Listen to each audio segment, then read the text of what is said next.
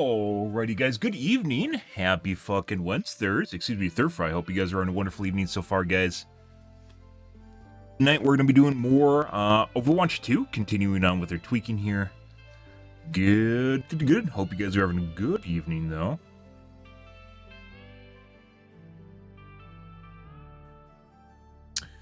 Oh, geez, guys.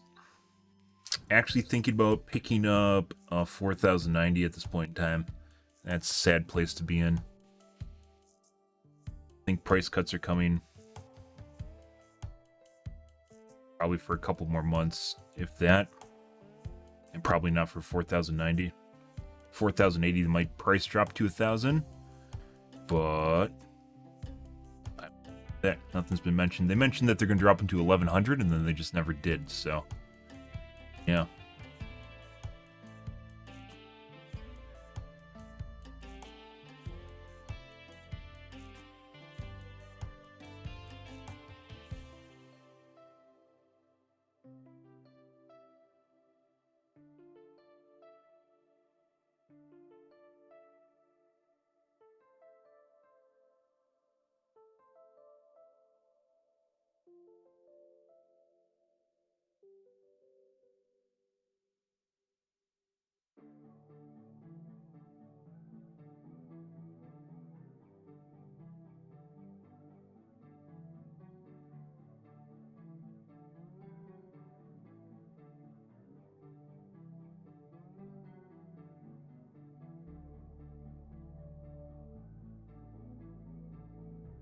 Hmm.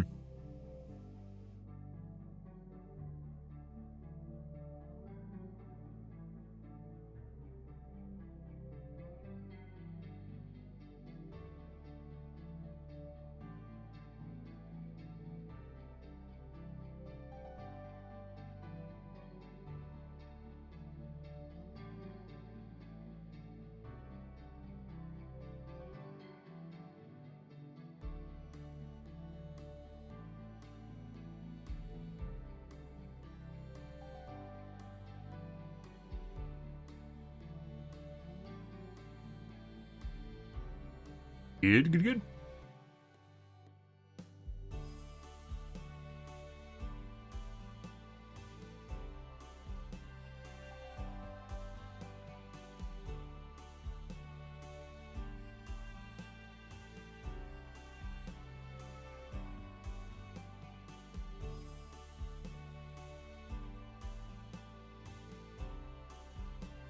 Hmm.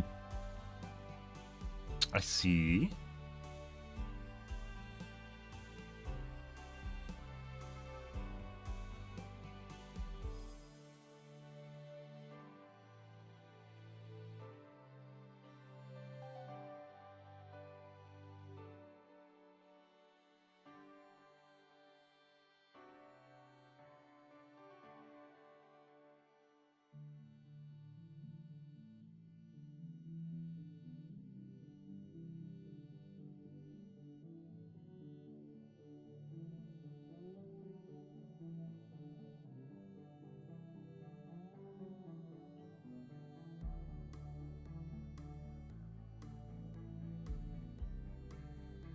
Interesting. There's all sorts of tricks for finding stock even at Best Buys.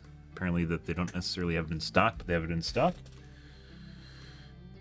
It's been a while since I did this, guys.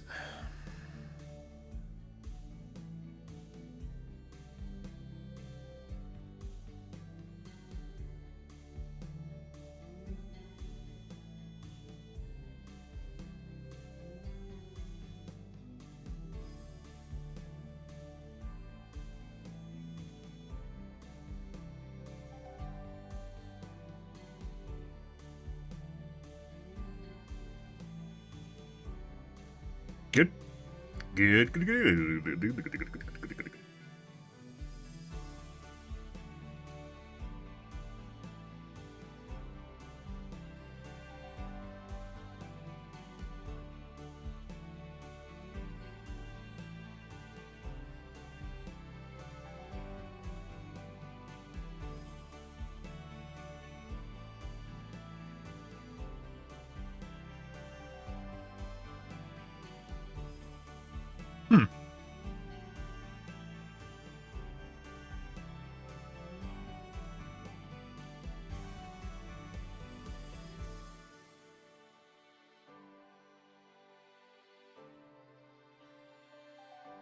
Interesting.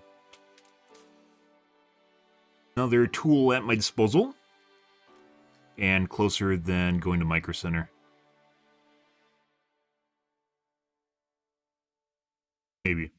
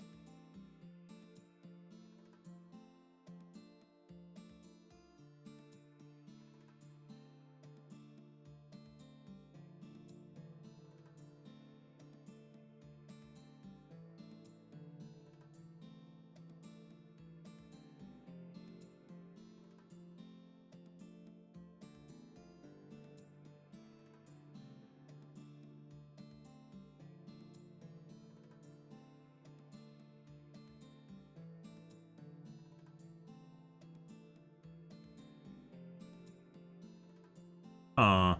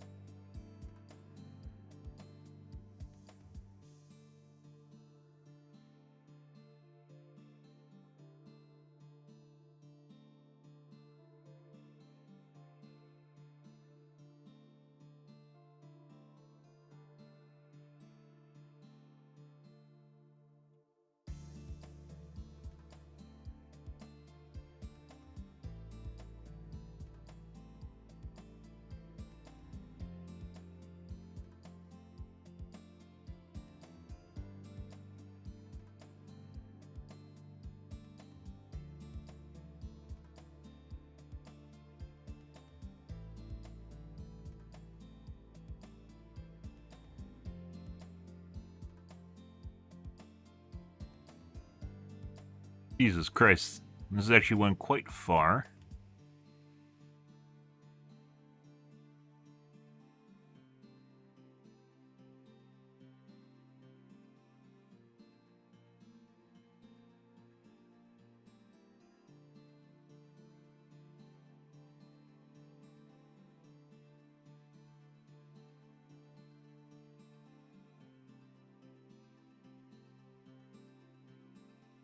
As far as the complexity of chasing down graphics cards, guys, goes, pretty crazy. Looking at the GPU drops Discord right now, actually.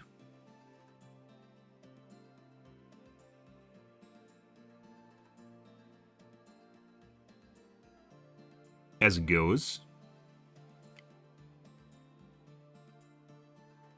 Like, if they announce, like, price cuts or something like that, guys, I'd be all into that, but due for price cuts, too, but NVIDIA announced anything yet. Bringing on that, after Christmas sentiment, I guess? Sure. CES is over.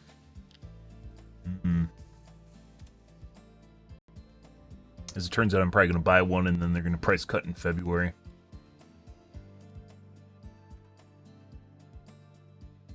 Uh, 4090s still basically sell out. 4080s are available fucking everywhere. So my guess is 4080s are going to get reduced quite a bit.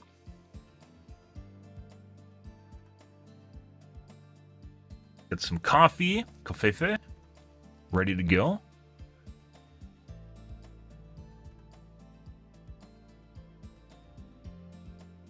category. What is this?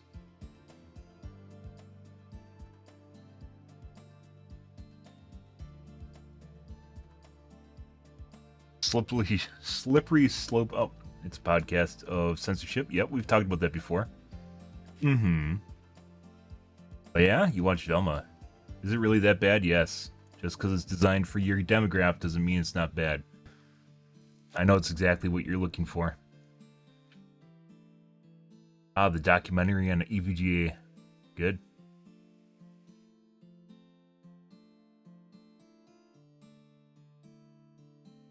Let's see.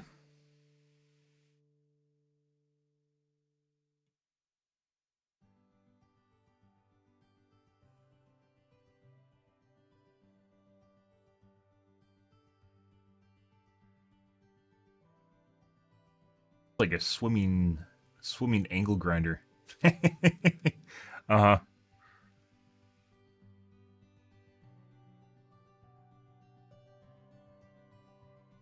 I really don't want to spend $1,600 on a video card, guys.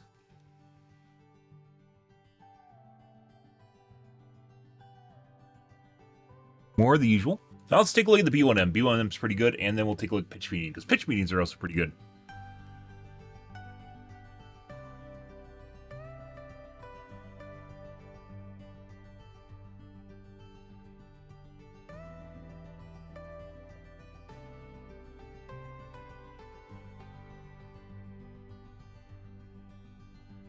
Oh, jeez.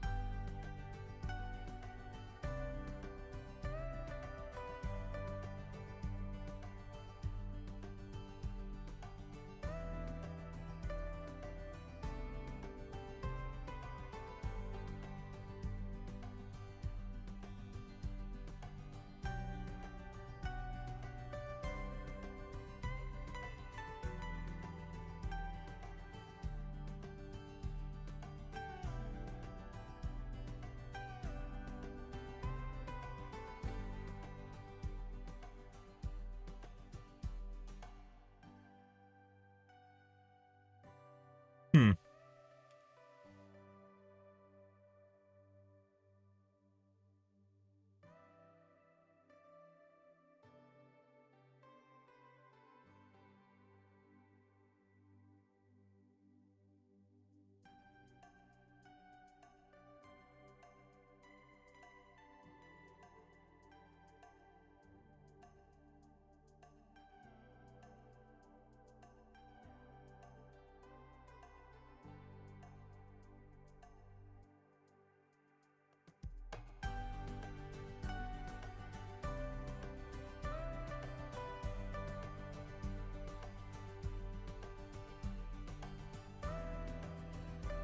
You guys didn't know there's actually a button in the top right on Google that allows you to make images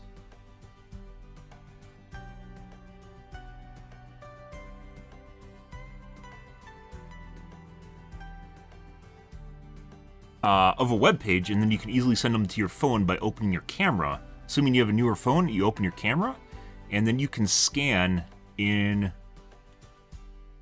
the QR code. If you click up here and you click share, and you click copy link, no, create QR code. And you click this right here, and then you bring your cell phone up to the screen. I can easily, well, you guys could actually do this right now, where you can open your cell phone on the screen that I'm showing you, and you could get the QR code for basically YouTube right here, which is that, like on stream. It's actually really cool. Pretty cool shit. Although you could honestly, I could just drop you the link in chat too, and you could just click on it too, right? So maybe not as amazing as it could be, but if you have a laptop, for instance, and you want to get a web page across devices without retyping everything, it makes things a little bit more difficult. So, alrighty, guys, I'm gonna go grab my coffee here, guys, and we're gonna get started. 1 second.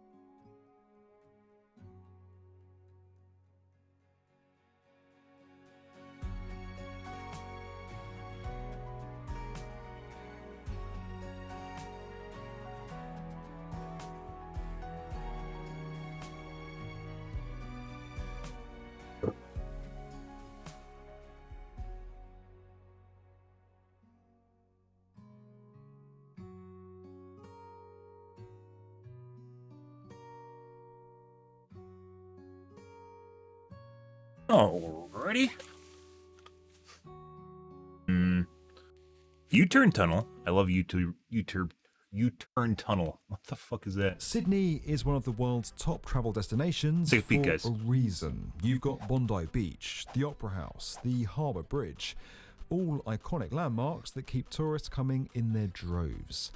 But if you actually live here, or you just want to get from A to B anywhere near the central business district, things can become a little less than idyllic. Traffic is heavy. Approaching the Sydney Harbour Tunnel this morning after a multi-vehicle crash. There is a truck on fire right now. The traffic is just horrendous. Just avoid the area that's southbound. They knew it would be busy, but not even transport officials saw this coming. In fact, driving around the city can be a bit of a nightmare, which is why a brand new highway is being built underneath the harbour to ease the pressure. But as of late 2022, it's now happening in a completely different way to the original plans after work has already started. And in the world of big infrastructure, that's a huge call to make. Here's why a multi-billion-dollar new road tunnel has just done a massive U-turn. Good. Happy Friday. Officially Friday, guys. Come to Sydney and you'll get sun, sea, sands, and traffic. Yes, it's a problem in many cities, but drivers here have it worse than most. Well? Although that's partly down to high car ownership and a lack of public transport, there aren't many options Like if US. you want to cross the harbour by road. And a lot of people do that. On the Harbour Bridge alone, over 200,000 journeys are made every day. It's one of only a few choices for getting across. There's also the Harbour Tunnel that runs parallel to it underground, and the Anzac Bridge to the west. That means traffic bottlenecks are common across all these connections, and when incidents do occur and you need a detour, a lot of the time you're not going to get one. Now though, a whole new crossing is being built across this great waterway, and it's another huge construction project. Prize. The $5 billion Australian dollar scheme is called the Western Harbour Tunnel, and surprisingly enough, it's another tunnel under Sydney Harbour, but this time further to the west. Maybe that's what they're going to do, but there should just be a giant roundabout here that goes to all of these little island archipelagos, you could almost say. Just make a giant fucking roundabout under here that goes to every single one of these and fix all the problems. Or make them a lot worse. West, creating a much-needed new bypass of the CBD. The New South Wales government says it will cut traffic on the Western Distributor Highway by 35%, the original harbour tunnel by 20%, and the Harbour Bridge by 17%. It's around 6.5 kilometres long and is being delivered in 2 stages. Construction on stage 1, which involves the use of road-header tunnelling machines, began in mid-2022. The name for this new piece of infrastructure might be a little obvious, but the construction method for the crucial middle part is where things get really interesting. Time to take a trip down under. Ooh. That section passing under the water would be an immersed tube tunnel, the same approach used to build the original harbour tunnel in the early 90s. That would involve dredging a large trench on the harbour bed, dropping prefabricated tunnel segments into it, and then covering it over. To make it all possible, huge temporary construction sites were planned at either end of the crossing. They'd be used for everything from manufacturing the tunnel segments to constructing the cofferdams and disposing of material. Hang on. What's a cofferdam? Well, they're used to create a dry area within a body of water, which you need to connect a submerged tunnel to the mainland sections at each end. If you're a B1M fan, then you might remember that the immersed tube tunnel is the same technique being used at the Fehmarn Belt fixed link between Denmark and Germany. And just like with that project, despite the benefits, not everyone is happy about Sydney's new tunnel, and a lot of it comes down to the environmental impact. There were concerns that dredging would unleash a cocktail of chemicals in the harbour, those temporary sites would cause heavy disruption, and that the project in general would create a lot of noise, dust, and even damage to property. In fact, the arguments against it were getting so serious, it seemed something needed to be done about it. Now, you may be wondering why we explained all that last bit in the past tense. Well, it was no accident. The whole immersed tube thing we just told you about? Forget it. It's no longer happening. Yes, one of the biggest construction projects in Australia, already in progress, is now being delivered in a totally different way. Instead, that underwater section is now being dug by a pair of tunnel boring machines. But before you roll your eyes and think the most exciting part of the project has been taken away, these are no regular TBMs. To dig holes big enough for a 6-lane highway, that's 3 in each direction, these machines are going to be a whopping 16 metres in diameter. Compare that to the TBMs used for the Sydney Metro, and you can see just how huge they really are, similar to the ones building Melbourne's Westgate Tunnel. Like with the Metro, they'll arrive by boats in large pieces before being taken to the launch cavern. When it's that big, guys, that's what she said. And when you're boring holes that big, that's what she said. When you're boring holes this big, guys, and your tunnel boring machine is this big, you could actually have like a multi-level highway, right? Because that means even though the highway stretches left to right, you still have like basically double-decker space available. So I don't know if they're planning on putting trains on the top of that. You mean paper? Under the harbour. It sounds a lot simpler than what was planned before, but it still won't be easy. The TBMs have to burrow deeper than where the immersed tube tunnel would have gone, and there are challenging ground conditions to tackle. In fact, one of the reasons for the previous method was the site's poor geology, which can make deep tunneling difficult. Yeah, no shit. That's why Athiona, so the contractor chosen... They're doing this now because of environmental concerns? Oh, buddy. Oh, jeez. Take a multi-billion-dollar detour. For this stage of the project is going to use what's called a mixed shield TBM.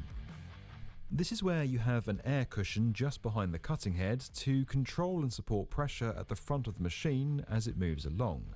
They're ideal for when you need to dig a really big hole in an area of high soil and water pressure and where the ground is made up of different materials, just like under Sydney Harbour. So the big question is, why switch to a TBM? Well, one government minister said it's the best outcome for the local community and the environment. It means no more pocketbooks, and 2 of those construction sites are no longer needed. The cost is going to be lower too, according to the same official. No way. But while this new approach does address... No way. Like, one of the reasons they use pre-built segments is because they're cheaper. And also because it helps with poor tunnel boring areas. Concerns, it doesn't cover all of them. Dead of night, you can hear the rumblings of some of the big drill machines as they take them in and out. Our house was built in 1890. It's not going to be able to cope with tunnelling underneath the houses. Some residents are unhappy about the disruption caused. One of the really cool things about tunnel boring nowadays is it's almost imperceivable from just normal day-to-day life. That it's set to be another toll road in a city where drivers already pay a lot to get around. And one MP has claimed it could lead to more car use and ultimately very little impact on traffic. It's also going to take longer to complete than first planned, with a 2028 finish instead of 2025 to 2026, which is kind of to be expected following the recent changes. Major work on Stage 2 won't begin until late 2023, following more consultation with local communities.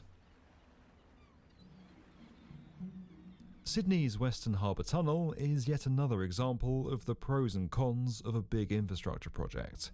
It could make a huge difference to the city's traffic problem, but it's going to be expensive, disruptive, and take years to complete. But what it also shows is that plans can change if there's a big enough reason, and that doesn't happen very often. Whereas other schemes seem to carry on regardless, even under intense scrutiny, this project has made the boldest of moves. The people of this great city will be hoping it pays off. This video is made possible by Bluebeam. You can learn more about that at the link below. There's also the chance to dive deeper on this and other topics on our channel over on the World's Best Construction Podcast. And as always, if you enjoyed the video, would you like to be one of them? And you want to get giving you a little behind-the-scenes look of the infrastructure in the world. All right, let's take a look at... That's 35 minutes. I don't know if I want to watch that. Cambridge Nexus kind of went the way of Linus Tech Tips. They're seeking after the limelight of non-tech related but tech stuff. Hey, this one topic that we're talking about that isn't actually really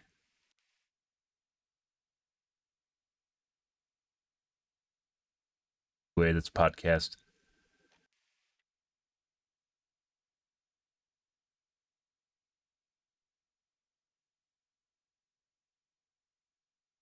That's not really what you're looking for if you're just a hard tech tuber. Like, you just want to watch tech, right, for reviews and, like, basically what Hardware Unboxed still does. So, you have a new show for me? Yes, sir, I do. Wednesday. Okay, I'll see you then. No, that's the name of the... Oh, dang it. This is your office? Okay, he's gone. So what's this show idea? Strange that neither of us changed clothes in the past week, by the way. Pretty accurate, by the way. The show is called Wednesday. Oh, well, you could have told me that last week, you dummy. Oh, my God. You big weird dummy. So what's this show about? Well, it's actually going to be based on the Addams family and follow Wednesday Addams as the main character. Oh, okay. As long as it's not a completely original idea. We don't like those. No, sir, we don't. So in the show, Wednesday's going to get sent to this school for outcasts called Nevermore. And what's that place all about? It's a freaking school for outcasts, sir, and that's where her parents went when they were young. Isn't the whole thing with the Addams family concept that it's fun to see how wacky they are when compared to normal people? Yeah, that's right, sir. So to make Wednesday stand out in the show, we're going to make all the outcasts seem pretty normal. Why not just have her go to a normal boarding school then? Because we're doing an American Hogwarts kind of thing. See, all the outcasts have magic powers and whatnot. Oh, they do? Yeah, we're talking vampires, sirens, werewolves. Whoa, werewolves and vampires? I bet that's gonna lead to some crazy stuff. Ah, nope. Okay. Yeah, so if you're at this school, you need some kind of powers. Wait, does Wednesday have powers? She does, yeah. She started having these psychic visions, but they're a secret. If her powers are secret, how'd they know to let her in? Hey, shut up. And so it turns out Morticia has these visions too, and they started when she was at Nevermore. What were Gomez's powers? Getting aroused by Morticia, I guess. I don't know. Moving on. All right. So Wednesday's gonna start settling in at Nevermore, but she sticks out like a sore thumb because she's so dark and edgy compared to the literal monsters. Exactly. Who are the normal ones. Correct. And she's gonna have this bubbly werewolf roommate who can't turn into a werewolf yet. Wow. So like a person, pretty much. Yeah, pretty much. Oh, people are tight. Some are, yeah, sure. And so Wednesday's also gonna have this love triangle with this outcast named Xavier and this normie guy, Tyler. And what are their deals? What are their personalities like? Pass. And so then we're gonna get into what I really want to see from an Addams Family project. Oh boy, what's that? Wednesday Addams going around doing detective work. What? Solving mysteries, going around looking for clues. It's the Addams Family fan dream. Sure, yeah, all right, okay. And see, turns out there's a monster in town. That's most of the students are monsters. Yeah, but no, this is a scary monster. Oh, it is? Yeah, very scary. It looks like one of those zombies from Plants vs. Zombies. And it's killing people. Oh, no. Yeah, monsters aren't supposed to kill people. Well. So now Wednesday has got to solve this mystery because people are dying. Doesn't that seem like the kind of thing Wednesday Addams would really like to happen? Well, see, there also seems to be this prophecy that says Wednesday might end up being responsible for the end of Nevermore Academy. She says that would be her worst nightmare. Again, that absolutely sounds like something she'd be really into and happy about. Well, Yeah. well, dang it. You okay? It's just, I spent so much time writing this, but yeah, that doesn't really make sense with Wednesday Addams as the core character. Yeah. Oh no! Hey, it's okay, it's okay. Oh my God, this is gonna be so much work to fix. No, it's fine. Nobody's gonna notice. It's just the core concept of the show. It's fine, it's fine. You sure? It's totally okay. We'll just have Wednesday Addams, you know, actively trying to stop horrible things from happening. Okay. Because in retrospect, I have her talking the whole time about how much she loves when horrible things happen.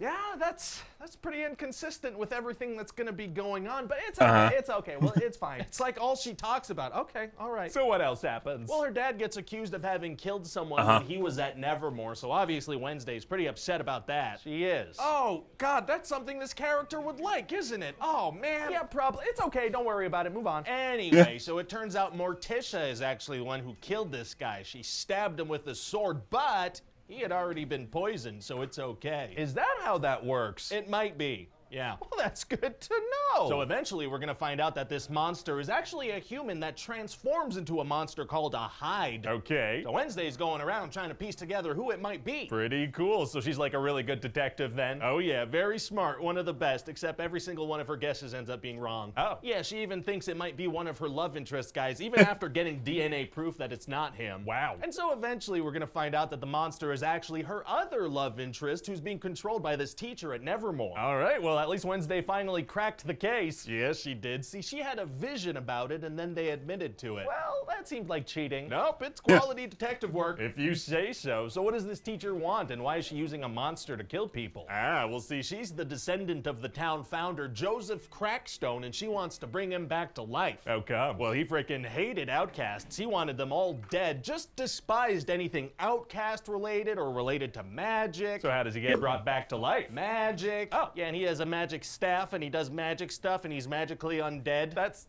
all right. So then Crackstone stabs Wednesday because he thinks she's her ancestor who's responsible for killing him. Oh man, well it's gonna be hard for Wednesday to do anything if she's been stabbed. Actually, it's gonna be super easy. Barely an inconvenience. Oh really? Yeah, see, her ancestor Goody Adams shows up and heals her with magic. Oh, a very convenient dead ancestor. Yeah. So this Goody Adams is a descendant of which side of the family? Morticia. She has similar psychic powers and whatnot. So why was her name Adams back then? Hey, shut up. And so then Wednesday and her friends are gonna save the school. Oh, wow. Wow. So what do you think? Well, I mean, it sounds like a pretty good time. I just don't really know if younger generations care about the Addams family. Did I mention she's gonna do a little dance that I'm pretty sure could go viral on TikTok? Oh, young kid use TikTok. Young kid like trend, young kid watch show. Young kid like trend, young kid watch show. Producer guy get money. Oh, now you're getting it. I am funny.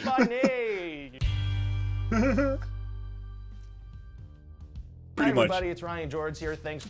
It fits the whole Twilight demographic. We've talked about this before with Wednesday. Not my cup of tea, but I could see what people like. It's the same sort of like chicks that like Buffy the Vampire Slayer. It's like 25. It's basically millennial geek women are into that sort of thing. Like Buffy the Vampire Slayer.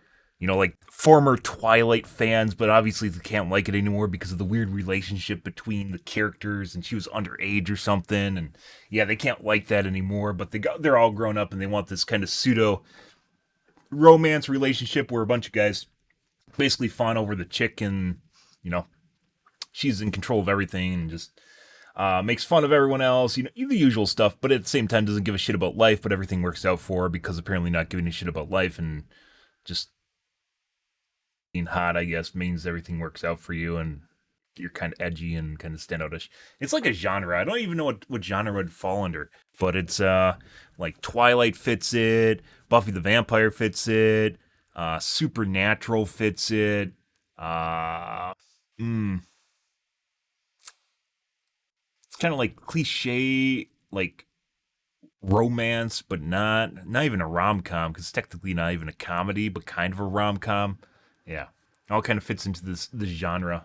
Thanks for watching that pitch meeting. I hope you liked it. Don't forget to subscribe to the channel and email this video to your grandparents. You might want to call them on the phone to make sure that they received it. Some older people have trouble with technology. It's not really their fault. Just call them if you can. All right, I'll see you next time. Gomez's powers always seem like a superhuman luck, makes tons of money without even trying, gets in and out of life-threatening situations without a scratch. Landon Morticia and her daughter is the biggest success on Netflix and Squid Game. Yeah, pretty much. And it's one specific genre.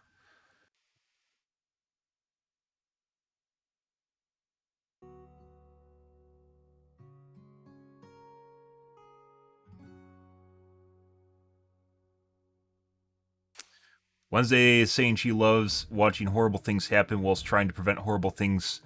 Feels like those people who won't shut up about love and friendship whilst being mean to those who don't accept their love and friendship. Yeah. But it doesn't matter because it's hypocrisy, and it really doesn't matter as long as you get your way, right? It doesn't matter what you say as long as you get your way. The moral of the story.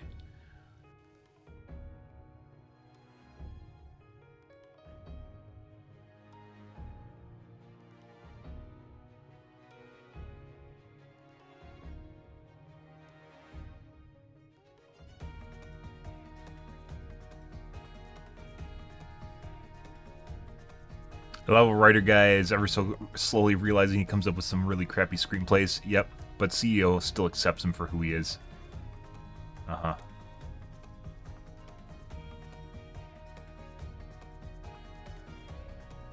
Mm-hmm.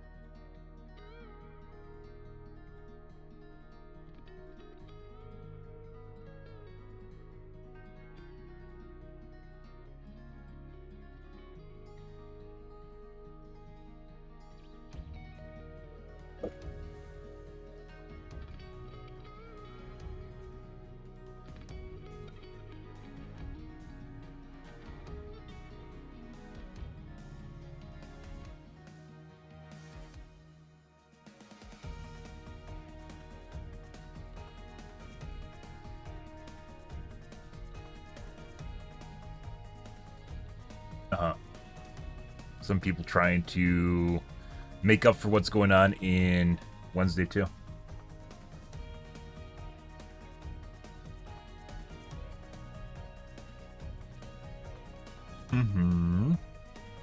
Oh, got an AV. Putain Mongol. You know what's really stupid? What I do every single time is I gotta drive this probe in close, but not too close. And every time you reposition the workplace, it's a new spot, yada, yada, yada, and it takes a while. It gets, is it in yet? I got an idea. Where there's a problem, lies Sounds like an they could install opportunity. a laser rangefinder, a cheap Gotta one. Zoom out your thinking. I'm gonna get a laser to do my thinking for me. It works. It's working. Yep. However, watching her do the jitterbug, you can tell there's a parallax error there. The steeper the angulation on the laser, you see it's canted off Also, to the right. laser rangefinders have problems with shiny shit. The more the error will be depending on the height of the table, so it'll only be correct at one And the reflection. specific height, and it's set for the edge of the vise. But if we This should be honestly reduce built into the a steepness of that $500,000 angle, CNC machine. there's less This is kind error of there's it's fucking weird, guys. How people in the world have like all this faith in people that are in positions of power where they've gotten there. And if you work at a company, you're always doing things right? Like game developers at Blizzard or BHVR or Valve or I don't know, not Unreal Engine, Epic. They all know what they're doing no matter what, right? You have a $500,000 CNC machine here, and they can't be smart enough to fucking put in a laser rangefinder to get an initial measurement in order to not ram the little probe into whatever kind of work is there. Yeah, like you are talking about something that has a huge price tag, which this machine definitely does. This is a very expensive machine. We've talked about this before. CNC machines like this are incredibly expensive depending on the axis, and this is almost a flaunt when you see a CNC machine on YouTube. It's almost a flaunt, but at the same time, yeah, like they spend an inordinate amount of money on this, and people spend an inordinate amount of time developing this, and they still didn't think far enough ahead to put in a laser rangefinder. Exactly what he did, and what I said before I even saw it, because I knew exactly what you could do, which is just easy laser rangefinder. It's like you can buy guns that do that for like $20. So, yeah, there's like no excuse here, and people just like sometimes you believe too much in the system, and you have to realize that oftentimes the system is run by people. It's not run by a magical system. There is no magical system. It's people.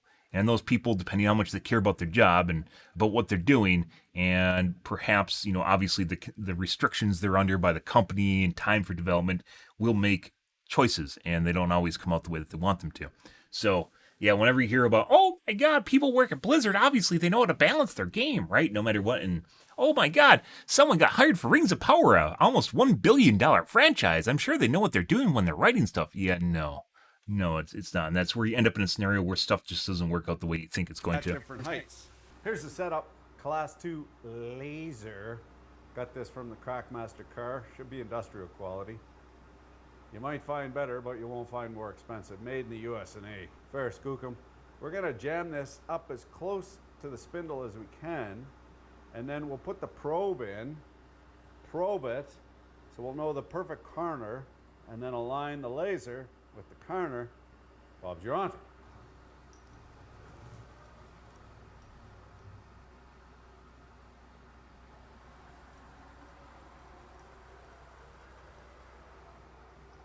We got a probe now, we'll back it off. Handle jog, back it off. Whoop. So there's the laser right next to the release button, which I totally just brushed against and lost my Renishaw probe on the worst for wear. And there's our laming azer. Okay, let's see if it works. I want to probe the center of a pin. We're gonna go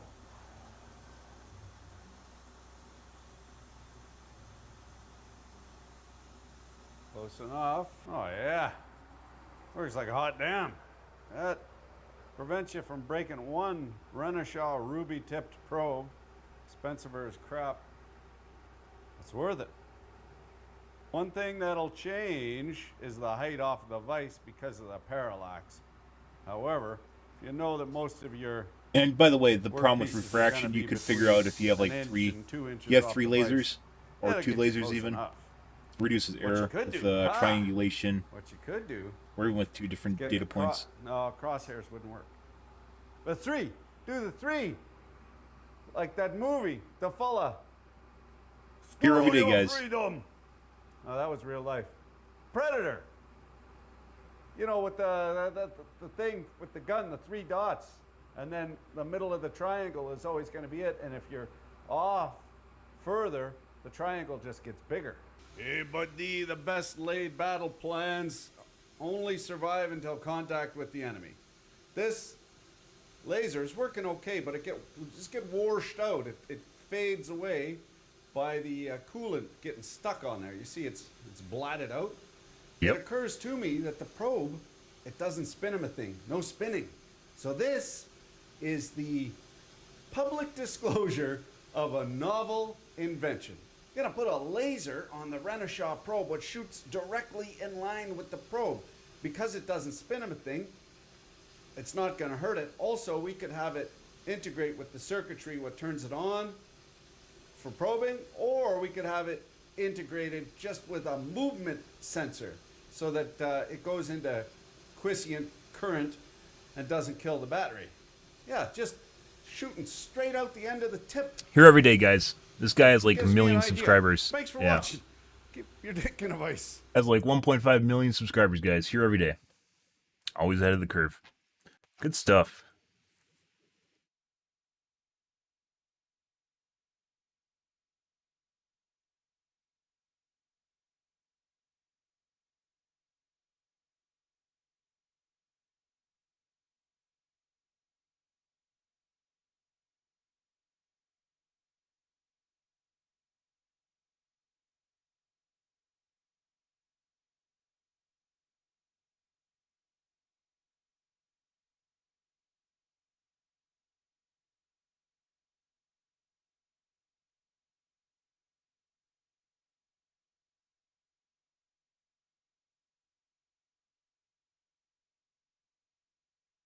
Mm-hmm.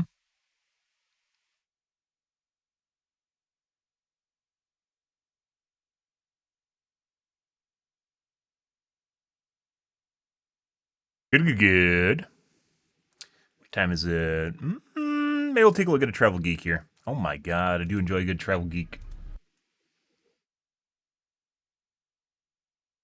World's largest vending machine restaurant. How can you make a 22-minute video about this? Let's find out. Vending machine restaurant.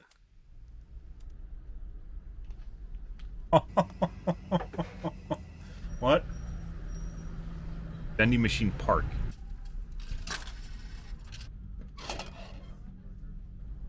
What? Would you eat soup out of a machine that looks like this, guys? Let's be perfectly honest here. Would you eat soup out of a machine that looks like this? I don't know, maybe the inside of the machine looks a lot better, but I can't imagine it looking that much better. Like, look at this thing.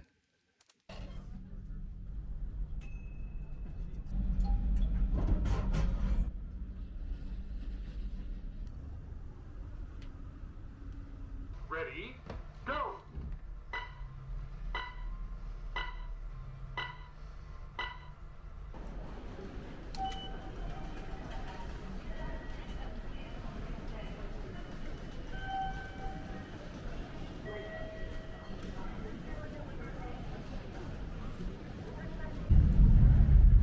No soup for you? I mean, I like ramen. I like udon, I love ramen, but just not out of the machine that looks like it literally hasn't been cleaned ever.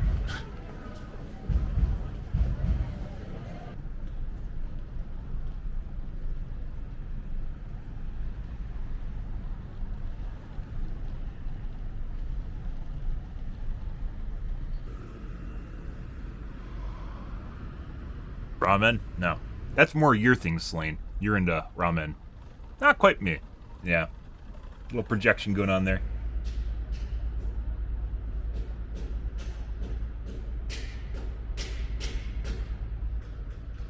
Rent a car? Very fast rent a car.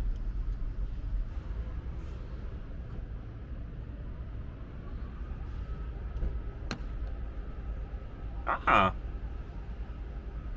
Oh, to drive?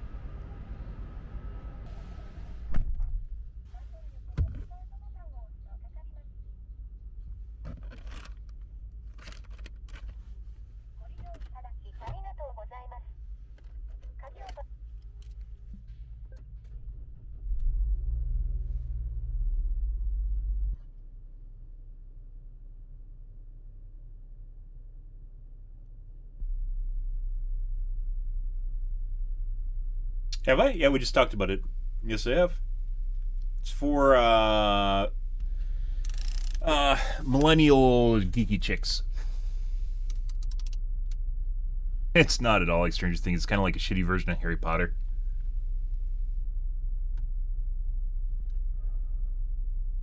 And more like Twilight. Head east, then turn left. Ah.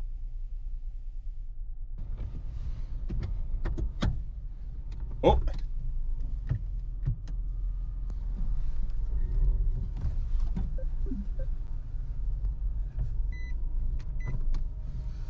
Dude, not having any driving experience and having to drive in a big city is like a recipe for disaster. That'd be horrid.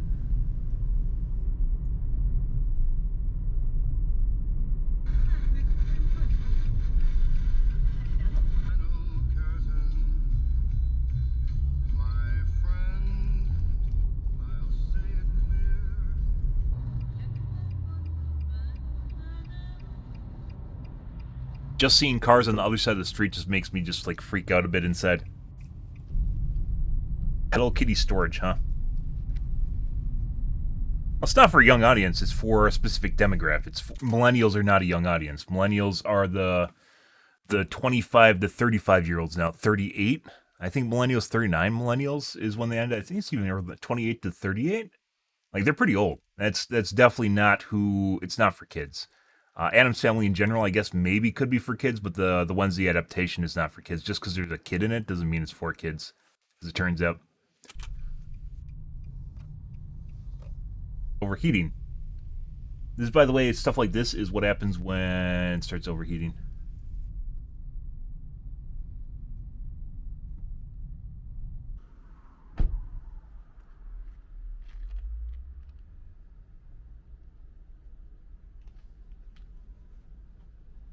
Dude.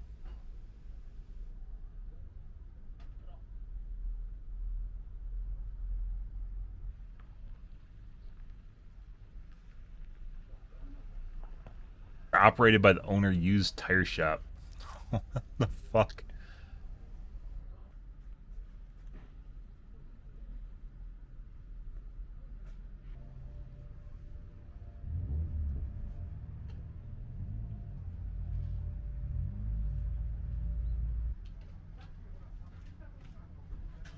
Give customers joyful moments while they wait. Uh-huh.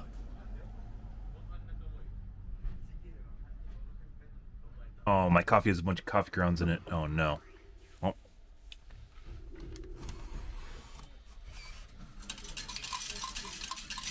Zero vending machines? Sure. Do cards, too?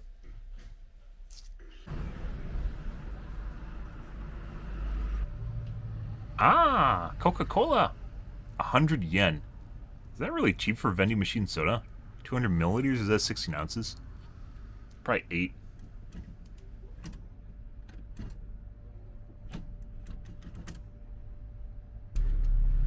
Ah, 7 ounces. Yeah, so it's the small cans.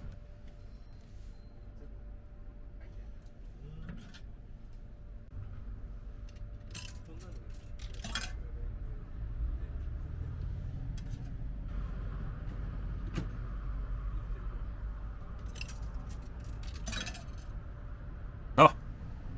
I'll have to use one of the other vending machines. Sold out.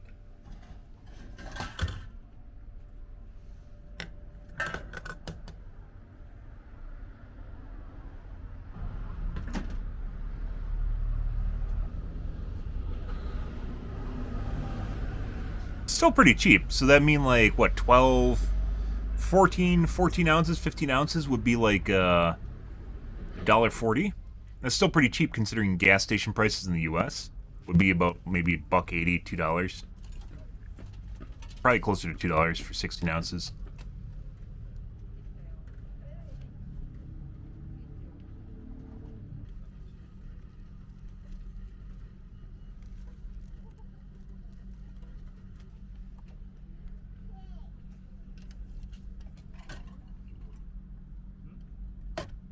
Careful. Oh, buddy. Doing that with one hand looks shaky as shit. Holy shit. I imagine that's super hot. That, by the way, that still looks better than what you get out of a package here, so. That still looks better than, like, cup ramen here. Even though it's out that, gross machine.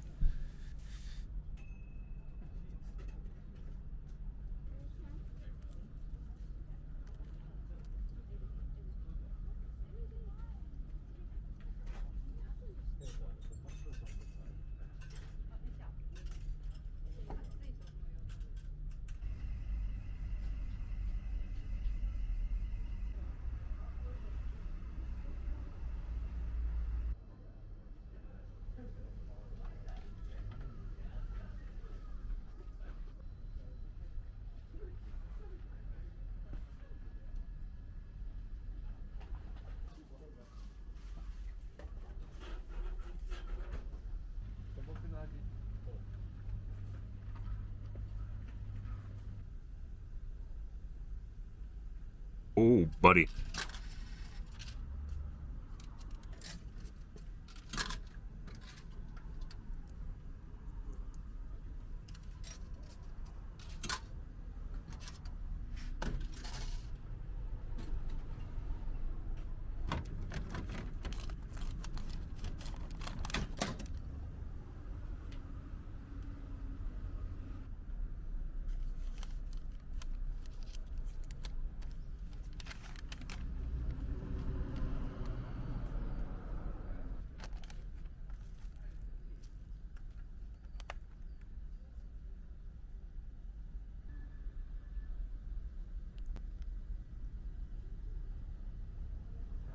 As you could expect out of a vending machine.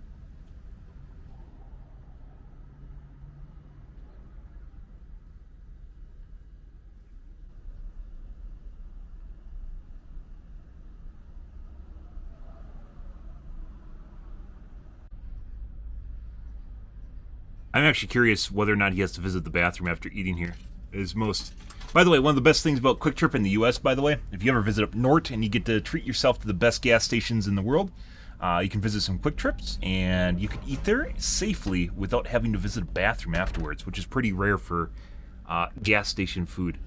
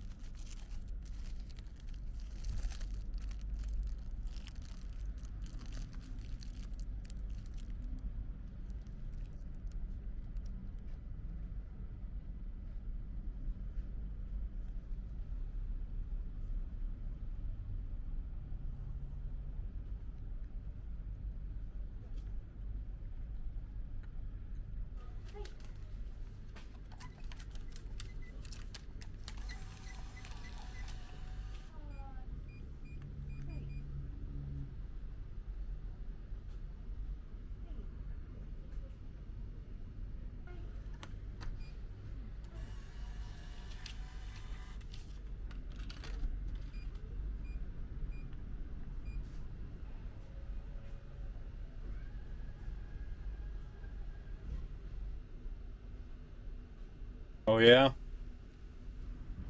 Sound like you're living in your own world there, Slane. Fucking... What was it? Shrimp? A shrimp popsicle? A shrimp, lollipop? Jesus Christ.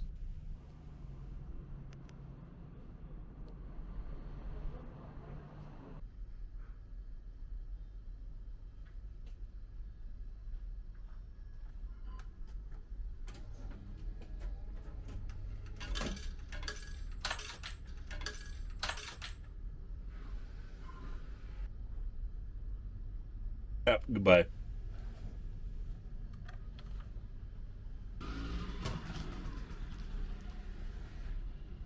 Fuck. You bought some D cells? Oh, maybe not.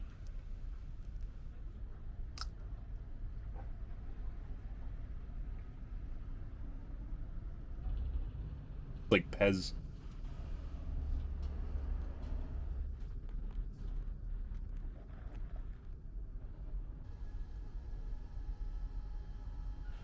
Oh, time for dessert, guys.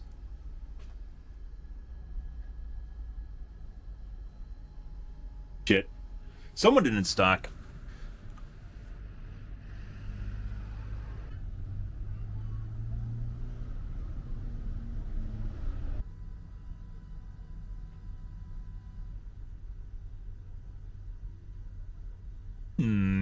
After dinner coffee. Mm-hmm.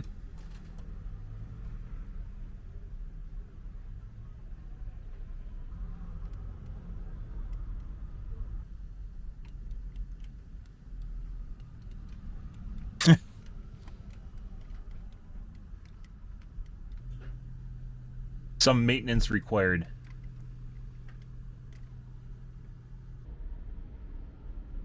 No, I don't think this isn't a he basically just goes around Japan and visits random locations and stuff.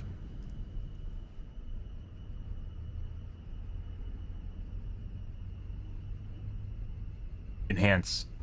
Enhance. Ah, sweet bean sandwich. Sounds like dessert to me, or dessert-ish. Got him.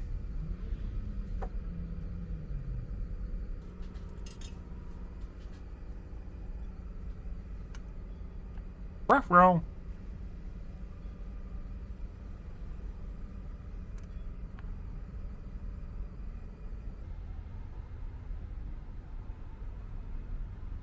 Yep.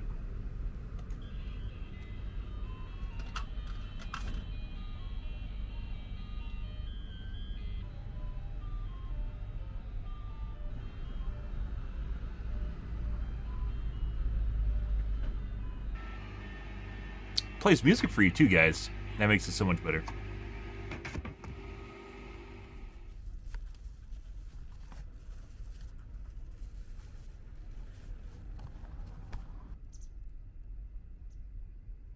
Uh-huh.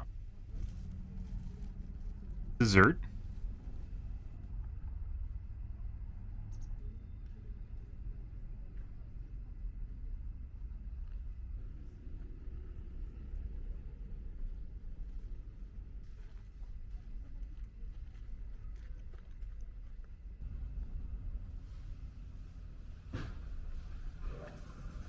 Oh my.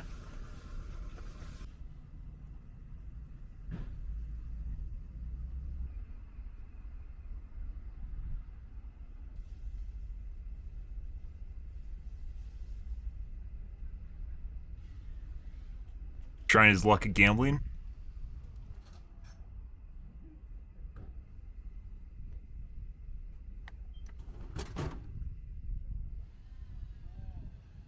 It seems an awful lot like this. Whoever runs this has not updated prices in probably decades at this point.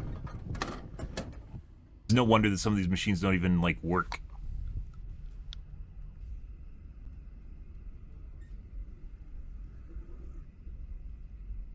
Yeah, it's a good question, Dr. Pepper. So if you guys are curious, as far as sales go, is something I was reading.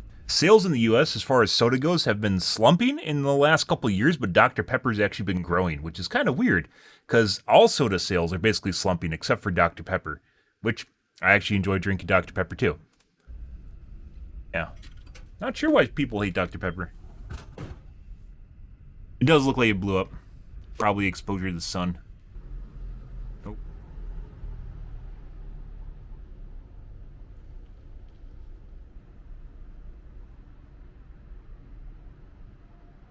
Freshly squeezed orange juice. Interesting.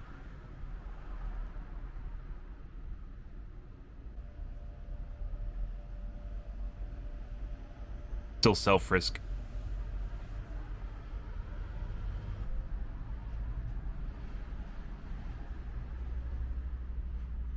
Wasn't Dr. Pepper medicine? I mean, yeah. And Pepsi used to have cocaine in it, and Coke used to have cocaine in it.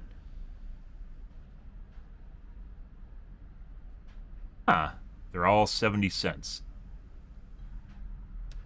Pretty incredible. I feel as though there is a trend here.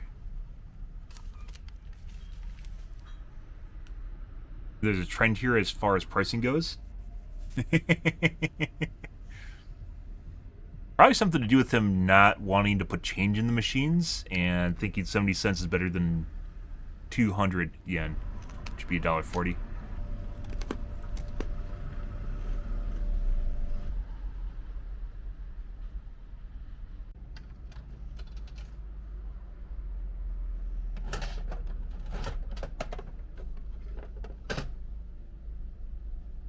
Vending machine of vending machines.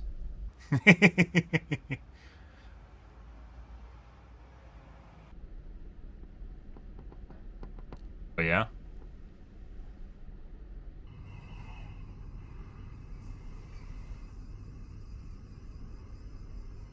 Yep.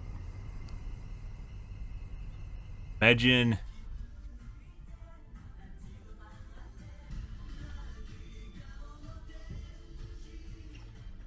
Imagine your business becoming vending machines. I guess.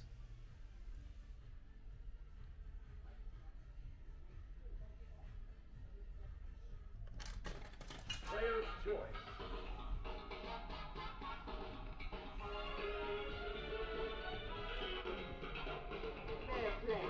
Let's go. Ready? Go! 1, 2, 3. Oh. You lose. Try harder. What? Ready? Go! 1, 2, 3. You win. Ready? Go!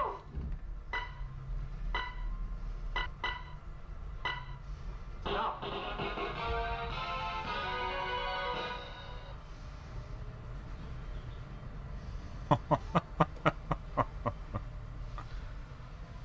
First adult to use the machine.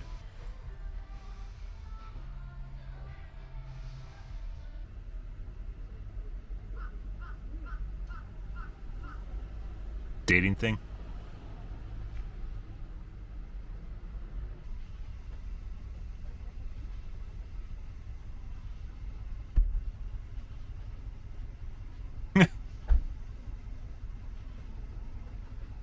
Air out the bad spirits.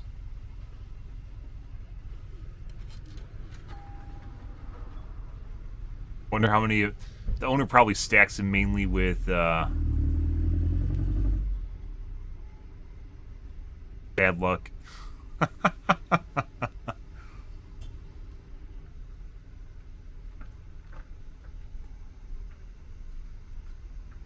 Oh, yeah?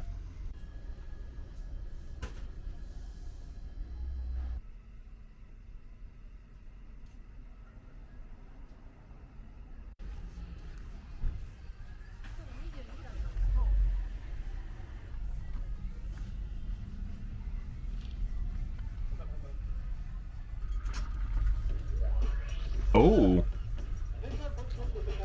Not just 100 yen, guys.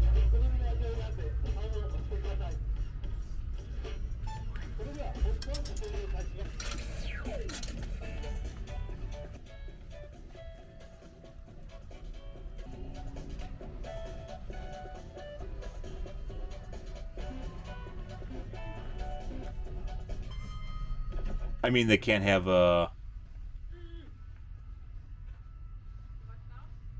like a big box of popcorn and they're already popped. Go bad immediately.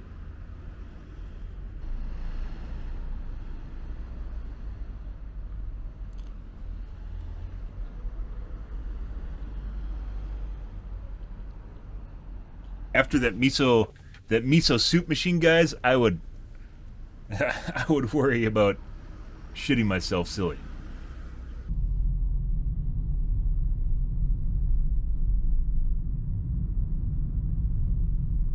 Probably in the middle of nowhere.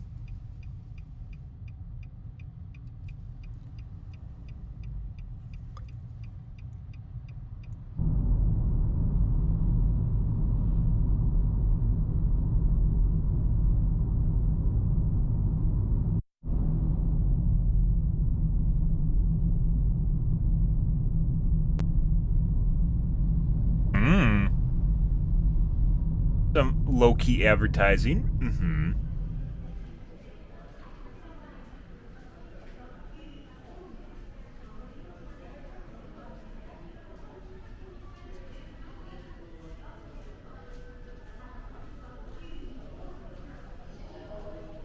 Enhance.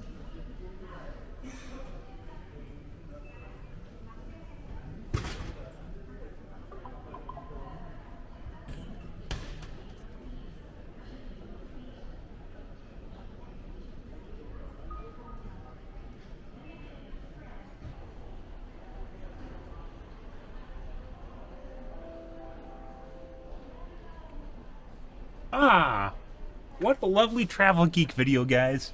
Ah.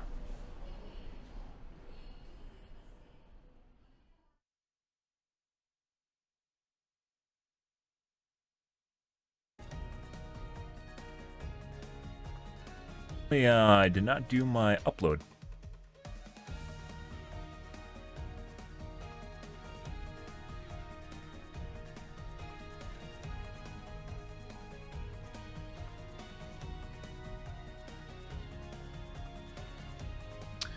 Good. Okay.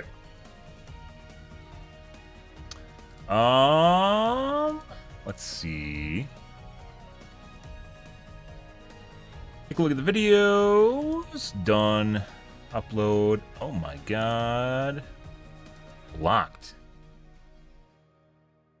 Locked worldwide. Can I trim it? Doesn't even allow me to trim it. Really? Oh, there we go.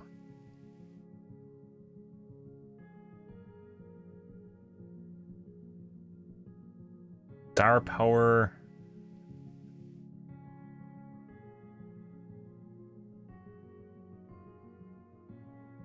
What? Oh, is this the... This is the trailer for Star Wars, isn't it? Country just disappeared. Change in electric power. Not. Unlike today's new.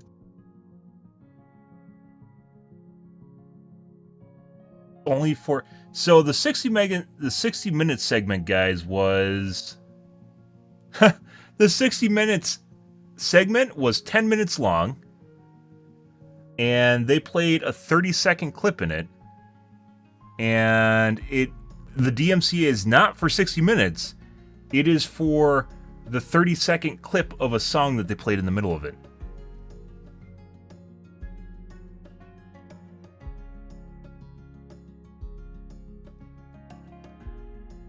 Oh, maybe it's for all 60 minutes. It's not showing that, though. I definitely played it for 60 minutes.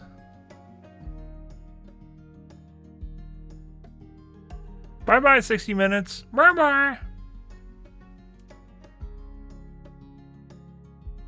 Okay.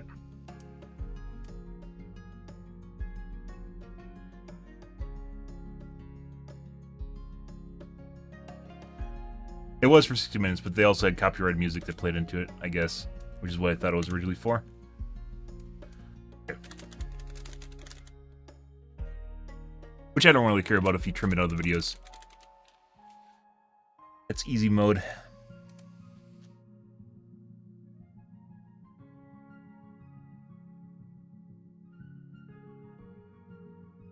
Overwatch 2.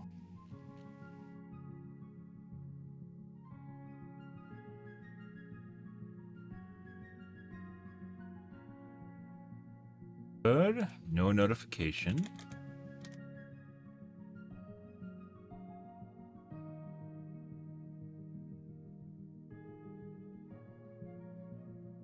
And done. Alright, let's take a look at the Reddits, guys, see what's going on here.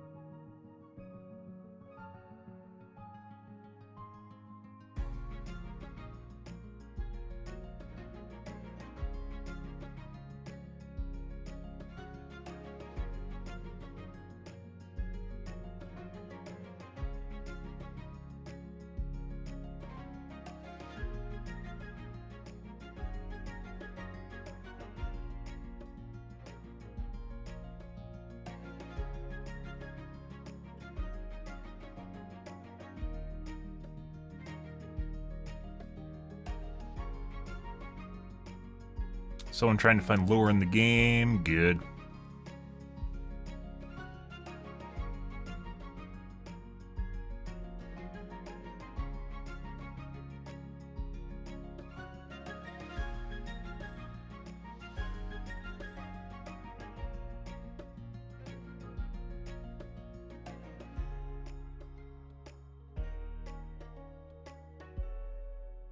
Glad something's being done about toxicity. Oh my god.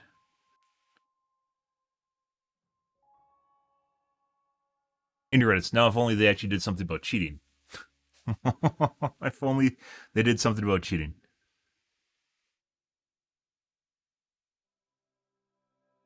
Good as a sapphire.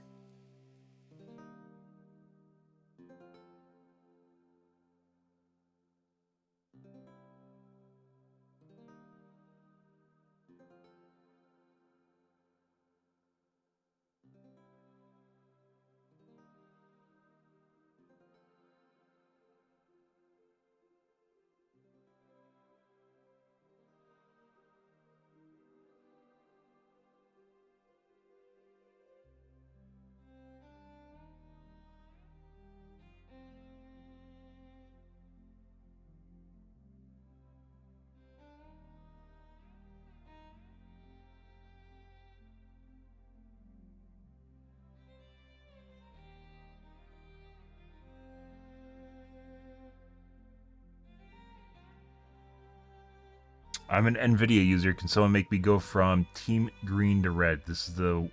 Yeah, okay. Convince me. Convince me to switch sides, guys. No. you can convince yourself. It's like someone going, I'm so bored, entertain me. What they mean by I'm bored is you should entertain them, by the way. If you didn't get that. I'm bored. Yeah. Develop a soul. Entertain yourself.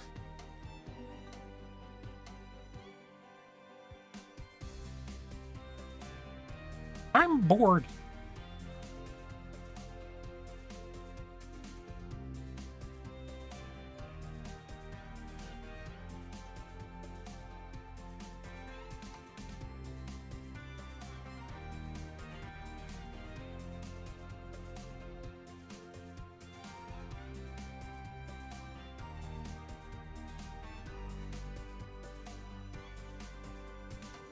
I'm bored, guys.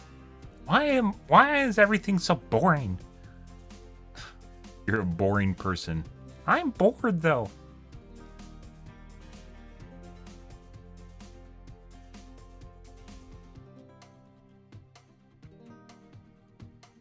Interesting things DVD leaks knew about but didn't share because they were scrapped. Leaks of DVD leaks?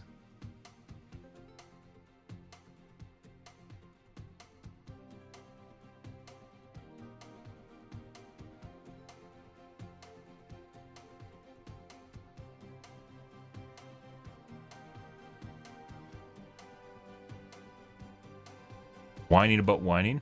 Okay. Suck my dick. Okay.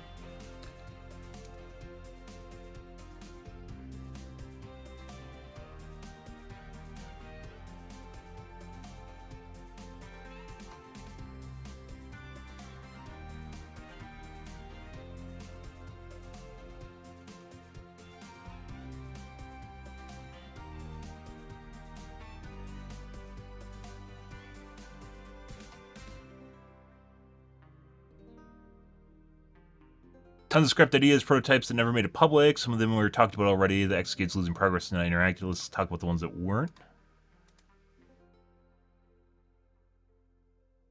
On hacking repair feature. Oh. You mean you'd actually have to be intelligent to repair a generator? Prototype for additional objective on top of repairing generators, you'd have to search for fuel. Probably guess why this one's been scrapped. Not really. Just as engaging as repairing generators right now, so.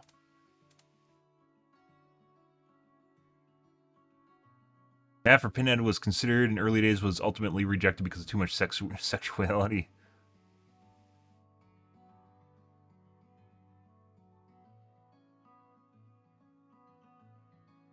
Huh. I have a lot of stuff and a lot of knowledge that I'm not going to share with you, but I know about. Yeah, I've heard that one before. Toot your own horn about stuff that's unverifiable. Yeah, it makes it seem like your position's much better than it actually is. Good.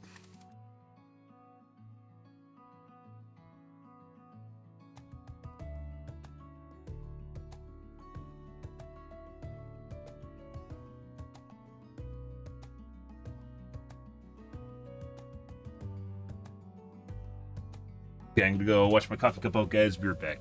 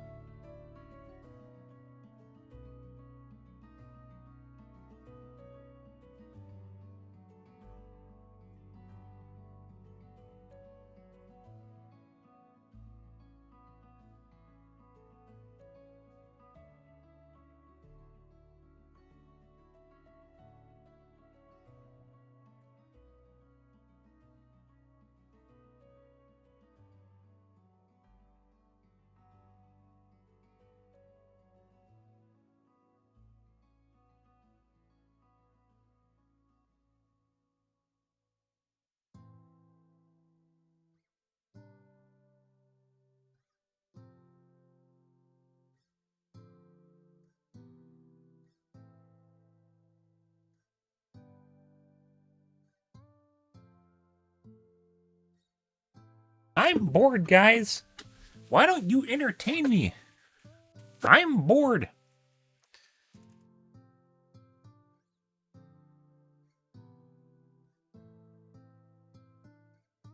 I'm bored. I'm so bored.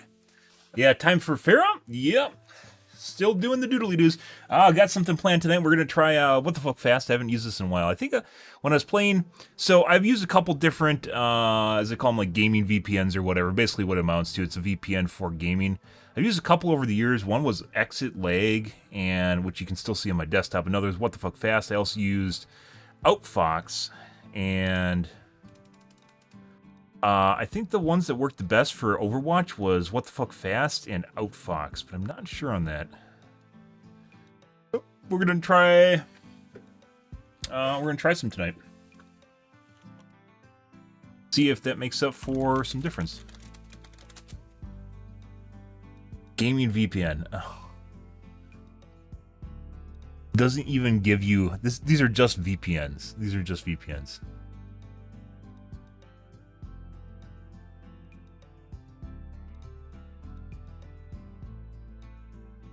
Okay.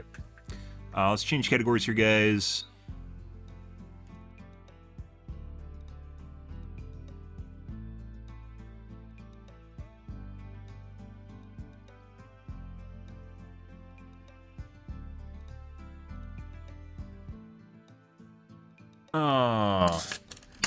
Does Exit Lake still exist?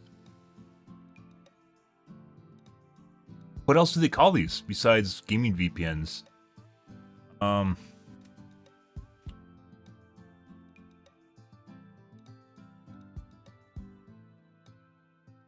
Canadian company. Oh my god.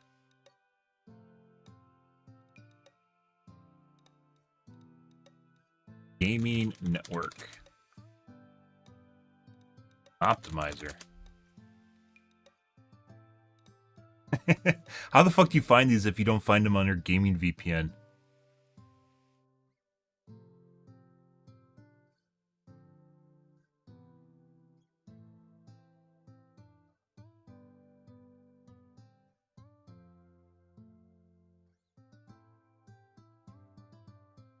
Problem is, I don't know if I connect, if it's gonna make a difference at all, because the server's in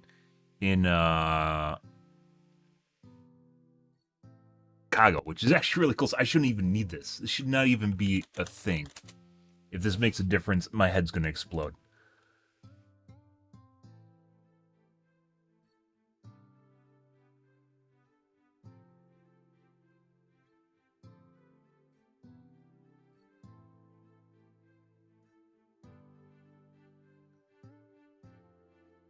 Fast alternative.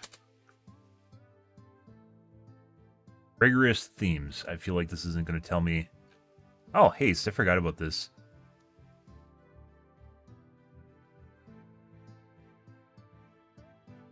Does this still exist? Nope. When is this article? A year ago. It no longer exists. So either this came out and Haste went under in the last year, or this wasn't researched properly before it was put out, which a lot of these blog, like, basically advertisement posts is just bullshit. Smooth Ping is a free micro tracker. The fuck's a micro tracker?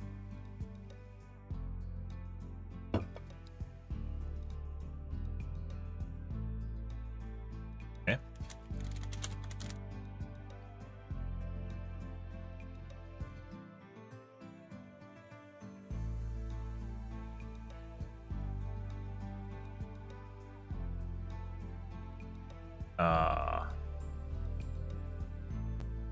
The cheating website?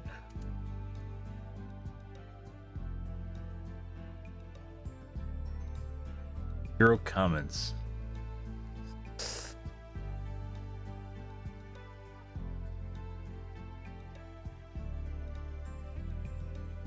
Oh, what the fuck? I don't think I'm installing this. It's a little bit too shady for me.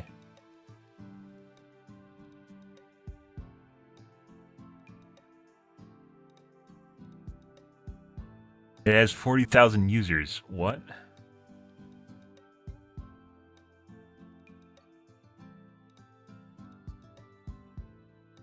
Yeah, nope, that's okay. Mudfish.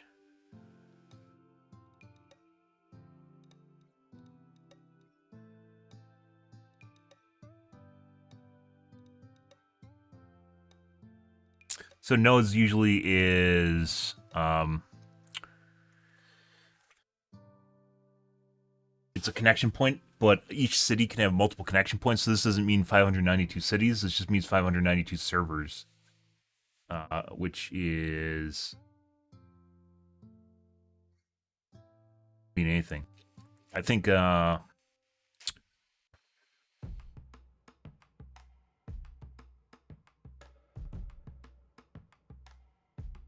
Yeah, it has 2 servers.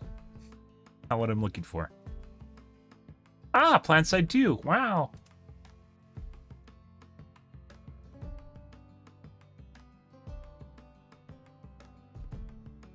Anyone here use Mudfish? 2016.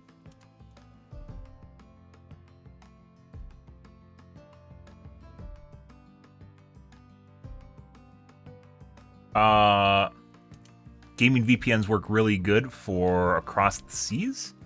Battle ping. I think I heard this one before. Oh, yeah, this looks like...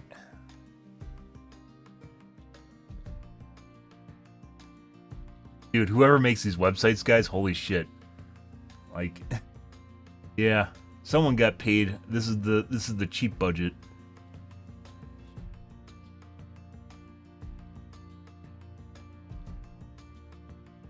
$30 days, $5 a month. Right. Actually, a lot of posts.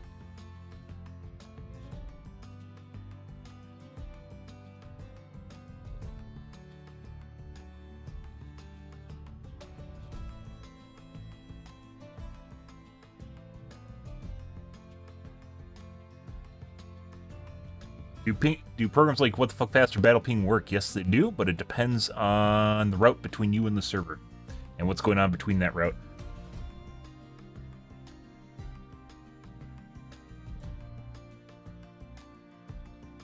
Programs like Battle Ping. Oh, here's a tinfoil hat. What the Fuck Fast and Battle Ping have secret dealings with companies to reduce latency.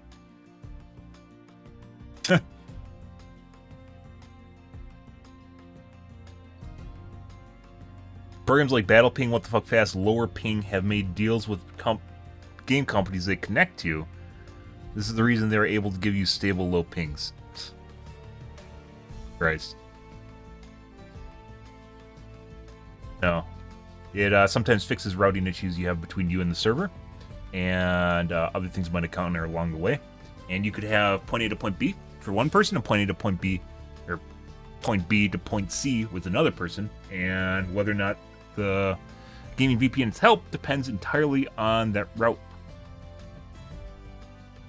Okay. I got banned for Battle Ping. Okay. Exit Lag. We've heard of this one before. Still have it. They had a lot of servers. They've been around for a while.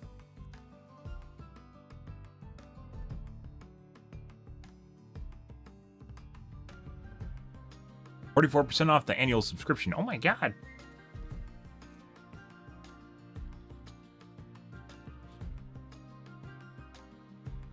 Mm-hmm.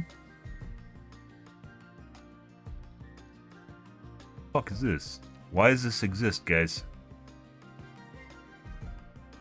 Unabomber, E-Girl, and then some serial killer. Why are they there? Are these actual members of Luminosity? No way. Is Luminosity actually an esports team? Gotta have the one girl front and center, though. Do you know why you're on the team? No way. Let's see, games. Sure, Overwatch is in here. Way of listing your games.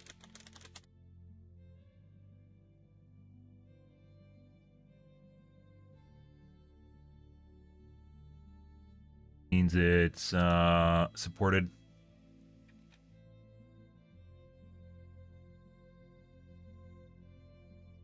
Free 3-day trial. Pricing. Except crypto? Crypto, come on. Oh, except Litecoin? What about Bitcoin? No? Ethereum? Okay. We accept everything except crypto. By the way, I'm not actually really looking for a crypto payment option, but you as a company can support crypto and have a crypto, not translator. Basically, a crypto processing company will take care of crypto for you, and you just have it as a payment option, and they'll pay you in money, and they charge a fee. just like with credit card processing. So it's no hair off your back if you're a company and you want to support crypto.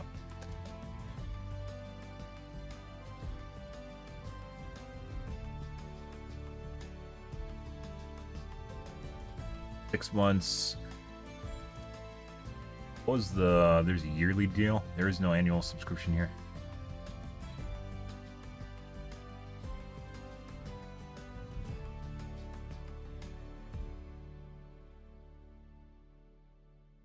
$44% off.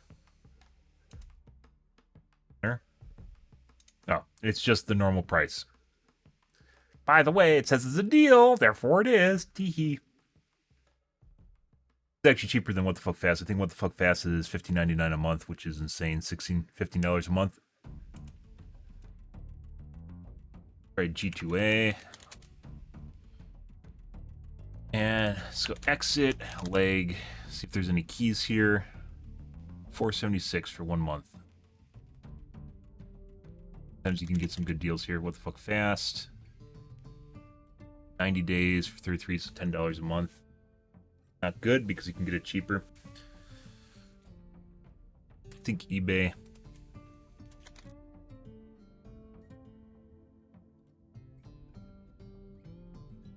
Two months premium license for $15 or $7.50 a month. They used to have really good deals. Like for $15 you could get 6 months. Like you'd have to look for it though. What is a service? It's gaming VPN. Basically a way of optimizing your gaming traffic between you and a server. And you can use a normal VPN if you find one that does what you're looking for, which involves a lot of trial and error, which is why I generally don't do it. Even though I've played Dead by Daylight through TorGuard, for instance, which is a VPN I normally use. It's if you want a really tight ping, you can't generally do that. So, what is this one? Exit leg. Sometimes like people are just like auctioning off bulk keys or something. Okay, latency optimizer. Nope, that's okay. This is just a piece of software that optimizes your computer.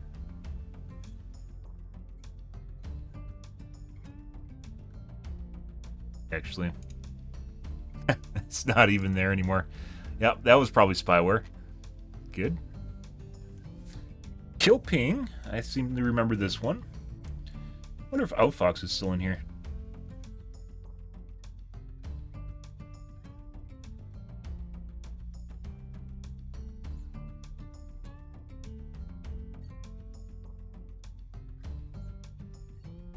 Okay. Unresponsive website. Definitely not going there. Razer Cortex.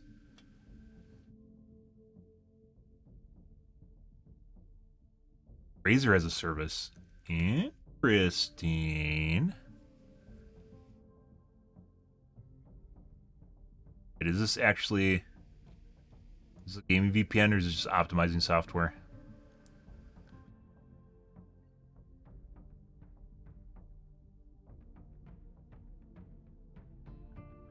Ah, deals. They got built-in deals, guys.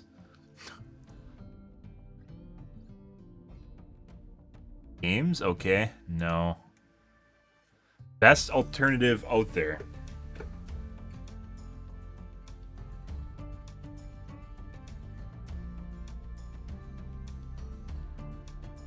It still manages to provide an excellent ping improvement when playing on... If they don't have their own network, how can they make this claim? This isn't even a gaming VPN.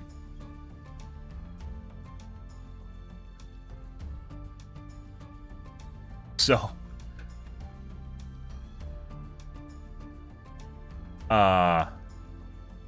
what? It's compatible with DirectX and OpenGL, so you don't need to worry about compatibility either. Oh, okay. I'm literally just looking for a list of software at this point. I'm not actually looking at the recommendation at all, because I don't think that actually has any reference to this. This should be categorized as gaming enhancers rather than what the fuck fast alternatives, because this isn't.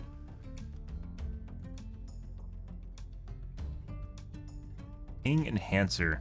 WoW interface.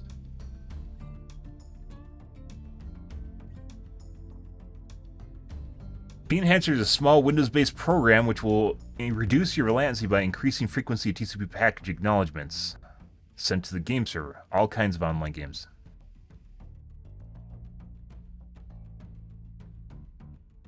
This function off of MTU. It changes the size of MTU. ACK frequency network throttling index TCP no delay. This is for annealing, and this is stuff that I already do. ACK frequency.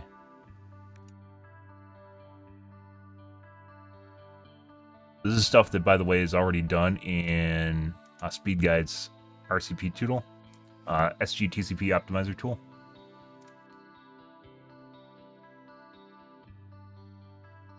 ACK frequency default.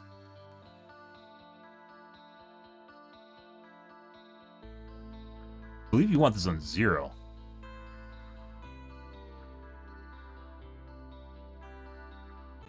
Disabling nagging set to 1.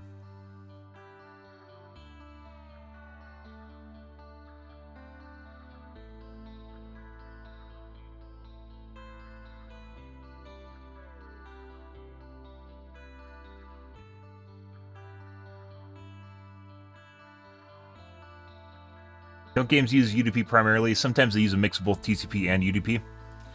So, it's not cut and dry of just UDP. And even then, some things that you do that influence TCP will influence UDP. Not particularly UDP packets themselves, but how they interact with each other, how the game server interacts with your computer. Complicated? I don't want to just go to the it's complicated, but it's complicated.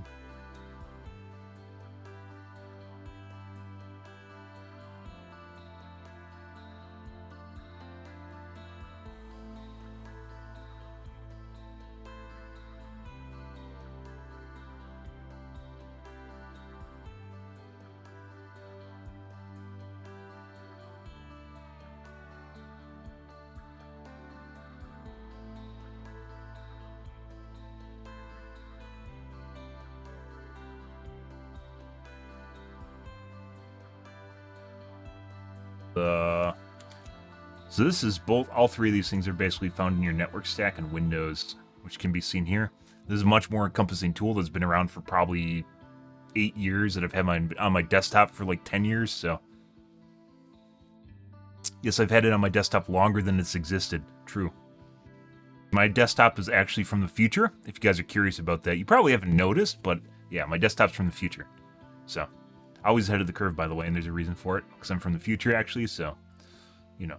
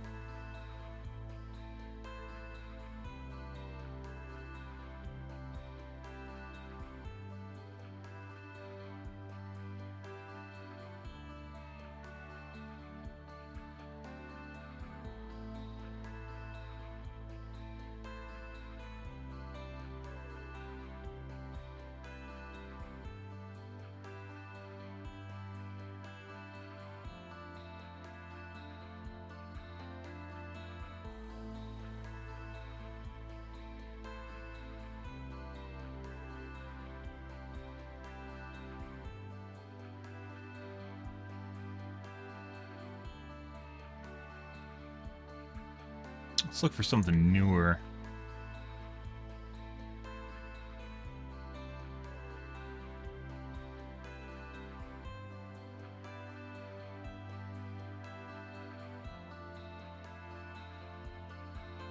Most multiplayer games you playing that use TCP for communications primary communication. Pretty much all games use UDP. Yes, they do.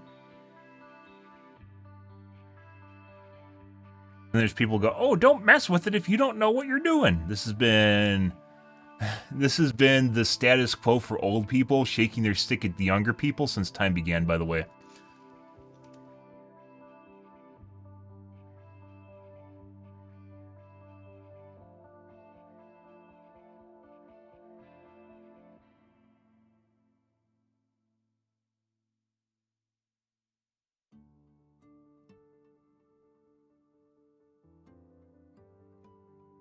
Just leave it alone. Don't change stuff because I'm telling you not to change it.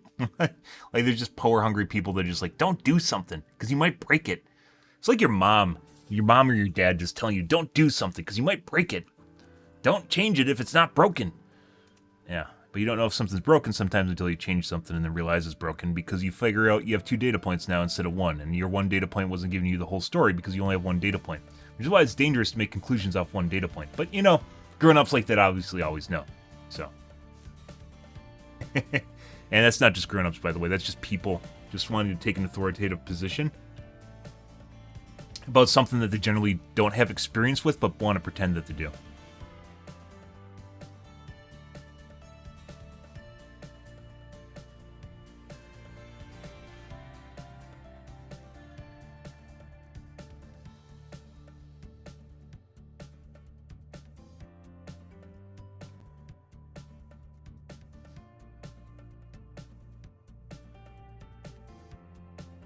Every time I've done this, it hasn't changed anything. I've done these tweaks before, and it hasn't changed anything on my PC, which is why I'm not in a hurry to try it.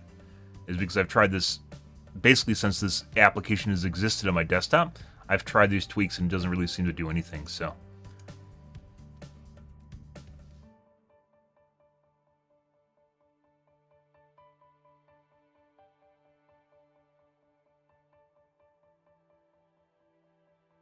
That tricks is basically what this is. Okay.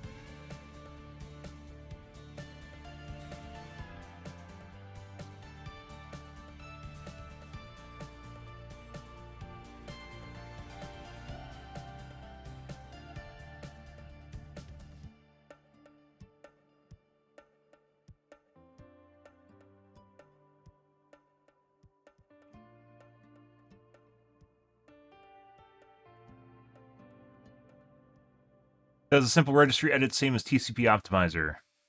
What? The program I was just showing you guys?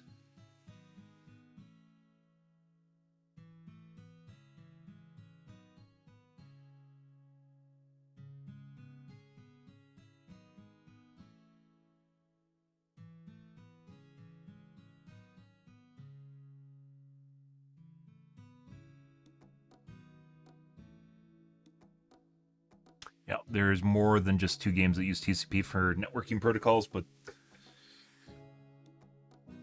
not all of them. For sure, UDP is definitely more prevalent.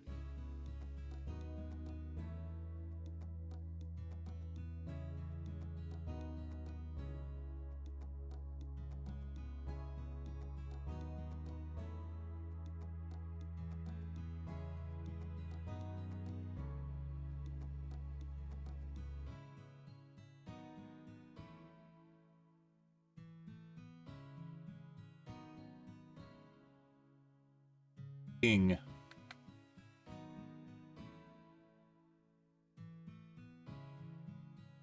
Notice how none of these gaming VPN servers actually tell you where the servers are located. What the fuck fast has a bunch of locations. I know that because I've used it, as does Exit Leg, but these.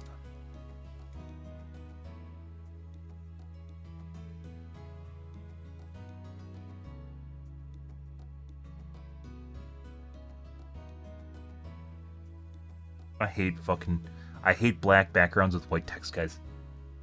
That fucking white just goes into your eyes. It just sears into your eyes. And you look around, you can see the after image of what the text was on your screen.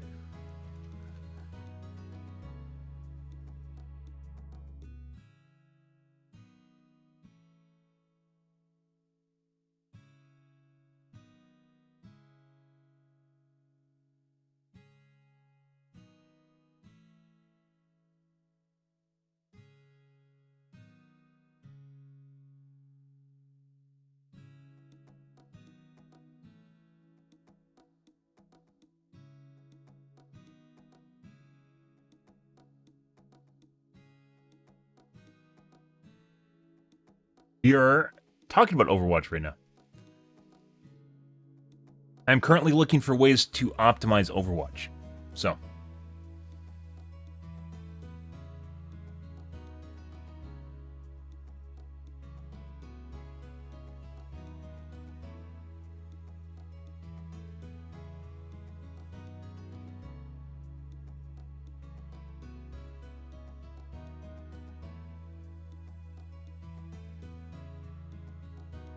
Ah, the speed setting.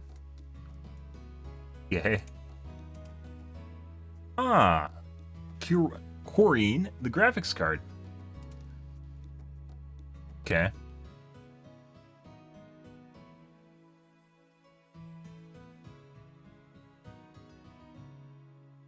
Nope. If it's not actually a company, it's not something the company is using or selling, I don't want anything to do with it, or it's a community vetted tool. I don't want anything to do with it. Does Outfox still exist? I think they went out of business.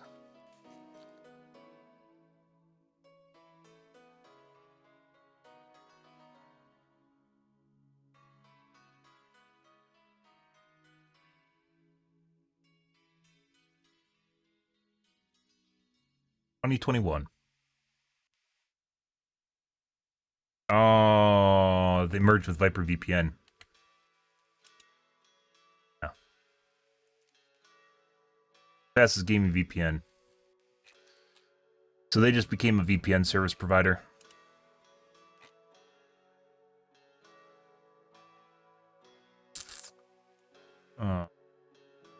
Missing little flags here. Oh, there we go.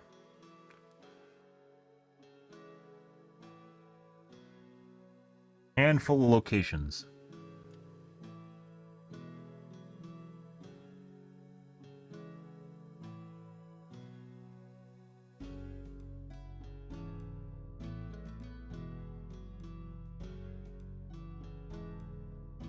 Actually, do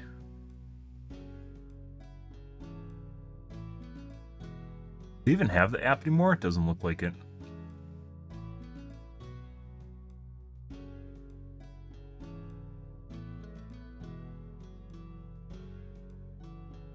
Yeah. It looks like they just turned into, either they merged and got bought out by Viper VPN, or they just became Viper VPN. Take on Season 9 of H1Z1 by storm. This is a tweet from 2021. That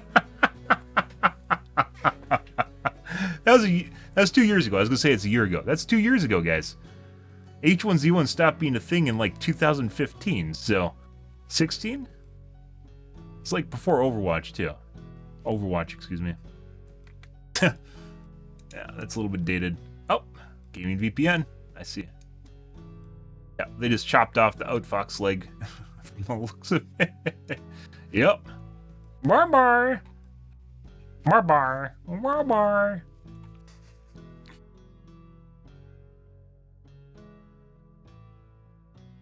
Didn't H1Z1 get deleted? No. H1Z1 still exists. I'm pretty sure. It makes them money. So why would they get rid of it? Even if it's a horrible game. Actually, does it exist still? It's a good question. H1Z1. Oh, it might actually be gone. You might be right. It might actually just be gone.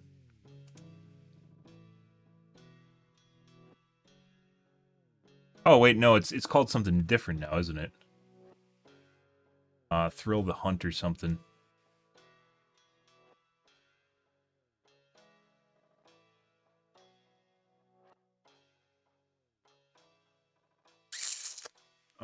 Z1. Z1. Ah! Free to play. Yeah, mixed reviews. I see. Still has the same weapons. They probably just added skins to the game. Oh, it looks even more like Counter-Strike. I see. Yep. Daybreak Games knows what they're doing. They dropped the ball on this so fucking hard, guys. It's not even funny.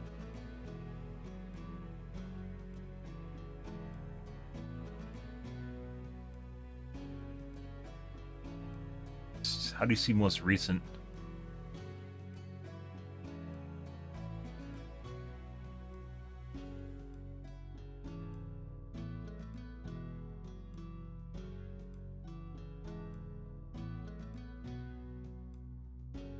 This is in my library. Dead game, unfortunately. Kind of funny, guys. When you talk about, like, missed opportunities, Arma fucked the pooch with that, especially with DayZ. Arma fucked the pooch. And then also H1Z1, or specifically Daybreak Games, fucked the pooch with H1Z1. They just stopped adding guns and stopped updating their game and just went, shit, surprise. And then cheaters also took over. That didn't help things. Stream sniping. Yeah, they had the ball in their court, and then it just got ripped away, like with PUBG when it came out a year and a half later. Yeah, they had plenty of time to capitalize on what they made, and they didn't. And instead, they tried to appease the fuckers on the forums that are like, "Hey, look, guys, this game was about survival to begin with. We want to play a DayZ clone, not Battle Royale, which everyone wants to play. No, you should cater to us. Stop developing where the money is. Don't go where the money is. Come back. Like they wanted, basically like Rust is what H1Z1 Survival was. They tried to turn into like Rust or DayZ Rust, and it was a shitty version of Rust. So, and Rust obviously evolved since then. So, and Rust is a fucking huge stream snipe sesh. Just like all the fucking ways they can fuck with your ability to play the game, and like you don't even know you're getting fucked when you're getting fucked in that game. So it looks like the two biggest contenders that are still around is What the Fuck Fast and Exit Leg.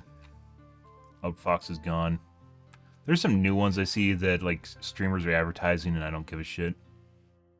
Doesn't have an established base, is probably shit. So rebranding of a VPN. Try for free.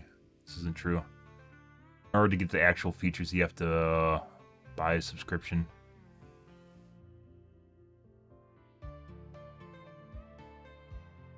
$10 a month, not 15.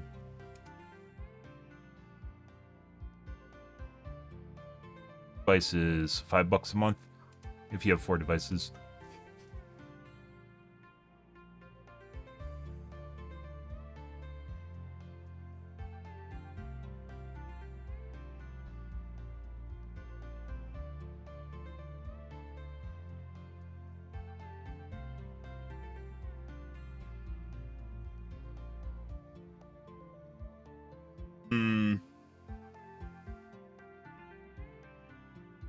$33, huh? Be able to get 6 months for $15, guys. I thought about buying a bunch of keys and I never did. Really good deal. I thought they just always exist and then they didn't, so you know, the usual. Do they even have a forum? I don't think they do. Oh, they just have a KB, a knowledge base.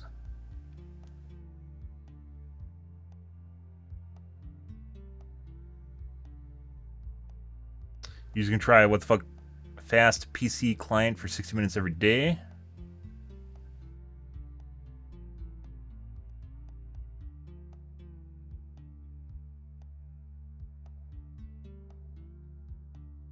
enough time where it actually is not enough. Okay.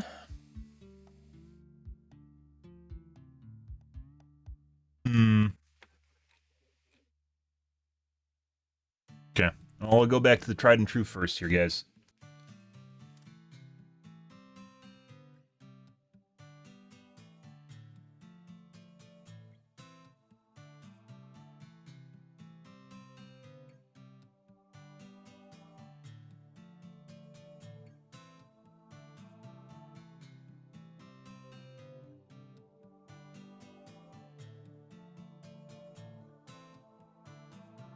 A triple... Oh.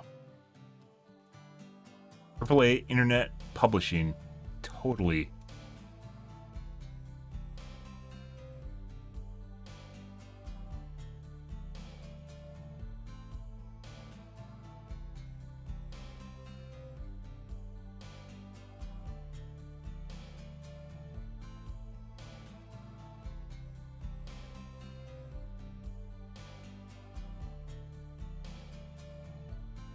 Over the years, guys, I have bought multiple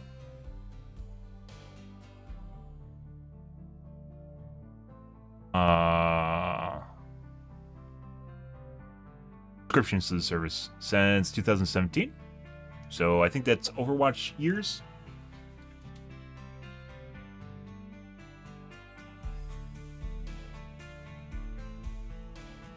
They aren't scams. They're just whether or not they work depends on your connection to the server.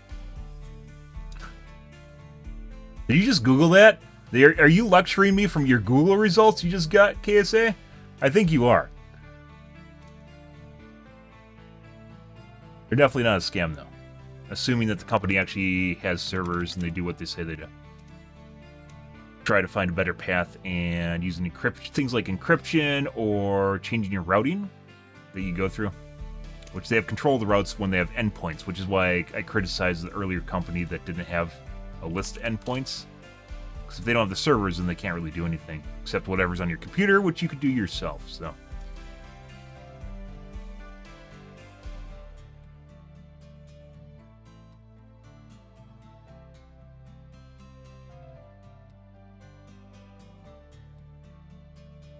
Right.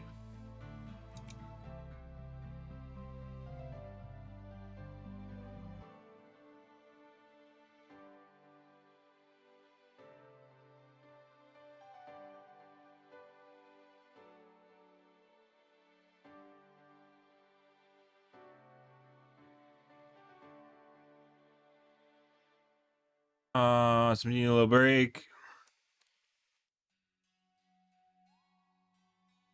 Thanks, cancel.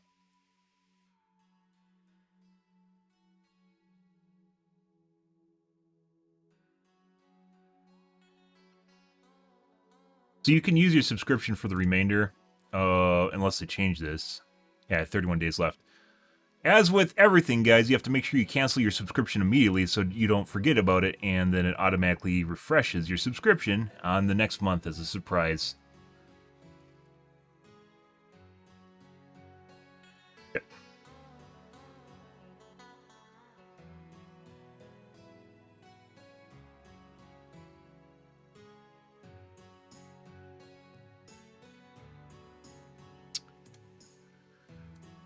Alrighty.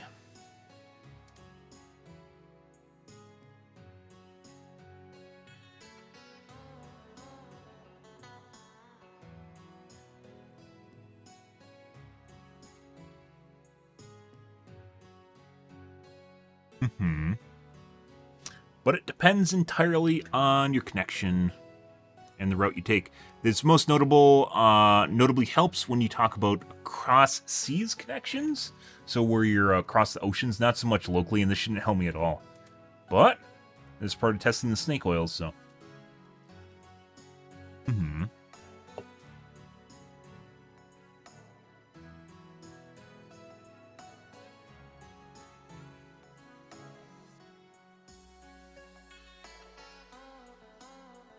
Change the UI? Good.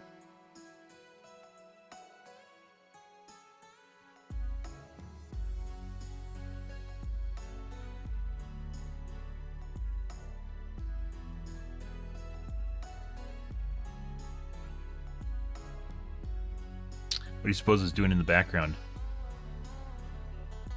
Yeah, anyways, if you guys didn't know, so like point A to point B, if you're connecting, like, let's say from London to Chicago, it's not a straight line. It goes through a bunch of different hops and routes, and the routes could be congested, or they could have maybe the routing table that's on the routers isn't updated with the latest routes, so it goes through a longer path rather than a shorter path, and you can actually end up with more latency. But if you have something that controls your routes and your hops, it can actually reduce your latency too. Because the internet is a series of tubes. Thanks, Al Gore.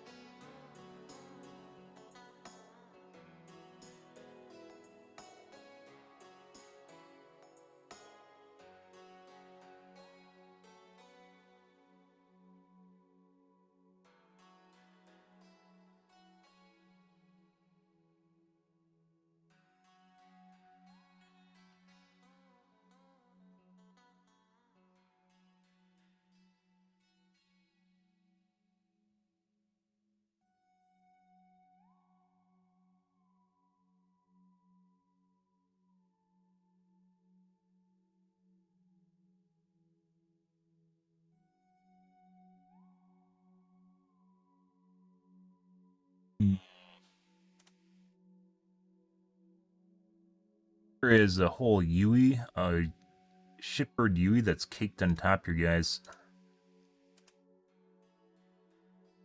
Not a fan of it. It feels very sluggish.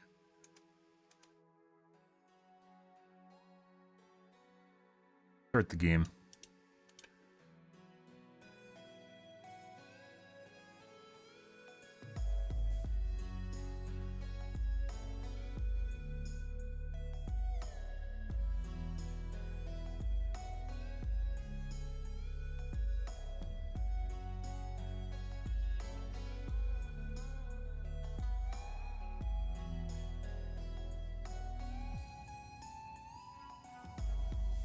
Apparently I use this for Dead by Daylight.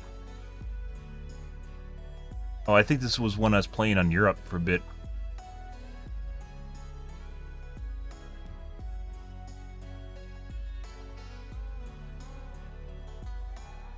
You can play Discord. Okay.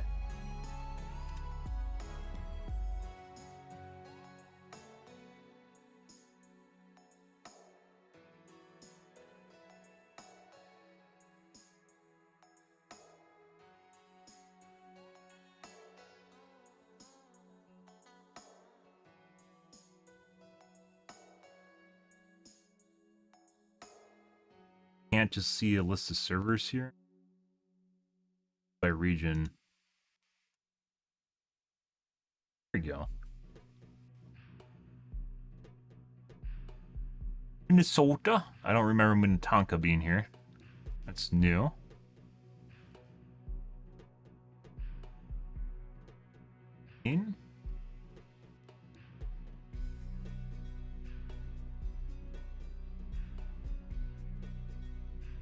Laggy as shit, by the way.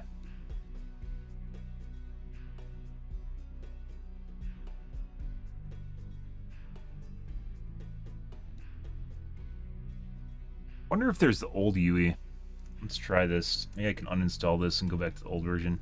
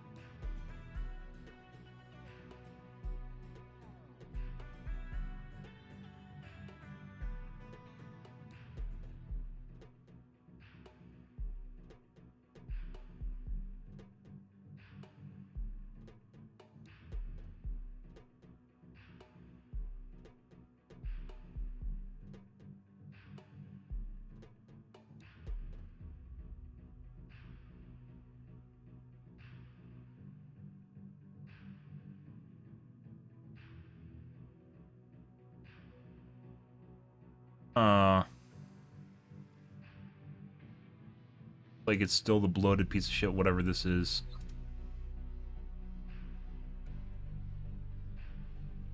Out.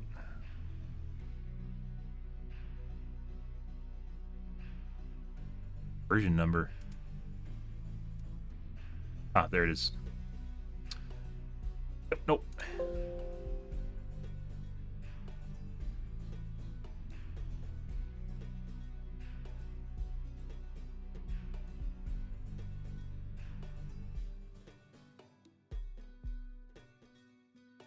Just harvesting all my data in the background, guys. Don't worry about it. Worry about it.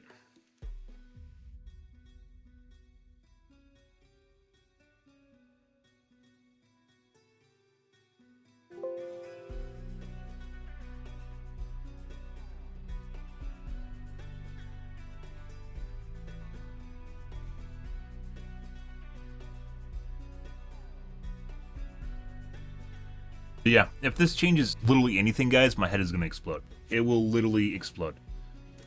So, it shouldn't do anything at all because the Overwatch servers are actually so close. They're in Chicago.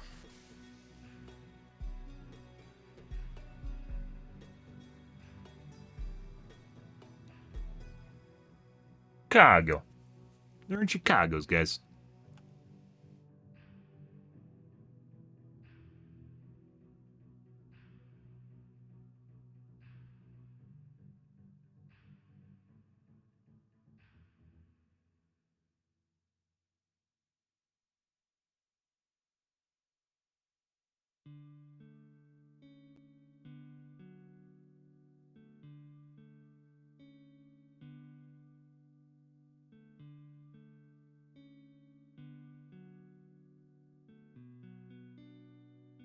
Yeah.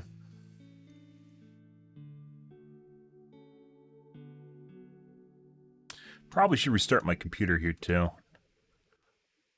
So whatever it did in the background can shake out here.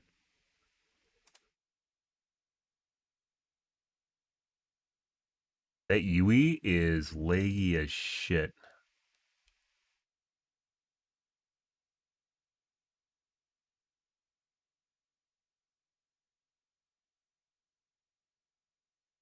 Maybe it's not the UE. What the fuck is going on here?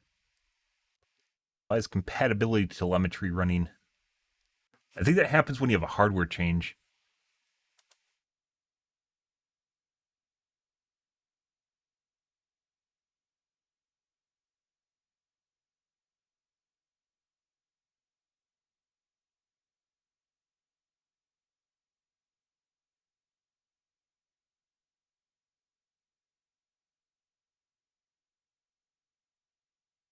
Yep, restart.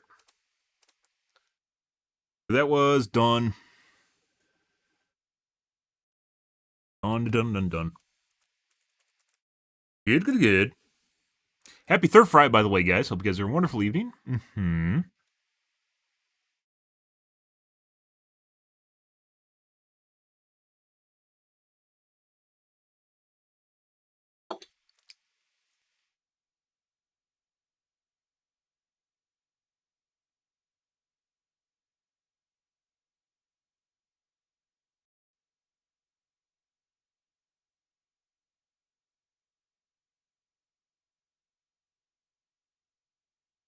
By the way, you know how there's the latency analyzer, the official one that NVIDIA released called LDAT?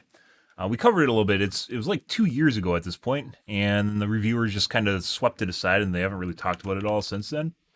There's an open source version now. Someone actually decided to make their own version of it because NVIDIA doesn't sell it. It's called Open Source Latency Analyzer, I think. Surprise. And they decided to basically sell their own version of the latency analyzer. So you can actually buy what NVIDIA basically only gave to reviewers as a consumer unit now. Stuff. Oh, that's not new. The latency analyzer is new. Basically, in order for me to get, it's called NVIDIA Reflex, right? The one that's built into monitors with the G-Sync module. That you have to buy a really expensive module or a really expensive monitor to use. But they released a review unit called LDAT for reviewers to use, and it's basically hardware agnostic. It can work on AMD. It can work with any mice that you want it to. It's hardware agnostic, and it's the same thing. I actually thought about buying one, but I don't think I'm going to do that just yet. If I get it in a monitor, then it's going to be easier to use anyways, but...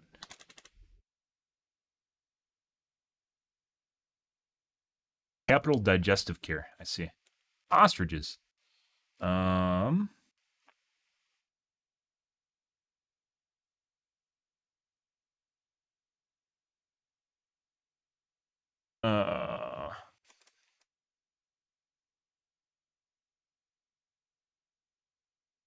Flat? No.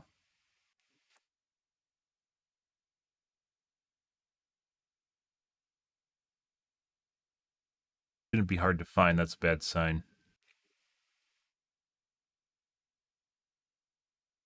Laptop. Bad sign if you can't find their website.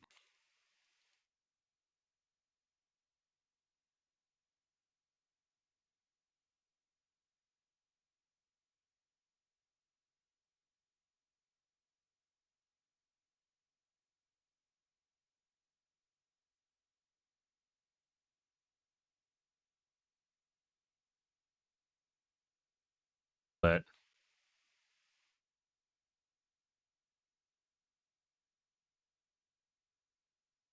I didn't know about this one.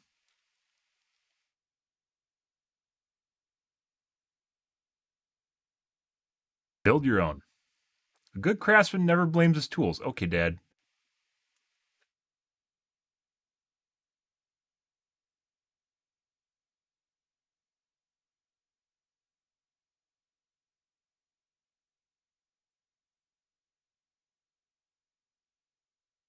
So this is...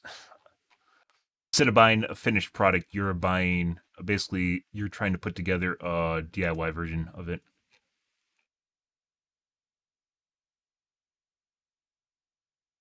That.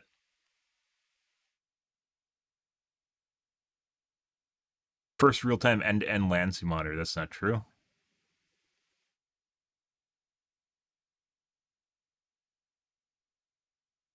There it is. This is the guy.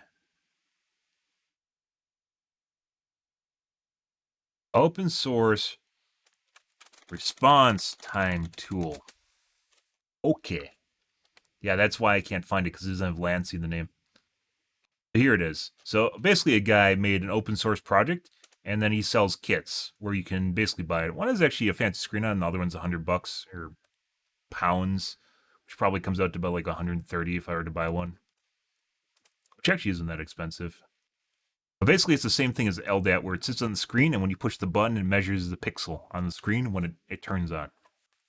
So you can do in games where you push the button, and then Farrah's rocket comes out. So you'd be able to easily tell the latency difference. Basically input lag.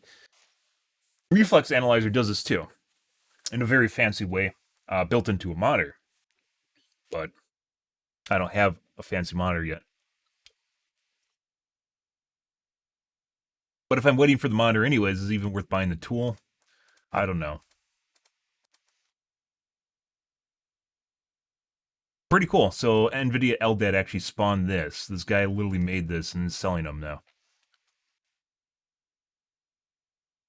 He has one with a little fancy screen on it that gives you a readout instead.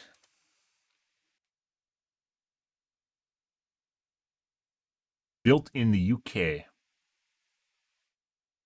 Build time can be up to 4 weeks thanks to chip shortages, but in general I aim to have units built, tested, and validated within 1 to 2 weeks. If I get this, guys, like, if I get a new monitor, it will almost certainly, because I'm going to get a 500 hertz monitor, it'll almost certainly have Reflex built into it, which is why it's going to cost a shitload of money. So it doesn't really even seem like it's worthwhile to buy this if I have it built into a monitor. Fortunately. It's one of the gimmicks they try to sell you on with the giant price tag that is inevitably going to have. Yeah, pretty much. That's what I was thinking, KSA, is just wait. That's why it's kind of like we're in a shit spot, is because it's just a lot of waiting. 4080s and 4090s are all overpriced. The X3D chips have not come out yet, and they might have problems when they do. And then the new monitor is probably going to come out in March, which is still like 3 months away from now. So that's just waiting. Basically, it's actually kind of cool because I didn't think this LDAT made a big enough impact on the gaming market for someone to design, actually two people, to design their own version of LDAT and try to market it. This is open source, I guess, where they didn't actually do the hardware part, but this is. Oh, maybe you can actually, stores closed. Is there an actual store here? Purchase. They sell their own version? Surprise! There's two guys doing exactly the same thing, guys.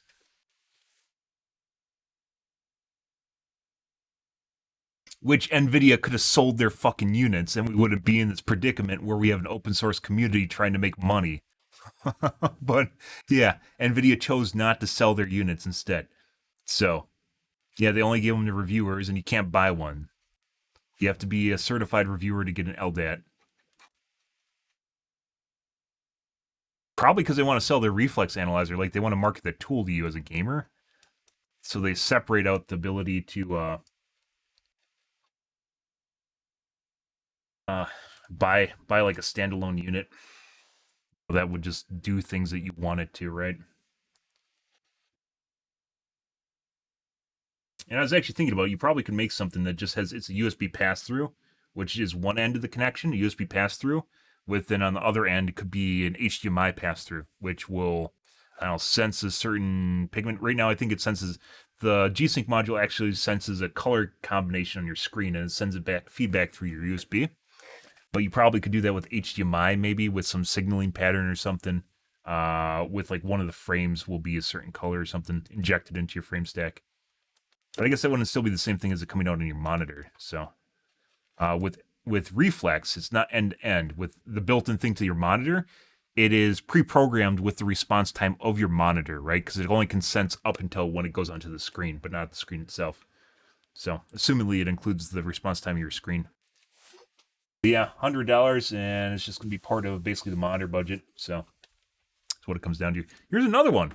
Here's another one, guys, doing exactly the same thing. This is a little screen on it, and it's only $100. Oh, isn't in pounds either. Oh my god.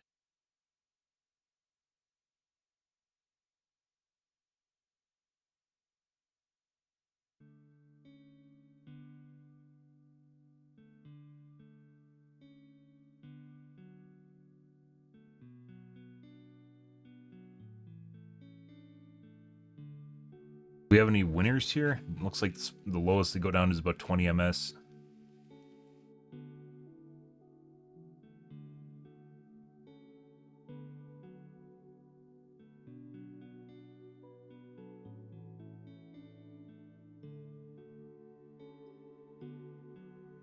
Store is closed till March 2023 because the co-founder that builds these devices just welcomed a new baby into the world. Aww. Aww, I care about your babes, I don't. Go post pictures of social media and everyone will unfollow you. And you just won't know. Okay. Anyways, back to what we're doing. Anyways, that exists. That's funny. There's two people designed exactly the same thing and decided to make it themselves, which was what LDAT does. NVIDIA made Lancy Data Analyzer Tool or whatever. They made their own version of LDAT that NVIDIA could have sold to users. Why they don't? I guess it's just some sort of thing where it's product segmentation. I don't know. But the thing is, like, those didn't exist until NVIDIA did them too. Like, people didn't think that was a good idea until NVIDIA did it, which is also concerning. Even though there's two people that did that exact same thing, they waited for NVIDIA to do that first before they did the exact same thing. Which, well, there's a lot of other things like we were talking about with mouse movement with polling rates that hasn't even been sorted out. I tweeted at NVIDIA, hopefully they added to Reflex, but I don't know. I don't think they can update Reflex on the monitors once it's out. It'd be good if they could. Assumedly, they can just update the firmware on the G-Sync module. That'd be a cool feature, but I don't think they can for end users.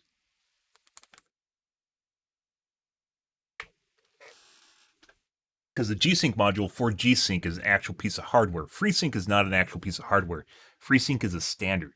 So with G-Sync, they could actually potentially have a hardware device that would do different things in your system. Use you game. Okay. Let's see. Let's do this. Overwatch 2. Optional route. I guess we could just do auto and see what it does. Auto hook.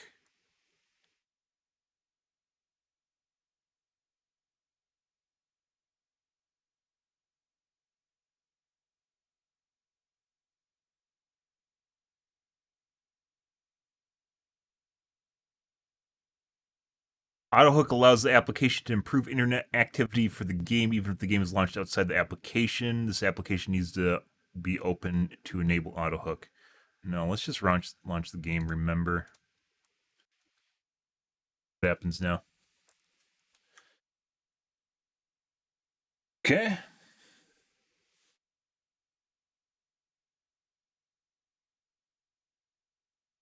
I have to click play. It used to auto-launch the game.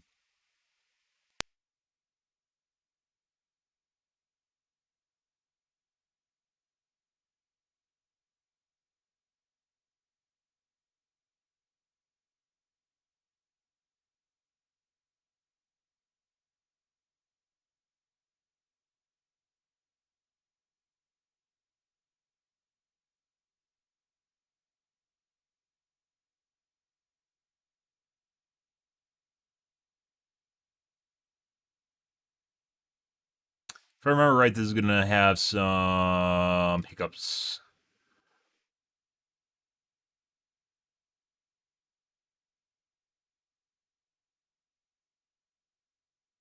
Looks like it added maybe 1 MS to things based on the top left.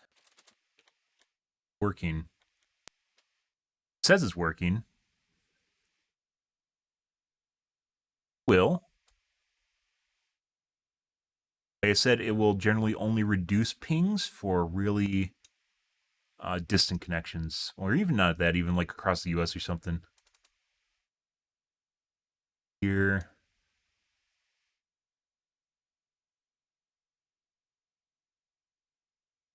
Okay.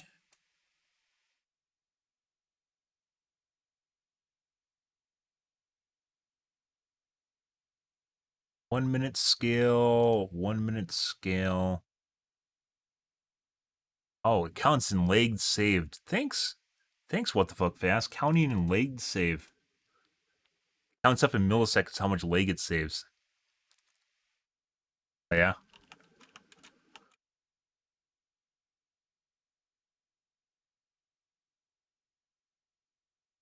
Not actually give you... It says I'm connected to LL4. It used to give you stats on where you're connected and shit.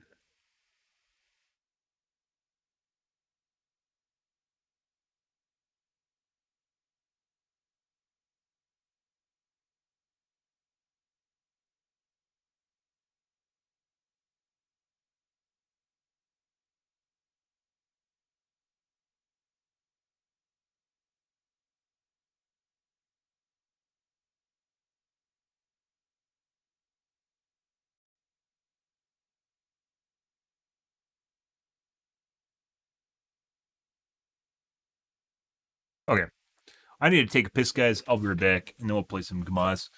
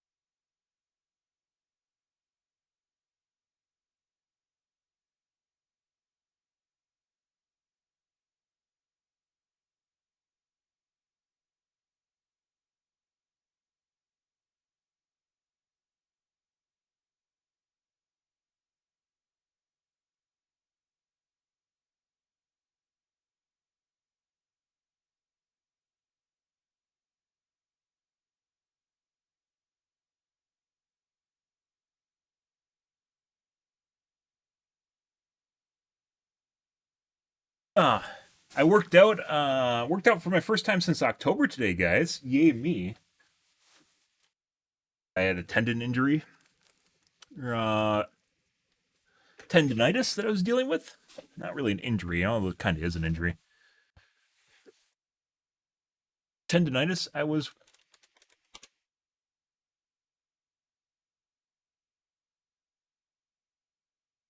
dealing with.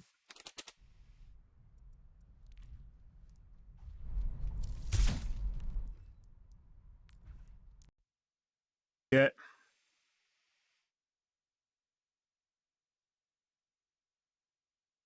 Hopefully I'll be able to, depending on how things go tomorrow, I'm going to start out with like every other day. See how that goes before I go back into things. Yeah. Okay.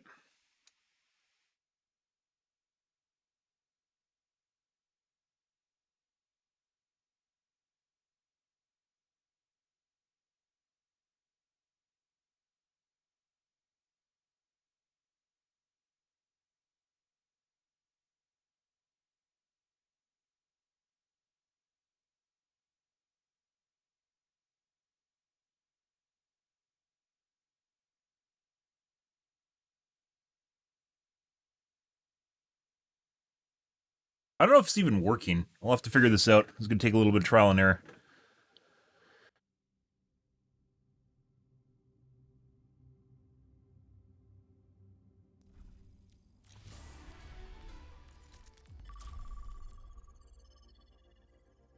Going to fuck up if I go into...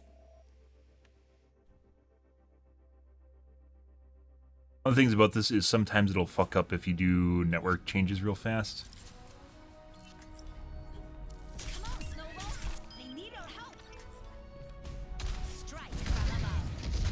Buddy, there's some lag here. Changing shit around on me, guys.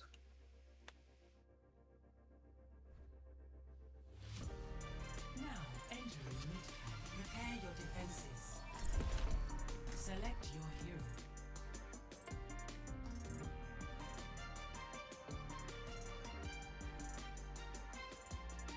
Yeah.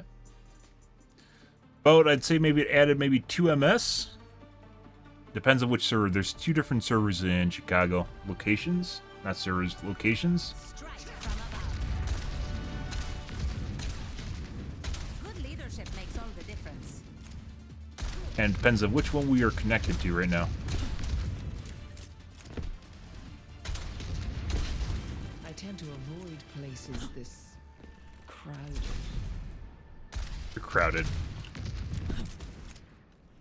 Aw, appealing to the introverts. When I was younger. That a compliment? You be the judge. Okay. Don't be nice to her. Kirika's a bitch.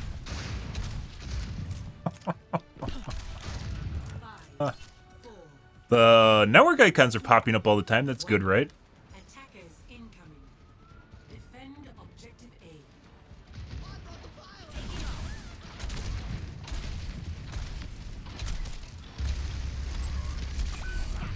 Enemy here.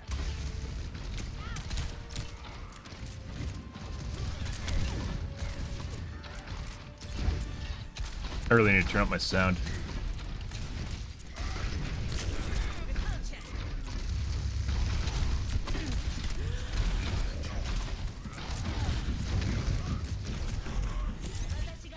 What?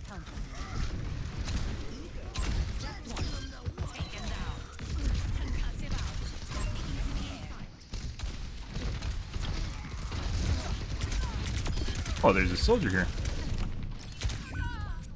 Let's see. Much better. Huh. Well, the network icons are constantly flashing. That's good, right? The skies await.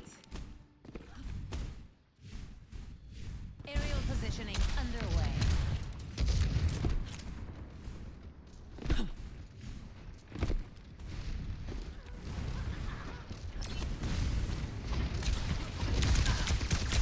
Very accurate soldier.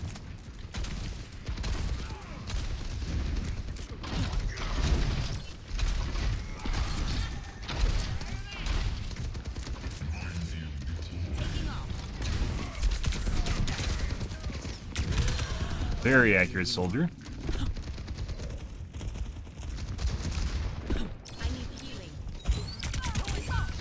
Yeah. Oh, just waiting. Just waiting in line, guys. Yeah. I don't stay down. Good. My ultimate is ready. Repositioning. Ladies and gentlemen, let the Kieran guide you. Establishing aerial position.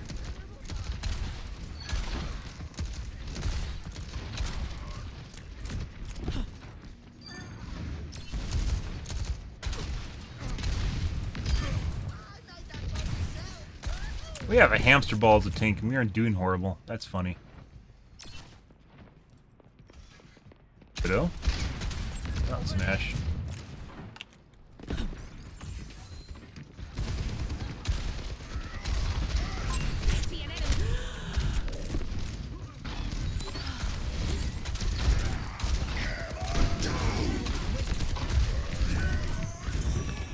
Oh, that's not what we want.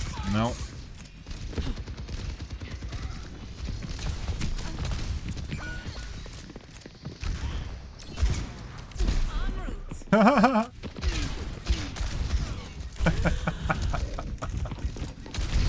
Ah, that's hilarious.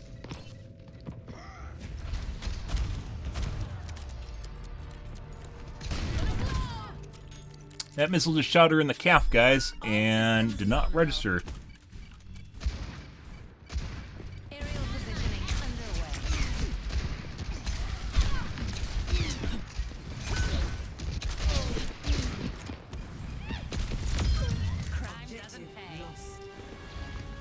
Good.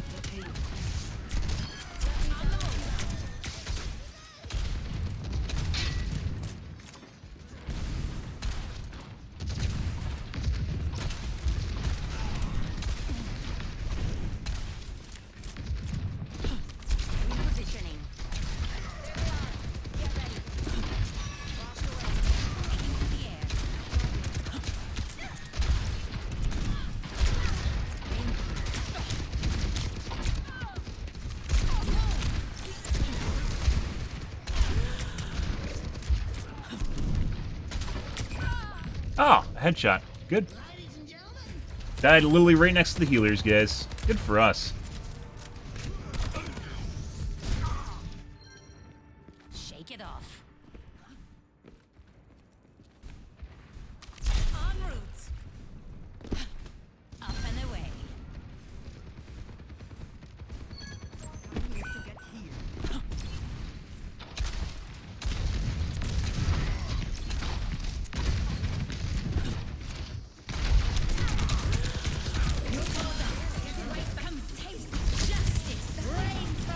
Okay. Good.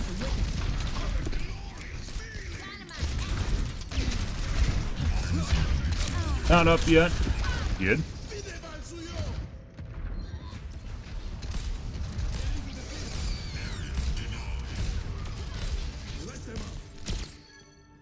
The skies await. Reiner just decided to go in, guys, and no one else was there. It's like they're fucking missing characters. At least it feels that way. Yeah, they're missing a healer right now? Like, they have a Mercy somewhere, right? Where the fuck is their Mercy?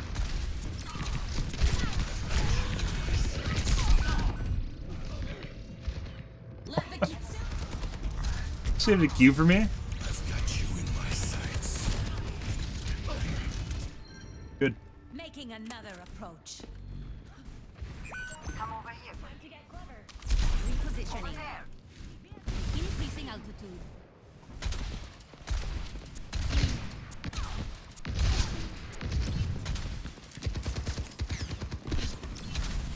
Repulsion. 76 reporting for duty.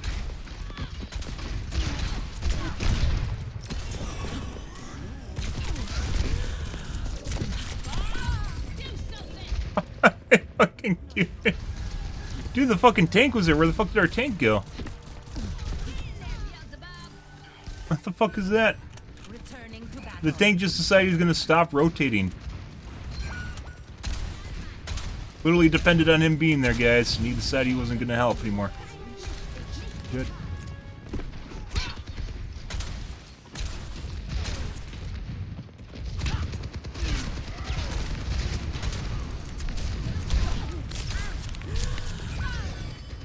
And then the Anna on the side. Good. And good. Always more to learn. Take this. Establishing aerial position.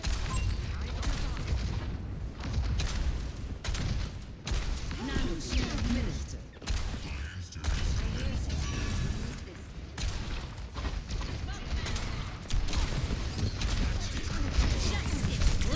Oh, not close enough. I need to get in there and queue. Waste of time.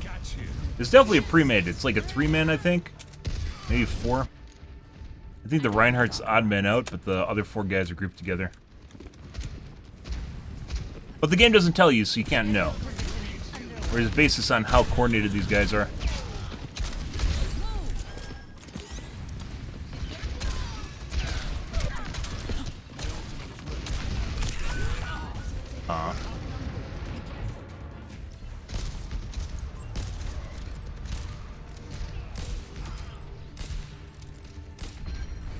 I don't stay down.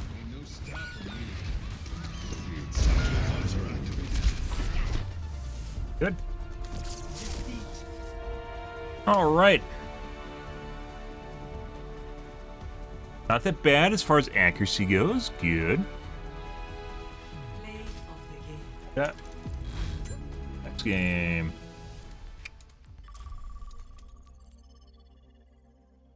Good, good, good.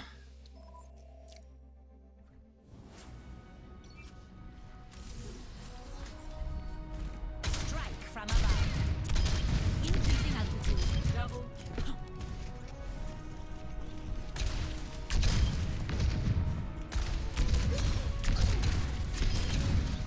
Double.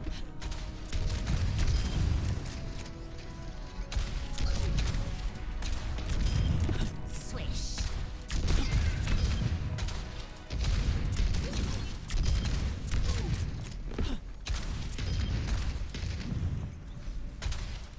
It fucking shows you the amount of MS counted up in terms of save. And by the way, I've noticed this like years ago when I was using Exit Leg, is it lies about that. Well deserved. 100% lies about it. It didn't originally. It used to actually tell you whether or not your ping was negative or positive as far as like the time savings. And then it just made up some weird bullshit metric for it.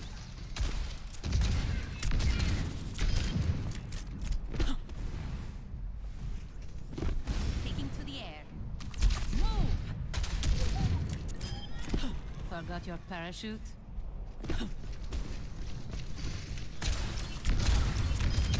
When I'm hitting my shots, you can't touch me.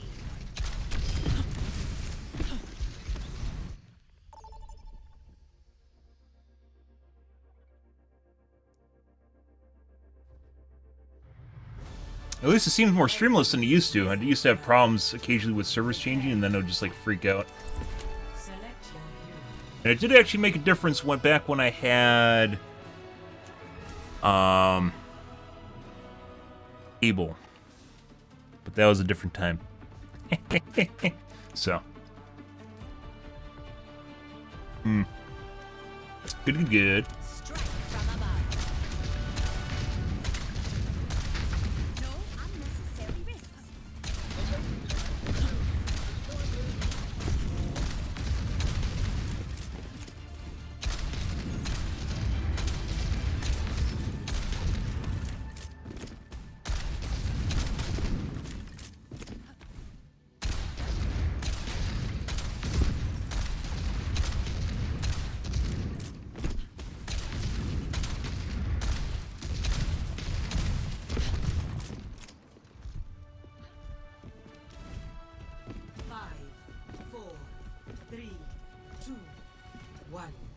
Attack commencing.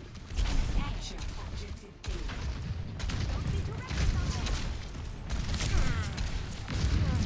A. The Annas that don't miss. Good. Thanks for the assist. We got another.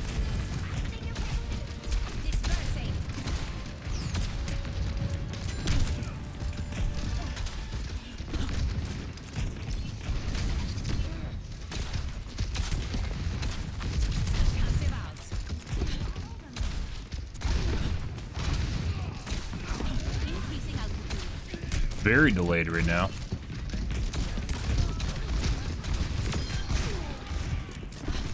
I can't imagine that I can actually tell the difference. Like, if all I'm feeling is latency, like, I can't imagine that I can feel the difference between 10 ms. Like, 10 ms actually feels a lot laggier than, like, 30 compared to 43. So right now we're connected to the DC server from the looks of it.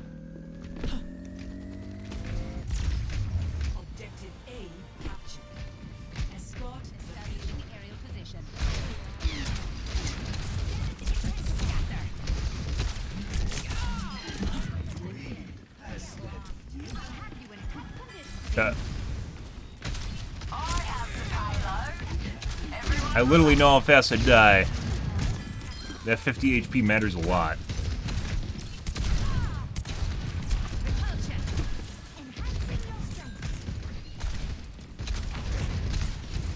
Oh.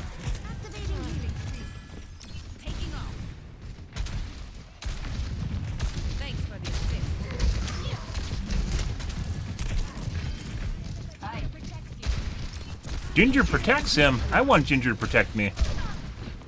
I don't think there's like any way that I could make him midair right now.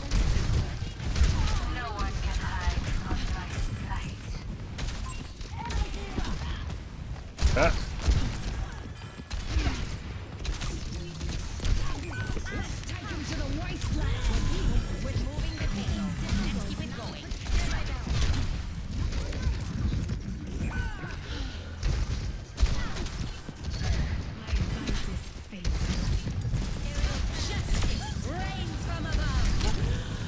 No. I wanted to kill the hog. He was supposed to be out in the open when that happened, and he wasn't. I probably could have killed her with my mouse 1 and then killed the hog. I was waiting for the hog to show up at some point, and he didn't. It's crunch time.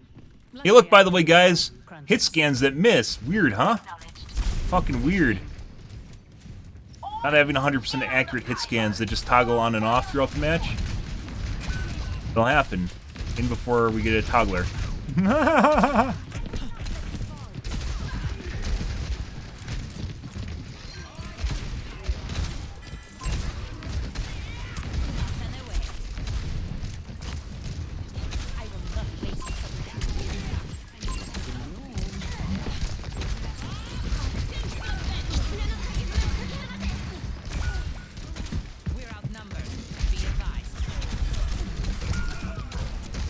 Oh, I didn't know he got a hook. I would have eat him.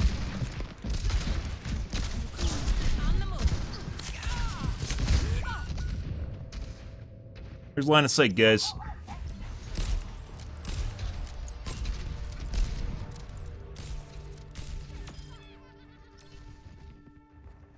Okay, my head's in the game. Increasing altitude.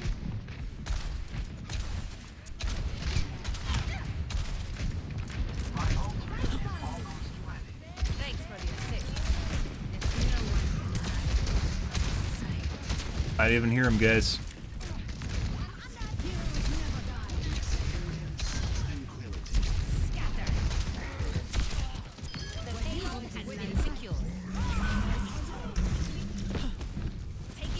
Fuck did the Susie Bean go? There she is.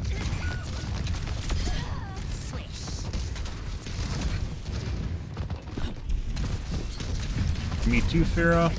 No.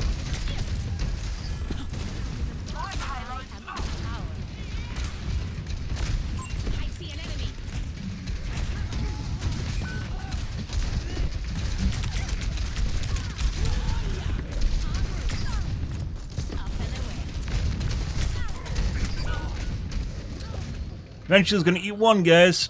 It'll happen.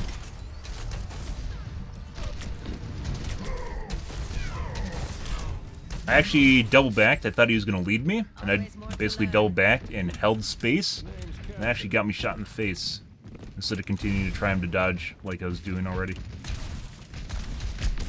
mind game, guys, of the waddle in the air.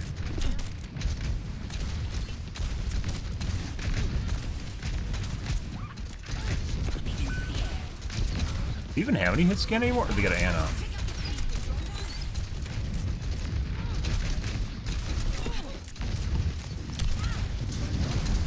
A lot of shit.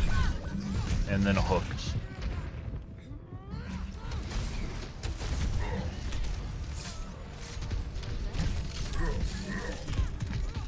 Very long range. Good. Careful, we're outnumbered. Establishing aerial position.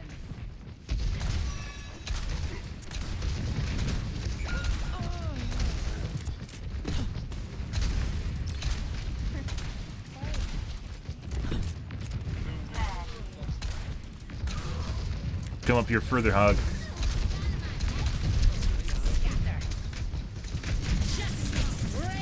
Oh, we got him. There we go. Oh, hey, look, guys. There's a wheel. Cool.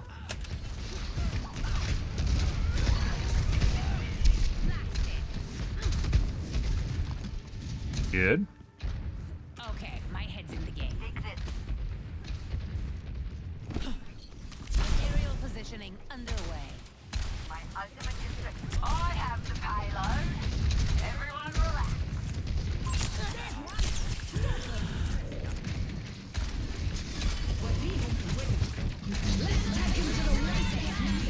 Administered. I need healing.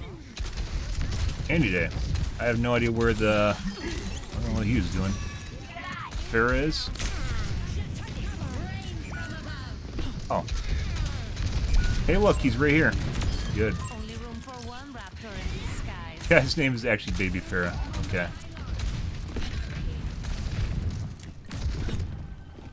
I need a med kit.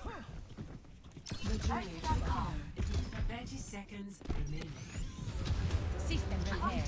Get the letter.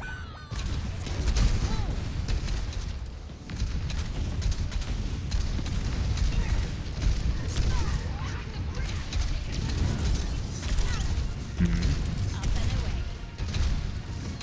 10 seconds. I ain't a quitter. Get in there. I have the payload.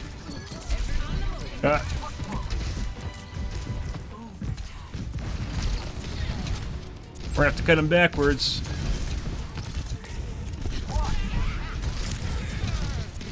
Farah's gonna be on my dick, which she is. Good.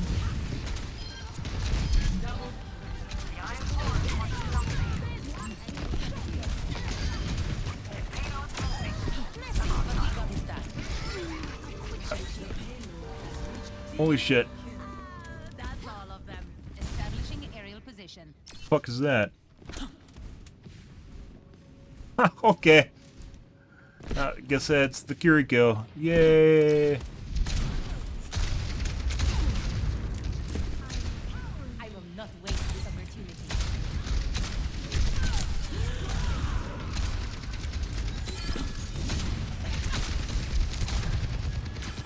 We're capitalizing on our heals right now, which I'm not really trying super hard to dodge the Pharaoh because we're getting healed up. So.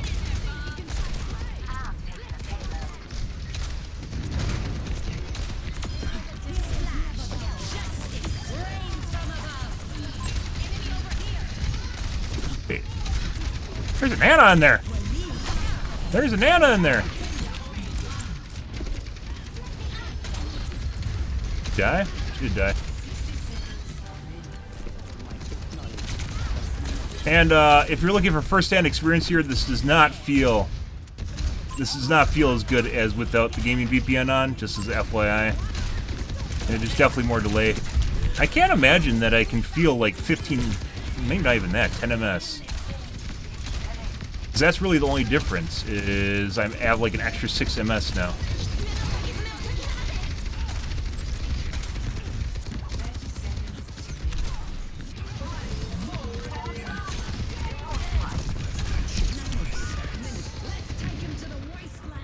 Eventually gonna get a hit, guys. Good.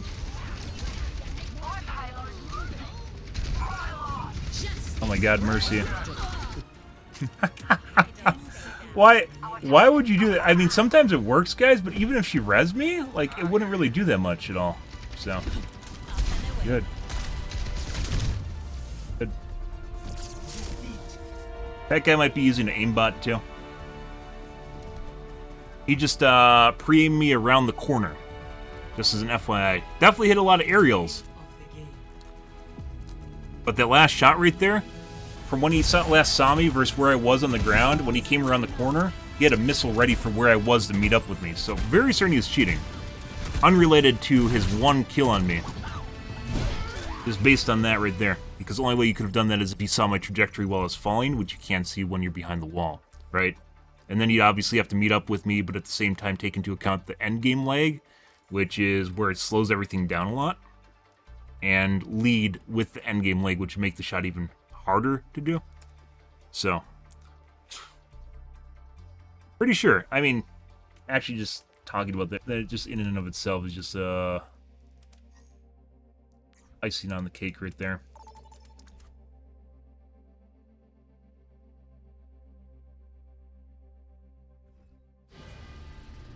Traveling to Nepal. Prepare.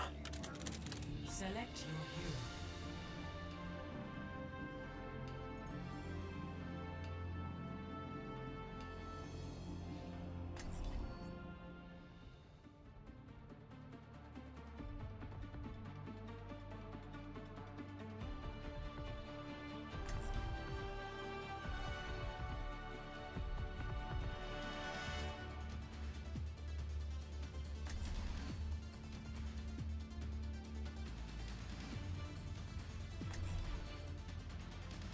I don't have enough space.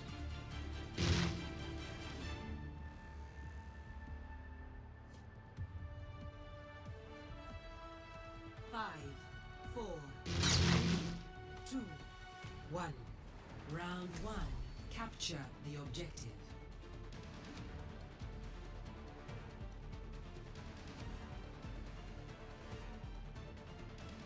I don't have enough space. I need to include that end part.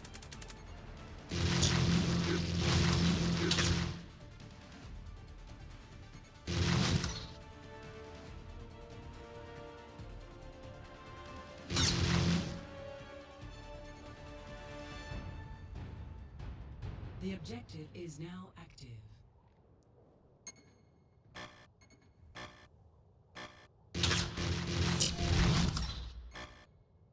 This is like trying to engineer a tweak, guys, because you don't get like a full paragraph. You can't fill the box up. So you need to include all the relevant information at the same time. Be capable of like conveying every point that you want to at the same time, which is, it's not enough space. We've mentioned this before. Still more than a report in Dead by Daylight, though.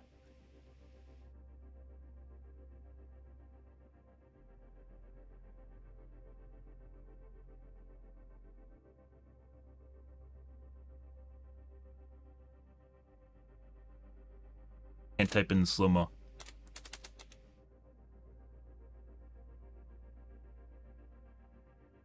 It could just be a lucky shot. That did not feel like a lucky shot, though.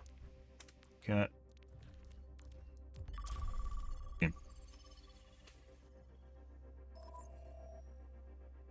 Mm-hmm.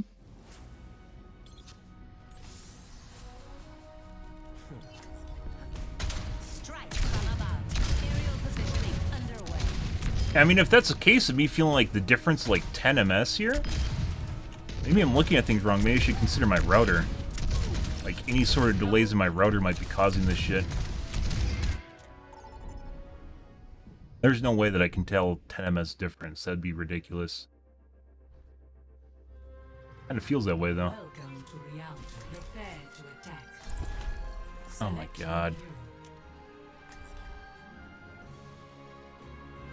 And cue the Korean players or Chinese? I think that's Korean. But they could just be in the US and you don't know because you can't see their ping. If we could see their ping, you can't lie about your ping. You can't have a lower ping than you actually have. So, you can only make your ping higher. You can't make it lower.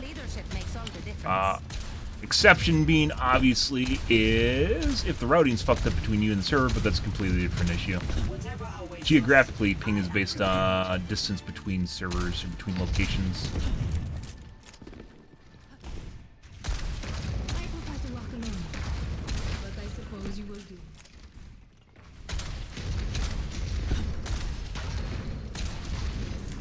To find success, we must search in harmony. Mm-hmm. Good. 5, 4, 3, 2, 1. So my ping, by the way, is almost identical to what it normally is. I may have maybe an extra MS.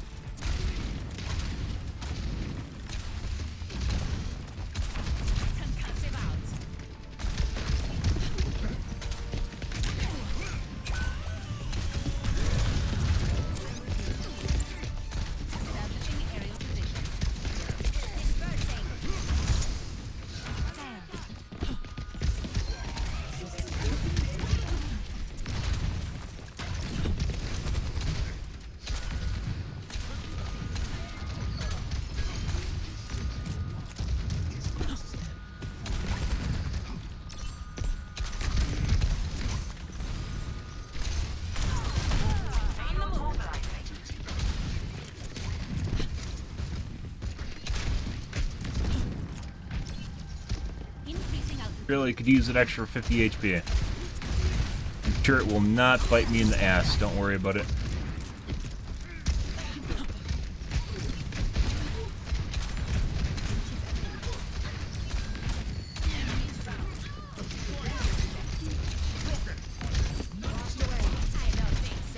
Get her? No.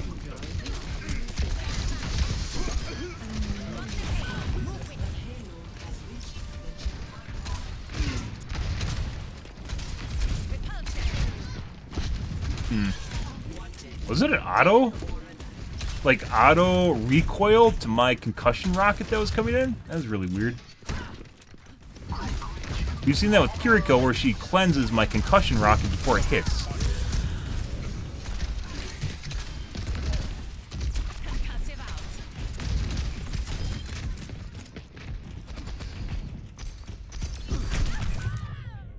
Yeah. Okay. Which I'm starting to think is actually a thing. It seems like it's like a... like it's a coincidence when it happens, but it happens too much for it to be a coincidence.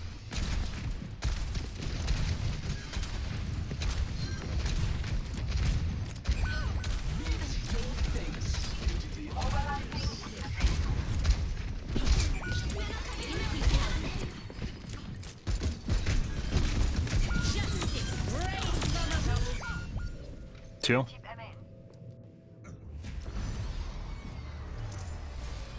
Kiriko unfortunately teleported. Mm-hmm. Returning to battle. On the move.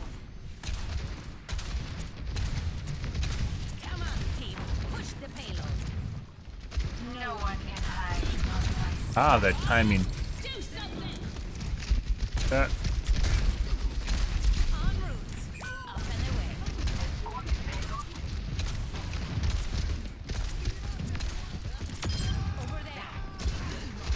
Very delayed between when I hit F and when he actually, I said over there. You could even, like, if I had an LDAC, guys, you could even do things like test out the time delay between when the text pops up on the screen, and I say something like over there, right there on the left side, right? Between when I hit the key and when that pops out. Which is kind of crazy.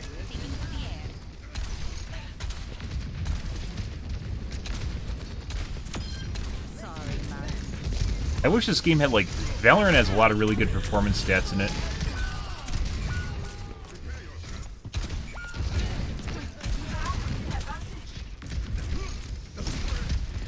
Appears as though all of our teammates are dead.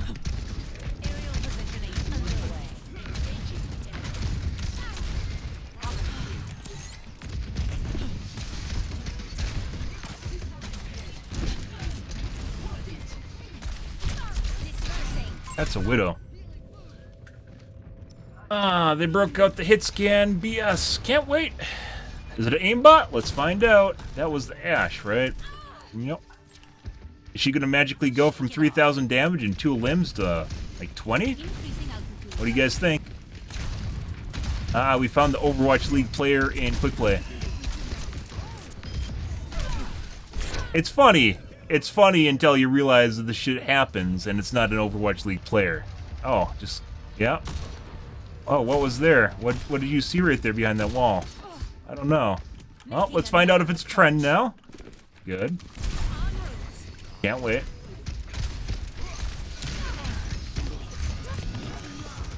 God. What the fuck was that? Did someone just announce on voice comms?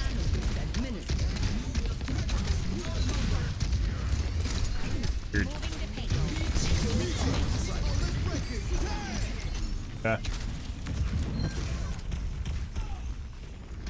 Teleport? No, she's still back. And she's teleported.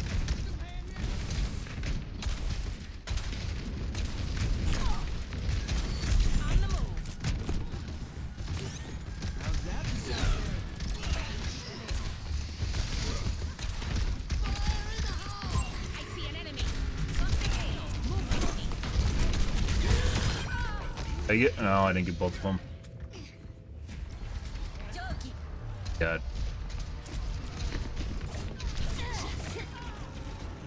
I killed myself with my own missiles there, guys.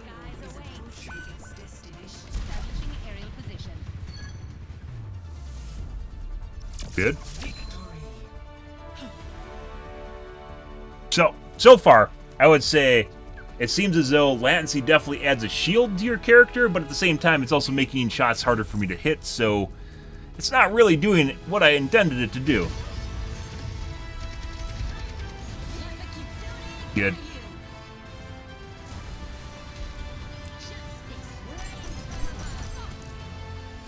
Got me good. You got me good there. I queued and killed 2 people, and then he killed me. You guys saw it. Because him killing me made the bigger difference there. Thanks, Blizzard.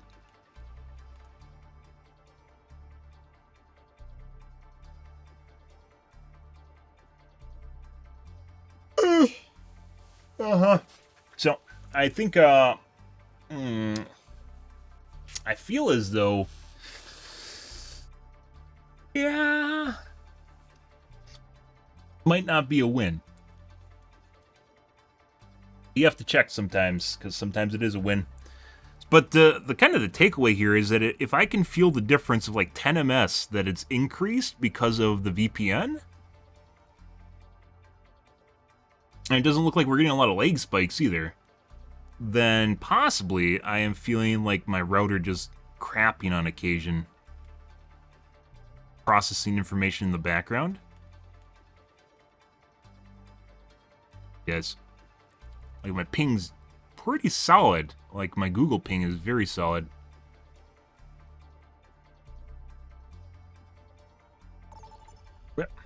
Good. Oh, I need to fucking... Oh, shit. I need to populate my history so I can actually see games. Prepare for battle. Select your hero. Good.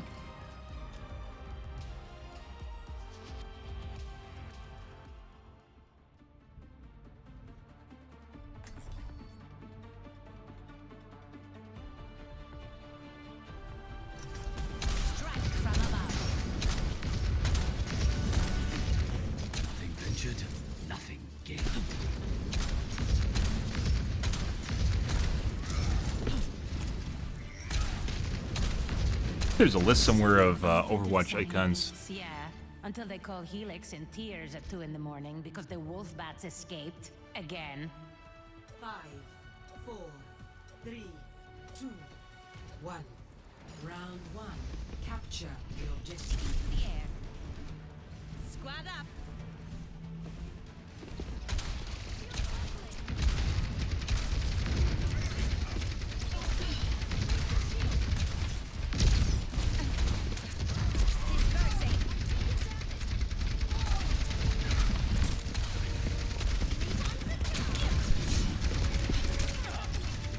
Go on, guys. The objective is now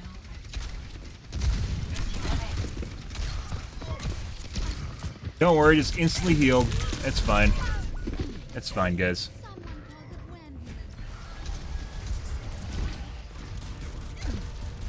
What? That's weird looking aim. I'm just gonna dig up the fiber cable. Let me analyze this fiber cable. I don't think the correct fiber was laying. I don't fucking know. Like, sometimes this game feels really good, and then other times it feels like shit. So I don't really understand it. That's the biggest takeaway, is the inconsistency I'm feeling.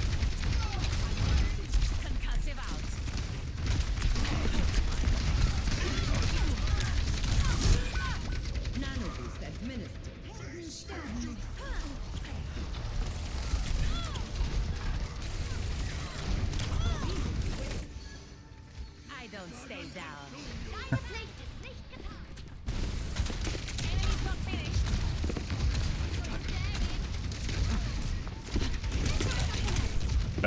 Bye.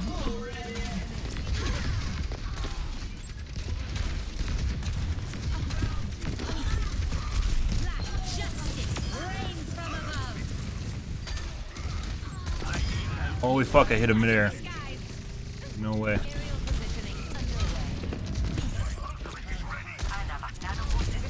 Oh my god. It honestly feels like 10 MS literally is like big deal, and it shouldn't be a big deal. 10 MS should not feel like a big deal. Which is one of the reasons I think it's something else, but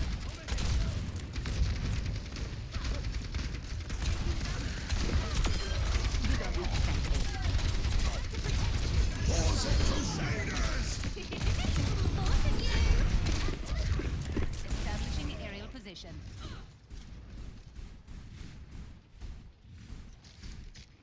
I wouldn't worry about it. I mean, it's a big deal to me. Performance in video games is a big deal to me.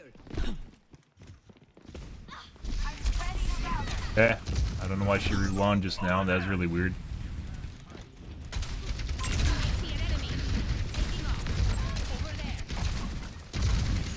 Gonna Q? I feel a big Q coming on. Yeah.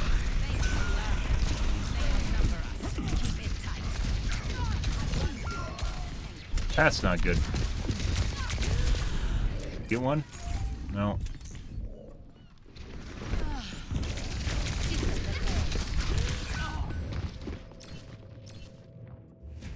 Good. This guy's cheating. More than likely. I thought so earlier when he locked onto me when it fell out of the sky. But see.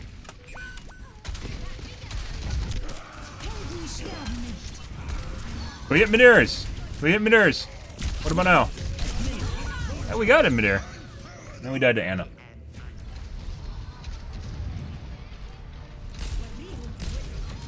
I had a chance of winning that until I got shot twice by her. Good.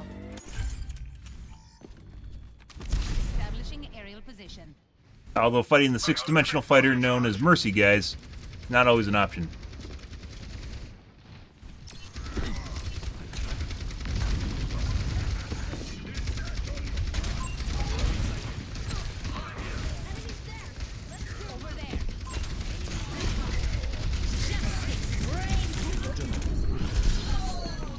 That was long enough where they're fucking around with me to win that. Oh, not the res! Not the cow res!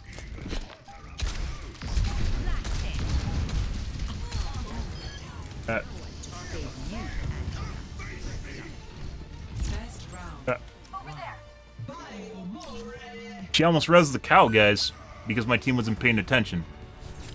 Score 1-0.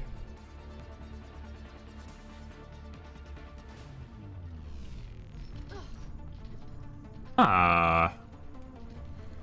I never asked my father his opinion of me. Now he is beyond my reach.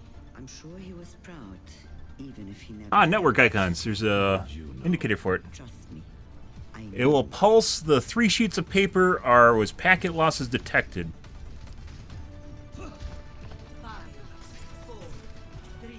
The rewind system is and the game is not heard from the server in a long period of time.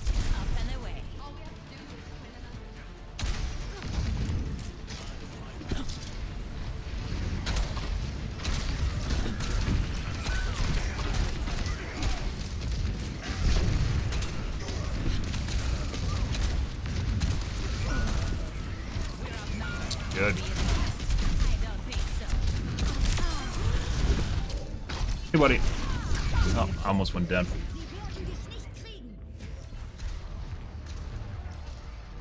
I almost did everything. Sometimes it feels like I've done everything, and then I find something else to try. So, I mean, the only downside of doing it is just having something that doesn't work, right? I'm out $10 for today, but that's not really that big of a deal.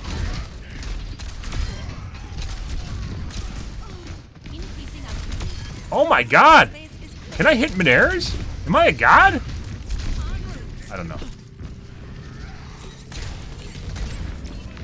I shot a Mercy in the air twice. Oh. I should be doing more flicks.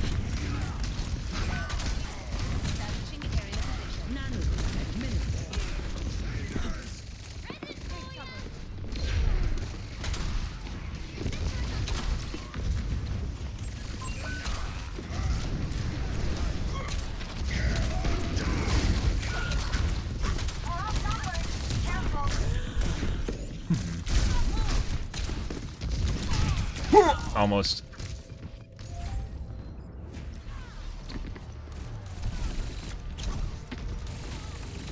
Like, he barely knows what's around him, and he just holds down the trigger button, but then occasionally locks onto people. Like, you just saw, he put a whole clip into a wall, guys. Which is why I said I think he's cheating. He has no problems at hitting stuff when it's in front of him. And... yeah. Pretty sure he's cheating.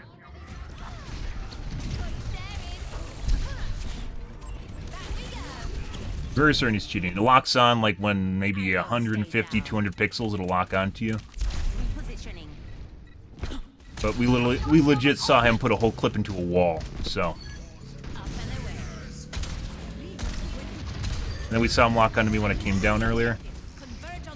Ha! The Bridget didn't actually finish capping the objective.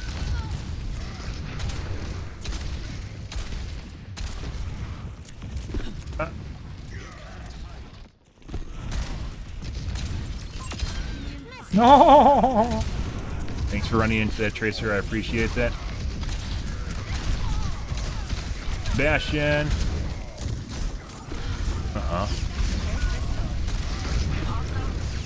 Not good. Good.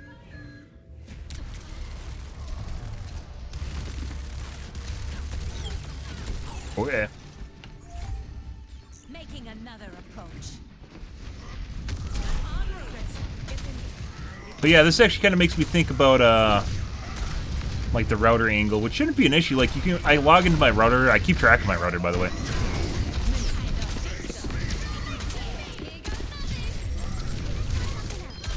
Log into my router, and my CPU utilization isn't really anything. I'm starting to think it maybe has something to do with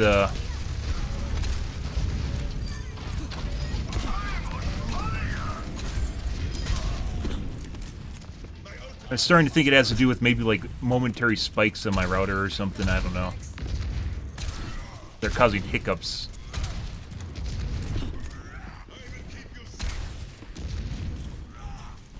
Like I said, I turned off QoS and it seemed to make a big difference.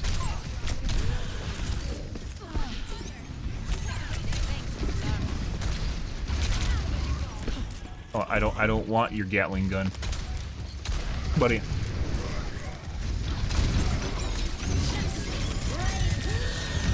Hey, look, guys! He cast it directly on me! Weird. I don't know why.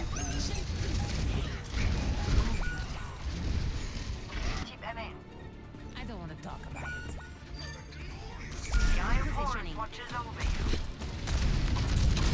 I mean, if they... oh. If they cap it, you basically lose it, so... Boop, boop, boop, boop, boop, boop, boop, boop, boop. Boop, boop, doop, doop, doop, doop. I had to wait a second for my shift to come up. I could have slowly crept out of that hole, but that would have immediately killed me. But maybe we would have had an extra second, so, you know. But yeah, very certain the Tracer's cheating. Good, good, good.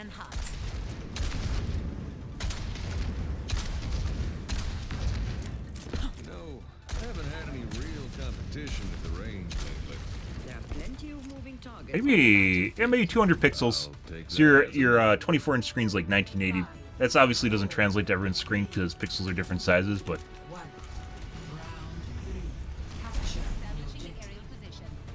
about 200 pixels. You imagine 1920 by 1080.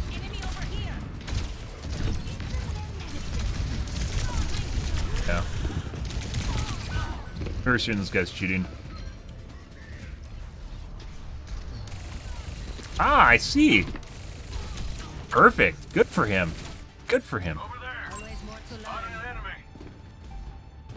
Taking the objective. Anyone in?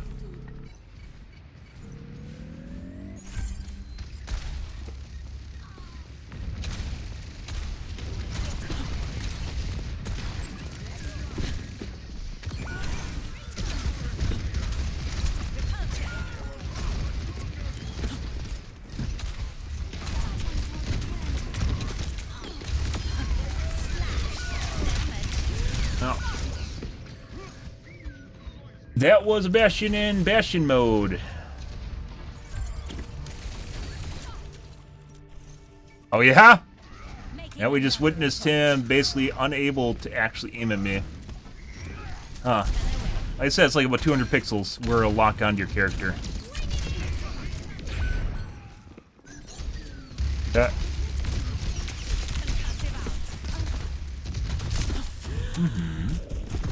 Nope.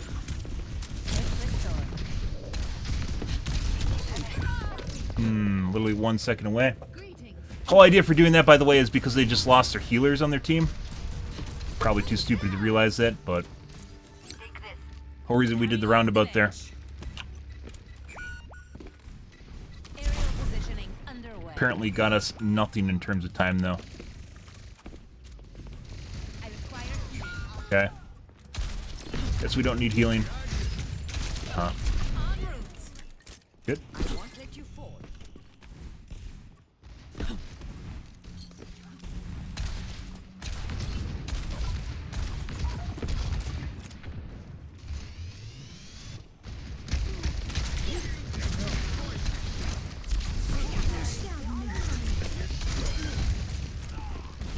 Gonna res.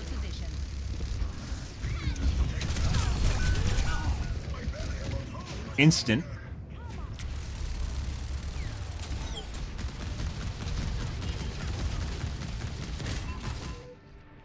Let's show him some air power.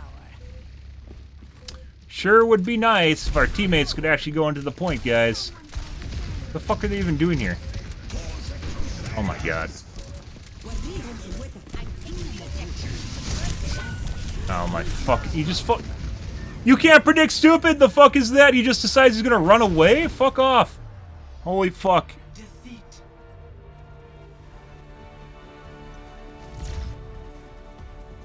DPS kill Tracer challenge if possible. You literally go to the fucking point and fight on the point, and then the Tracer has to come to the point. You don't fucking chase the Tracer around the map.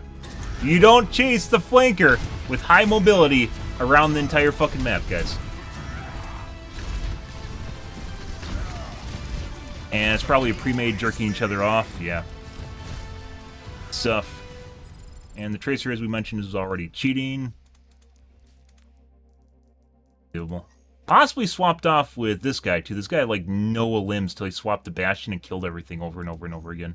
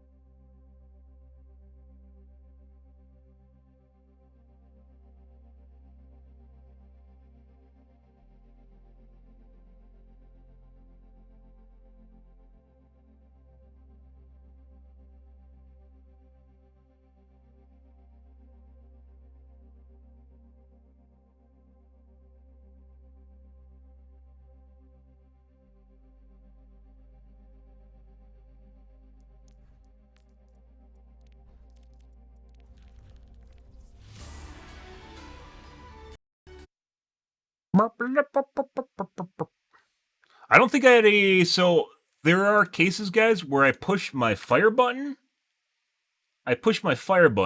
And then the rocket comes out. I've had cases where I push the fire button and the rocket comes out.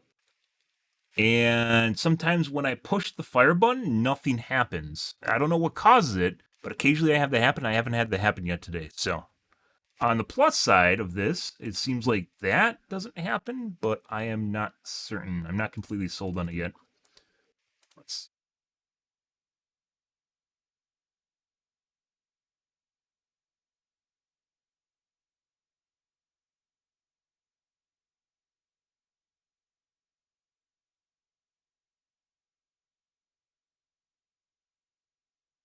Do we have any sneaky services sitting in the background?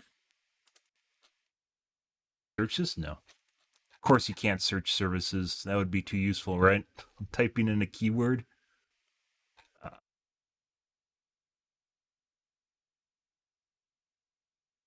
Sometimes they're just named completely random things, and you have to search for a keyword or go through all your services to find it. That's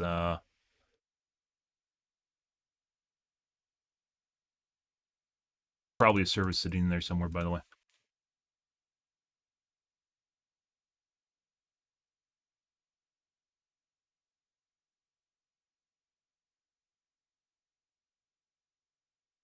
So even though without what the fuck fast going in the background, I still occasionally have those network icons pop up.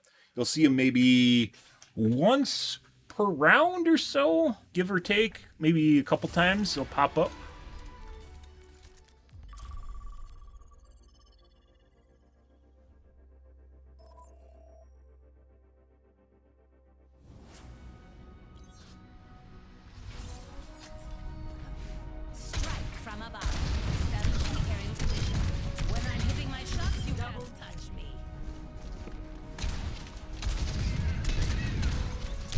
By the way, this game does an incredibly good job of, since we're here, I can't leave the queue without leaving the game. So this is a 140 ms server. One of the things you'll see, guys, is my missiles don't look like they're that delayed behind what I'm shooting.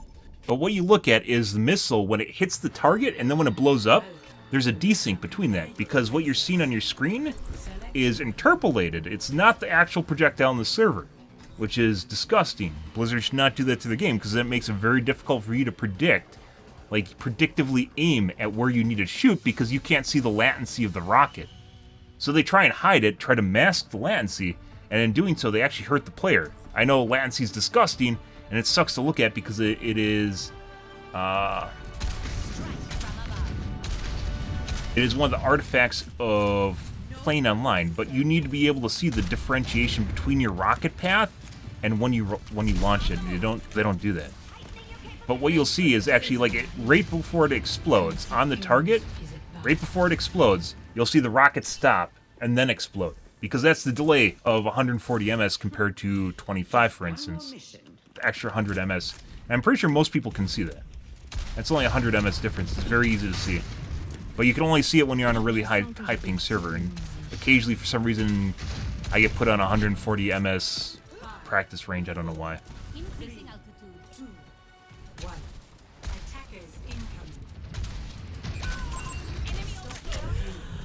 Yeah, and we got a cheating widow, more than likely. I think we're gonna do maybe one more, and then I'm just gonna quit. I'm not gonna deal with this. I don't stay down. We'll do one more death, but my guess is they're just gonna run over our entire team. This is one of the most obnoxious maps for cheating widows in existence, so.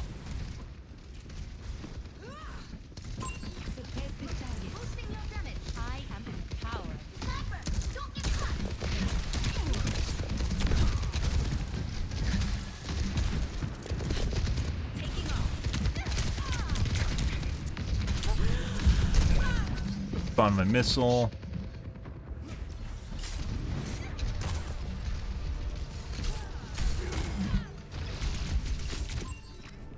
All systems nominal.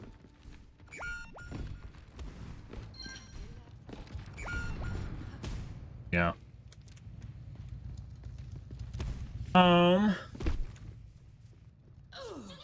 Yeah.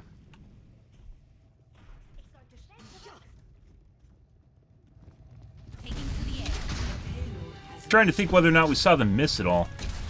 I think they missed one at the bridge. It also looks like a pre-made. This game needs to tell you when you're in a pre-made.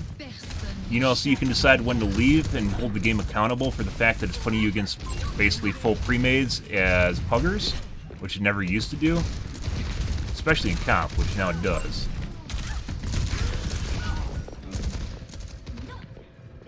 This guy is also possibly cheating. Maybe not.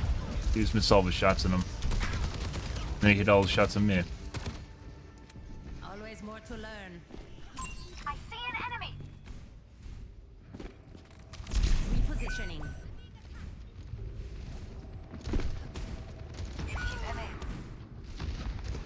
Widow's doing it again.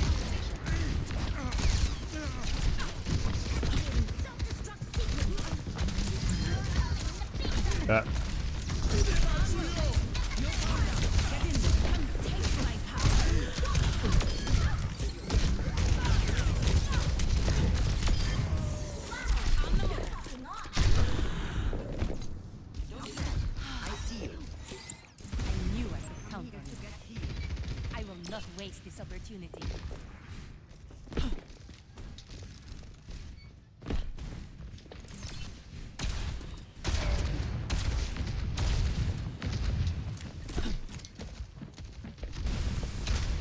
No one can hide from my sight.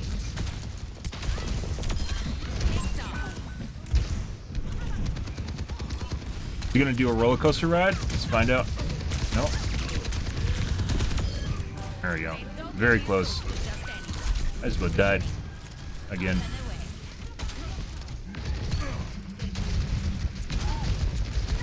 Now heals for the hog.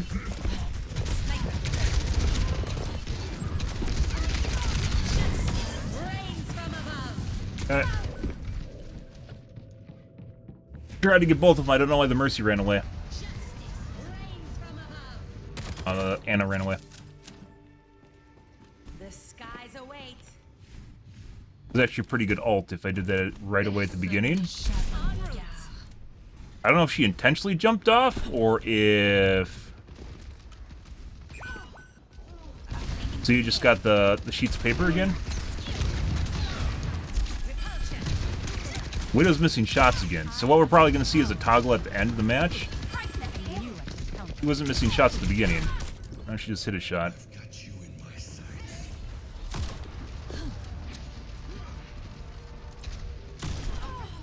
Maybe I was wrong. Not about cheating, about the fact that she's missing shots. So sometimes people will put shots into walls too, and they aren't technically missing, they're just shooting the wall instead. Aerial positioning underway. Yeah. Oh yeah? Someone's butthurt about earlier. Good for him.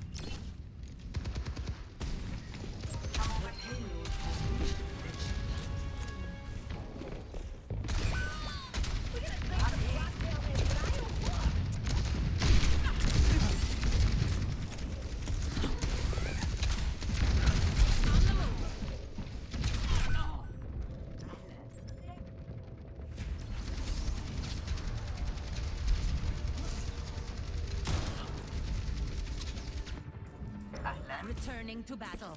Health bomb is charging.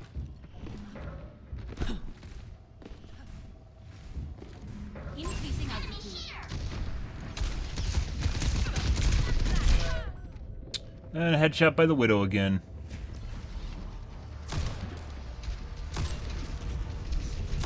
I guess they're angry about me killing her earlier?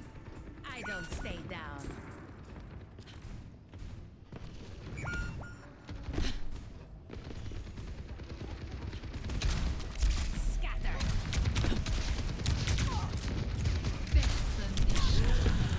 Pretty sure this fucking soldier's cheating as well.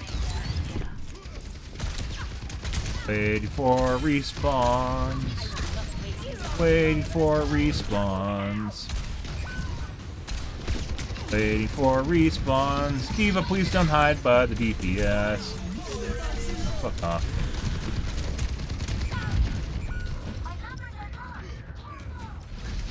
Select them out.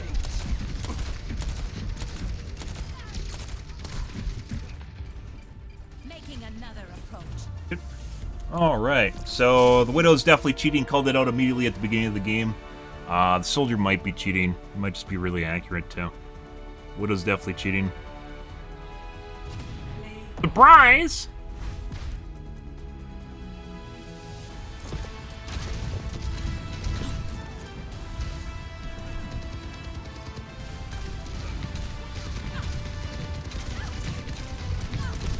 That second to last one should have killed him, and it didn't. If you guys missed that, it was literally right below his feet, and he took almost no damage from it. That's why I think there's some sort of network issues, either with the players that I'm shooting, or with my router, or something networking. Like, even then, there's some players that seem to take almost no damage from AoEs, and it doesn't really make sense at all. Right,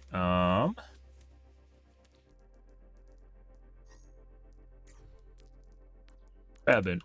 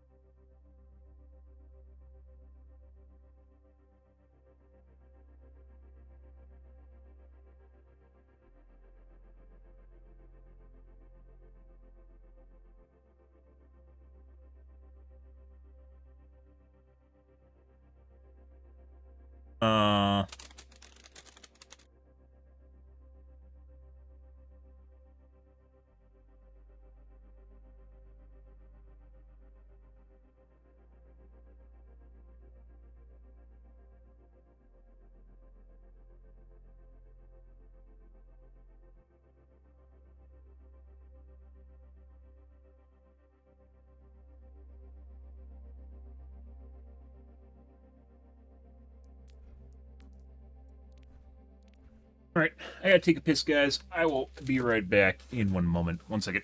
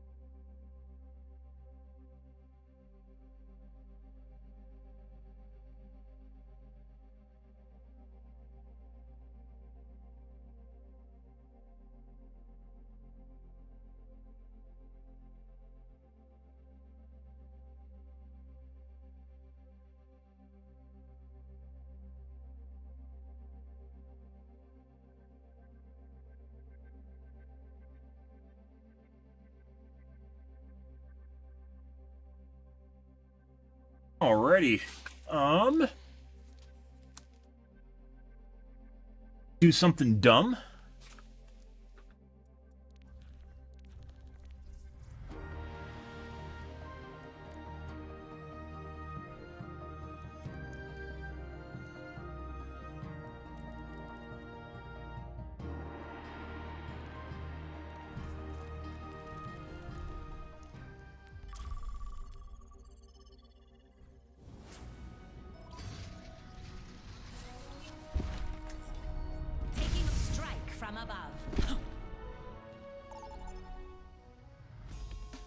Guess we don't get to test it. Strike from above. Hey. Taking off. 5, 4, 3, 2, 1. Attackers incoming. Defend objective A. Enemy here.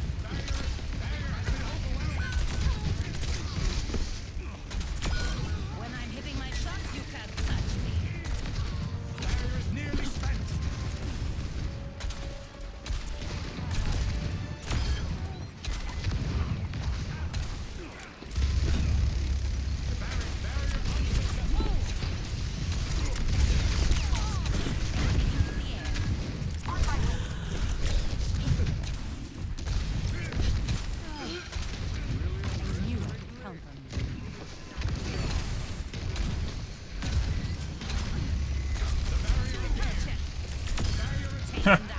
Oh yeah.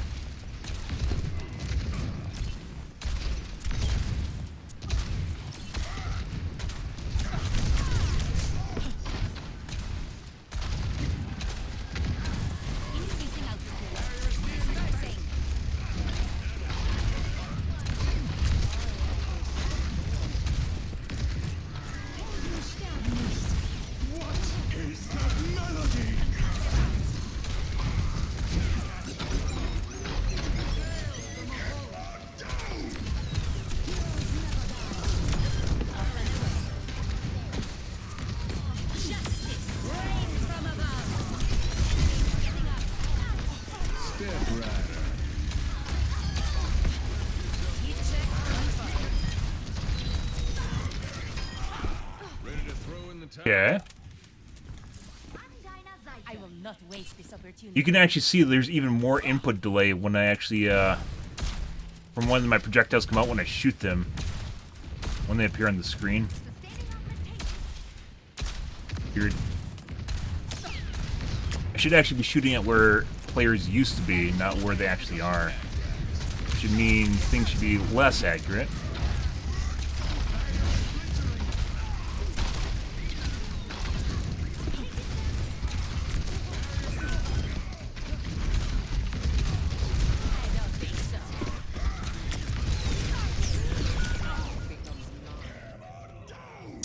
Good.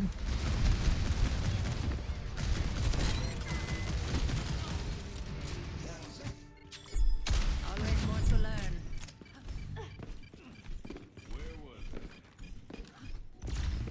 Objective lost. Stop the payload.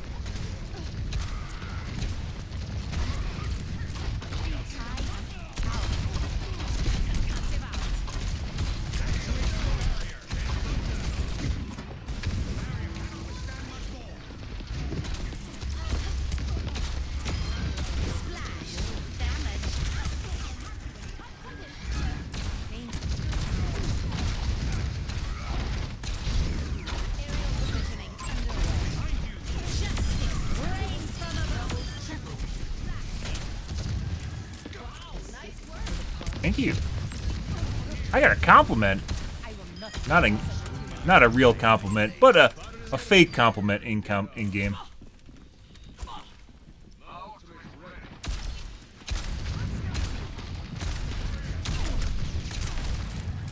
Excellent teamwork.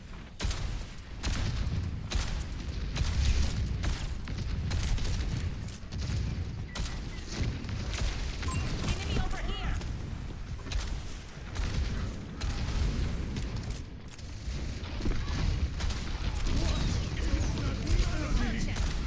Oh.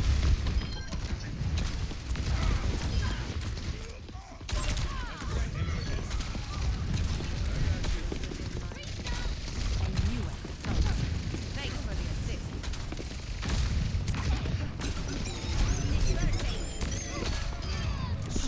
I'm taking off. The spawn? He is in the spawn.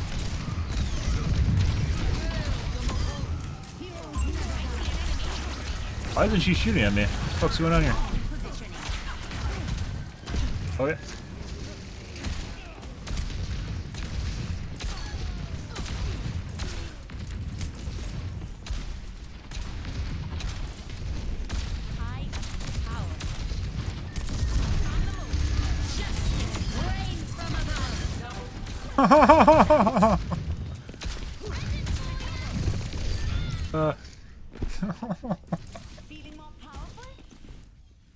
What the fuck is going on in this game, guys?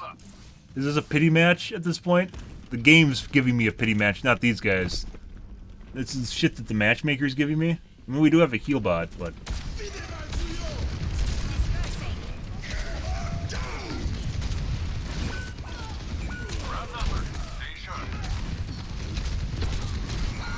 I don't know what the Mercy is doing.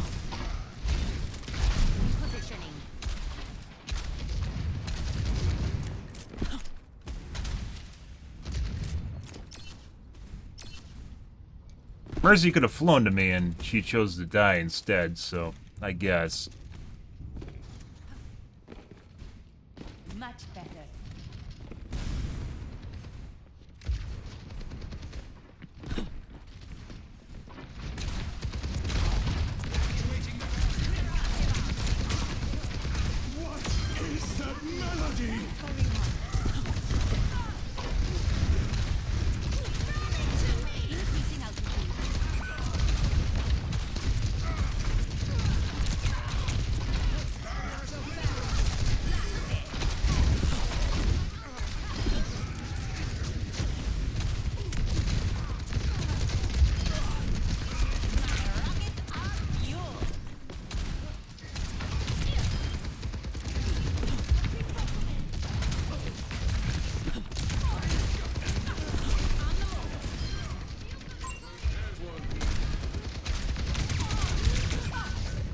The duck.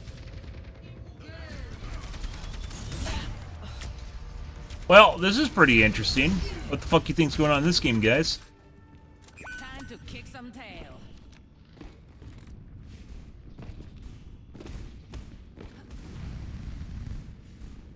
Seconds remaining. En route. What is that melody? My sights.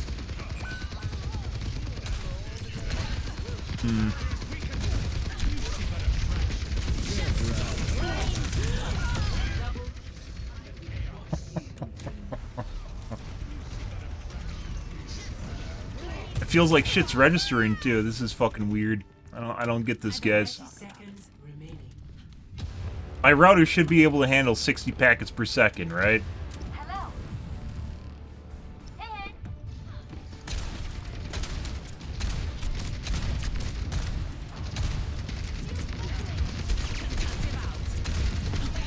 We'll see.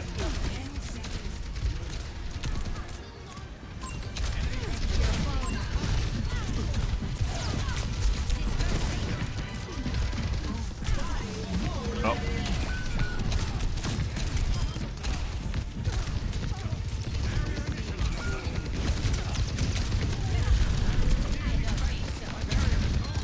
Yeah, I know. Okay. The payload had team kill. I have no idea how I'm living as long as I am, by the way. Normally I just insta-die. So. I'm putting aside the Mercy heal bot, by the way. On the move. Aerial positioning underway. It's not like some of these guys aren't, like, some of these guys are definitely trying to kill me, so.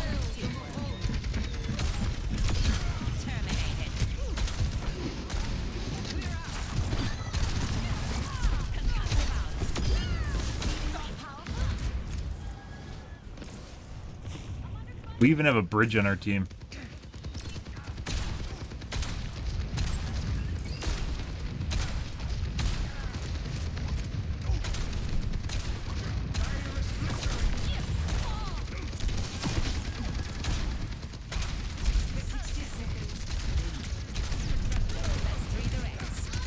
Really starting to think maybe my router's just kind of fuckered. Does it mean I shouldn't just buy an Asus anymore?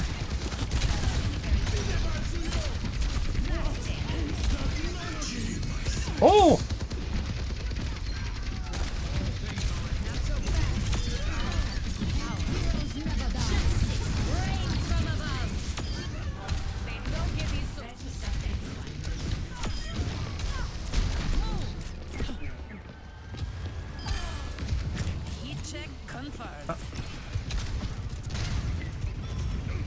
The teleport, wasn't it?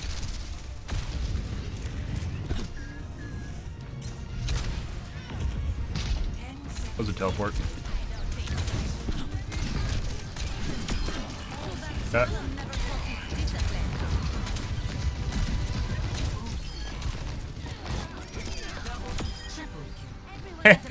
The fuck is that? It feels like my AoE radius is actually bigger too. The fuck is that shit? Very weird. I almost got 40 kills, guys. The fuck is that shit? And 50% accuracy. What? They were just ignoring me, maybe?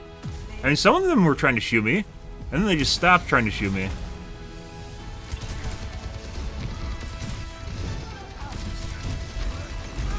Love you, Mercy. No one loves Farah.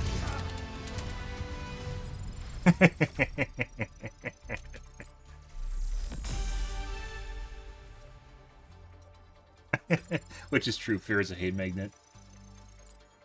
Okay. I don't know what's going on there, but okay. We'll take a first game. Even if it's the only game, I'll still take that.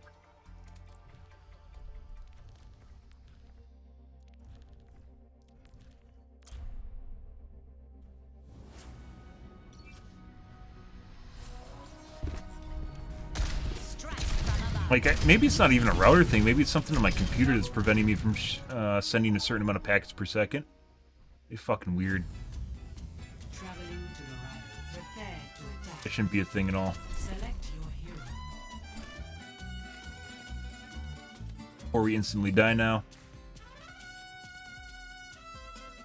A lot of guys in that match, and they weren't, half the match they weren't shooting at me either. I don't know why. Very weird. Then they also tried to shoot me. Strike from above. Stay sharp. It's harder to keep you alive when you're distracted.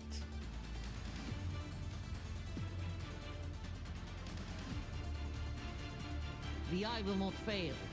The hand will not flinch.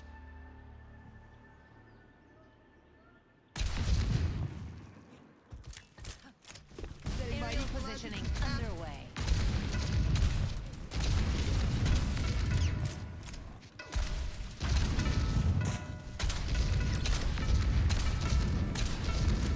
It's always a good sign when I get a really good game out of nowhere after I change something. It gives me hope. For all the snake oil we try.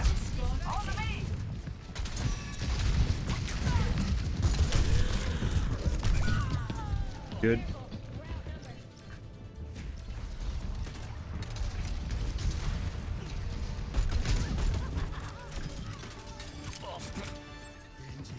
Making another approach. On my way.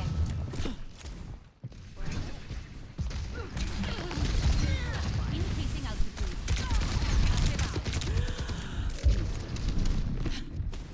We have a very accurate group.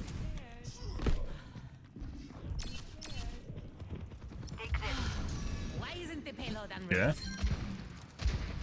They just ran through the bottom tunnel.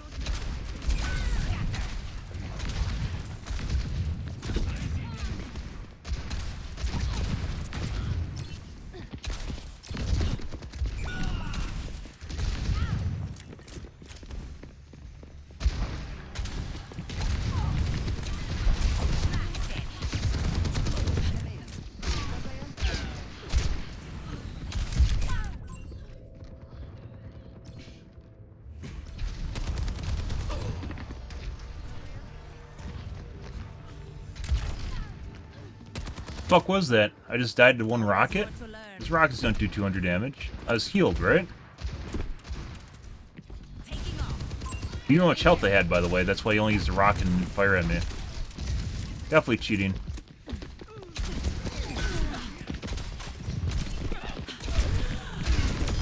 Talk about danger close. Good.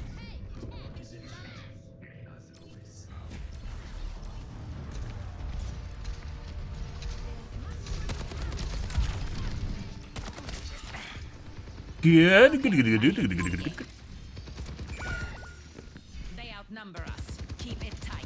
Aerial positioning underway.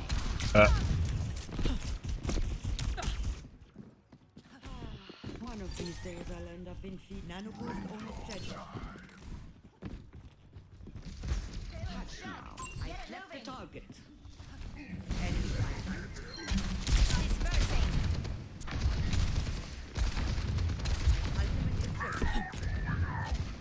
Nanoboost is Up and away. Do something.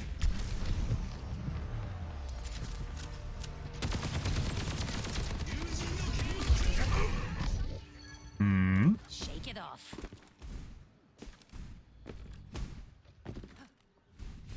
Watch out for this one.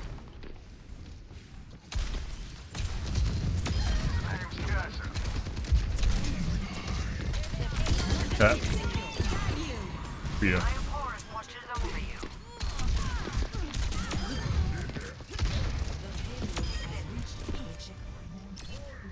En route. Good.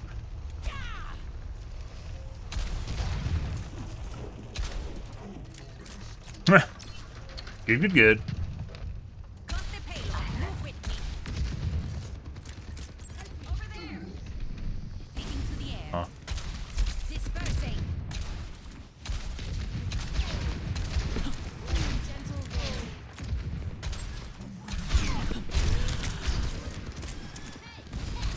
Concussive out. Bye. Bye-bye, soldier.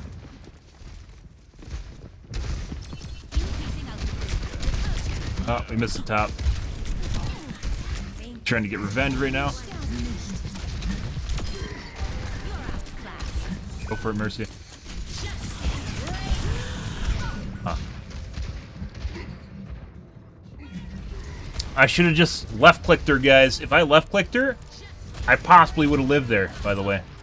But she also might not have died. But she got the res off anyways, so it didn't really matter. I thought she was going to land on the ground when she did that. And she...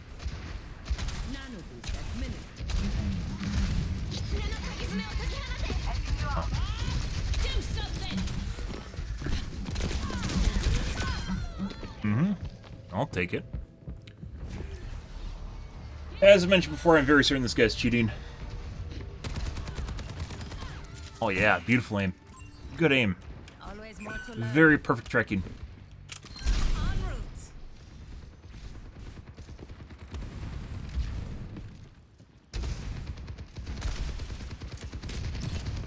Like, the weird thing about having, like, a router, too, is, like, it really shouldn't matter.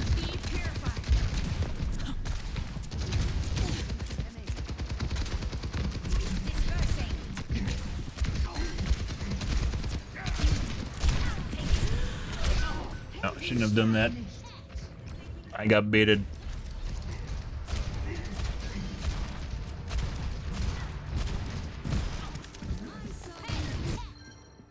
All systems nominal. About time. On the move.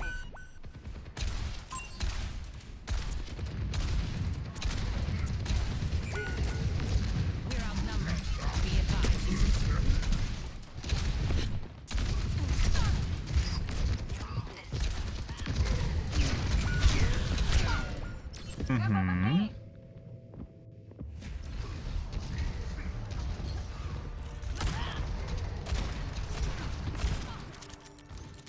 Trade off.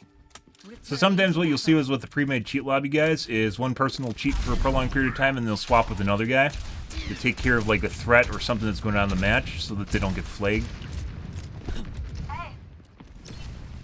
Which we originally saw the soldier doing this. Then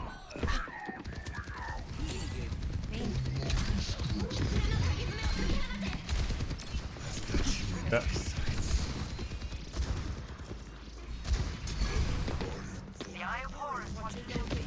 Yeah.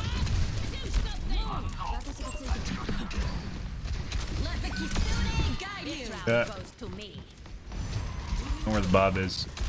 There he is.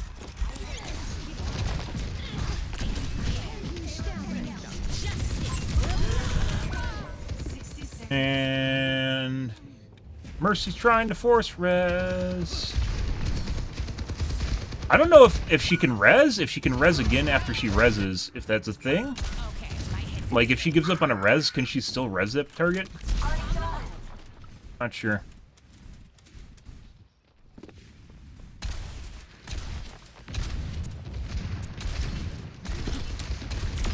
No.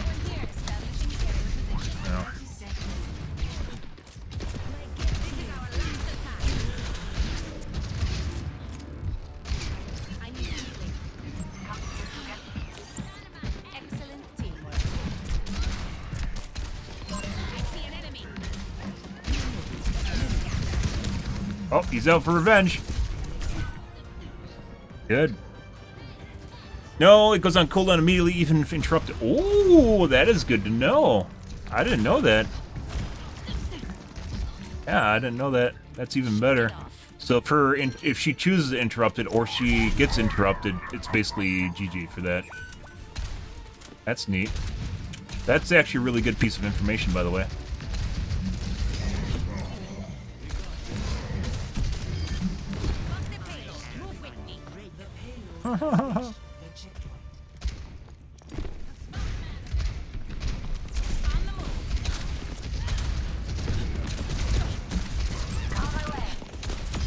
Crime doesn't pay.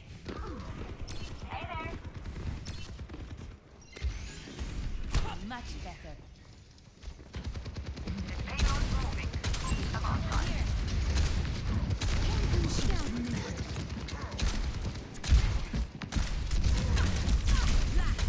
Oh, it's a Mercy with the heart on.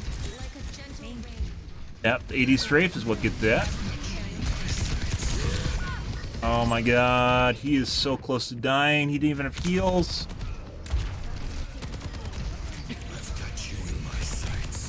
I was pretty sure I could get over the top of him and Q without dying and lure him into my Q, and I didn't make it in time, so. I mean, considering we have basically an aimbot in this game, and possibly 2 aimbots on hit scans, we aren't actually doing that bad. All things considered. Things could be a lot worse right now. Orbjorn. My ultimate is ready.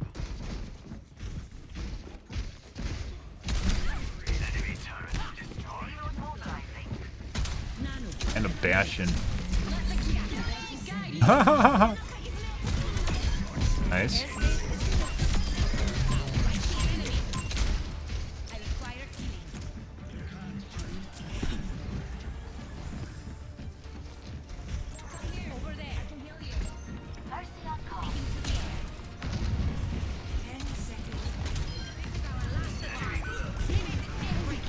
That's not good.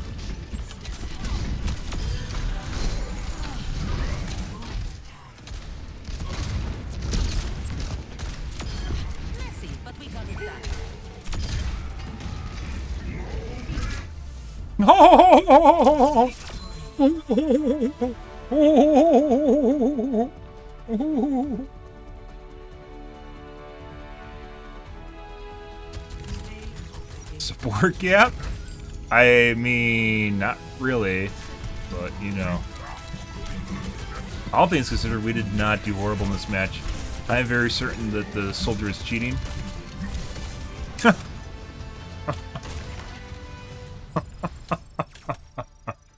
I totally wanted to make a comment about puppies slapping each other right there, but I didn't get in time. Okay, I gotta take a piss, guys. I'll be right back. Also, very good to know. Be right back.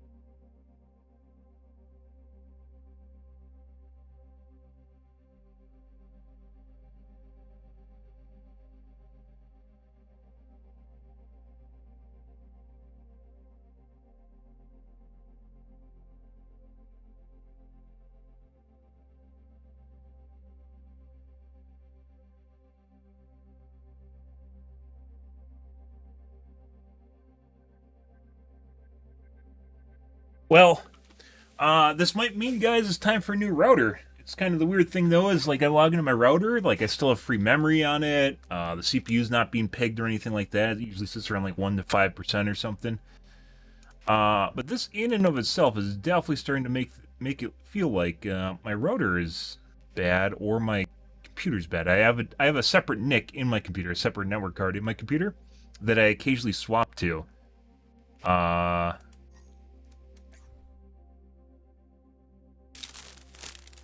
In order to make sure that my onboard NIC isn't what's doing, like, fucking stuff up. And there's no difference between the two.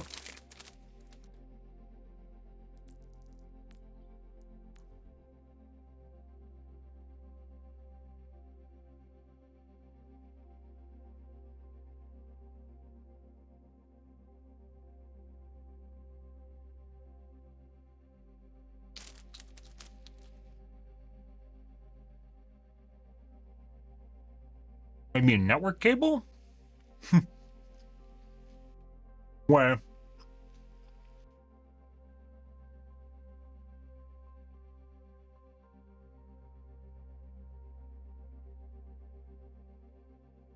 Maybe my network cable's bad?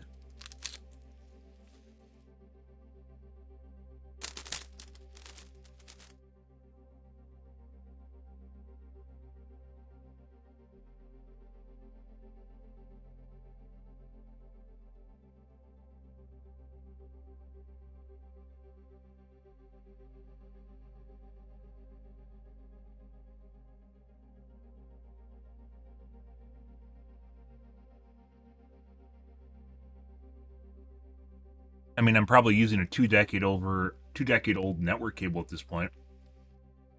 They don't really go bad, though. Like, that being said, networking is incredibly robust, meaning you can have, I think, you have 8 pairs of wires, 4 pairs of wires in 4 pairs, 8 wires.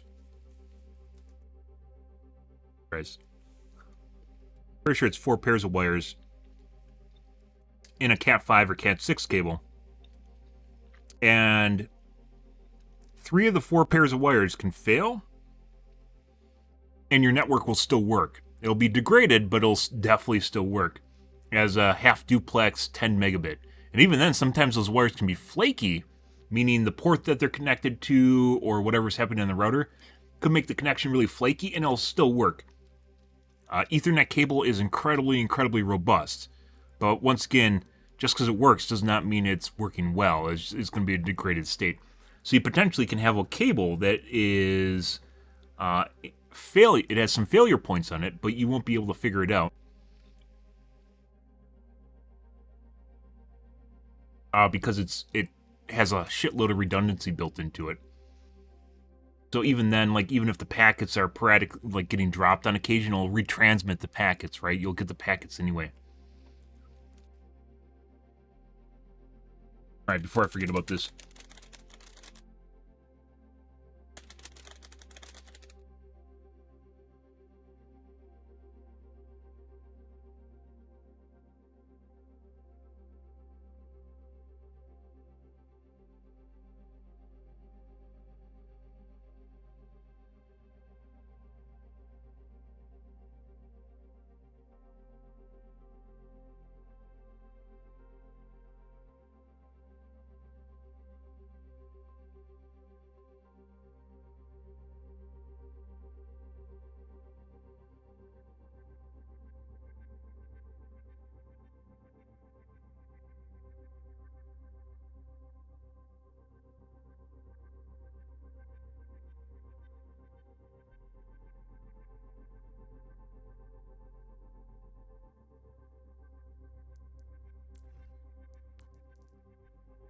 That guy's definitely cheating.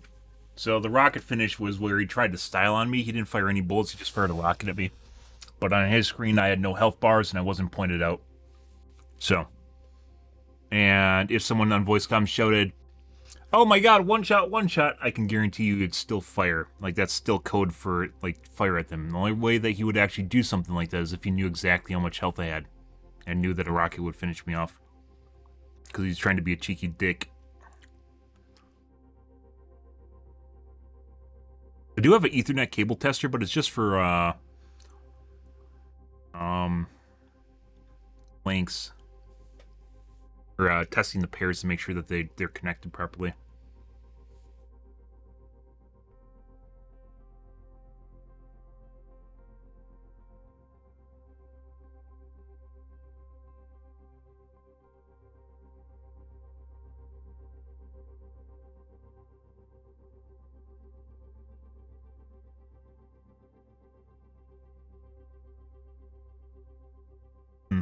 Unless you have a really expensive network cable tester, which I'm not going to buy. I just buy a new cable. Instead of buying a network tester, I'll just buy a new cable. Like $10, depending on what kind you get.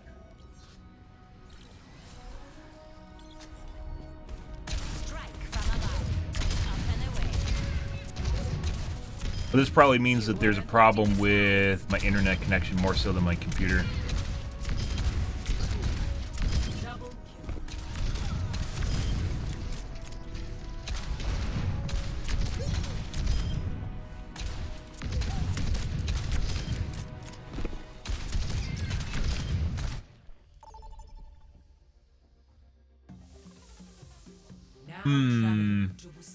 Bussin'. We're going bussin', guys. Yep.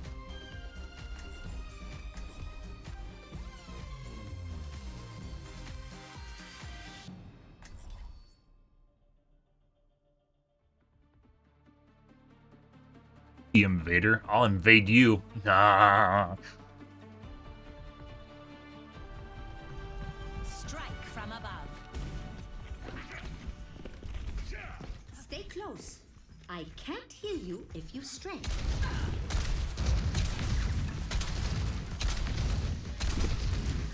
There is always room for improvement.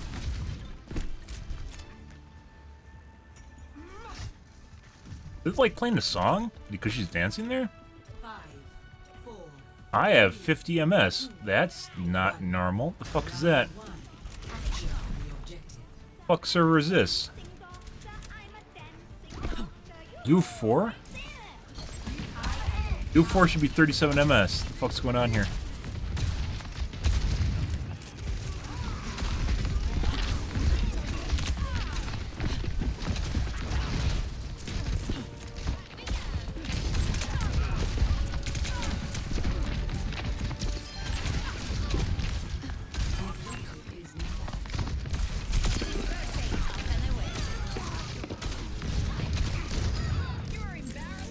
Why do I have a 55 MS ping now, guys?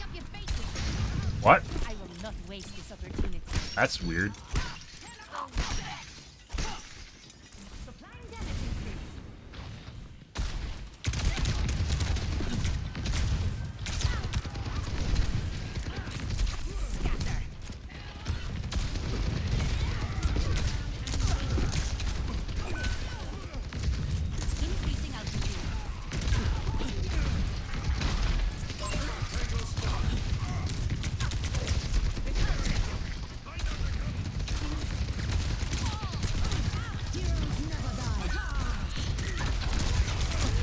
Why does this feel so laggy, guys?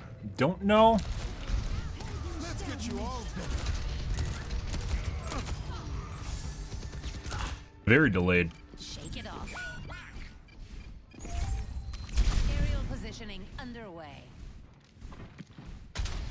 All the more reason Goof 4 servers suck dick, by the way.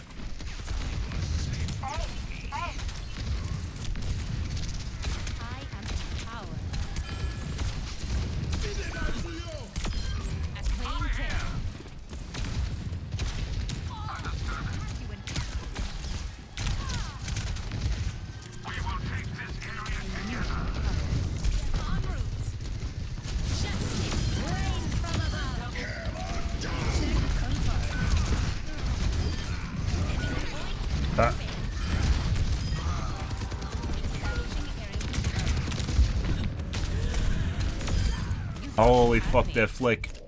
Stay close. Who needs healing? Thanks. Moira by your side. Ah, funny. Much better.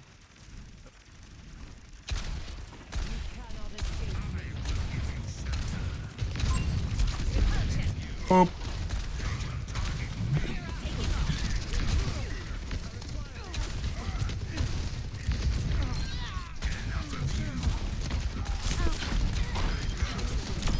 Tactical visor activated.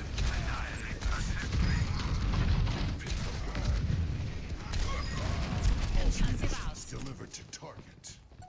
I need healing. I require healing. On my way. Positioning underway.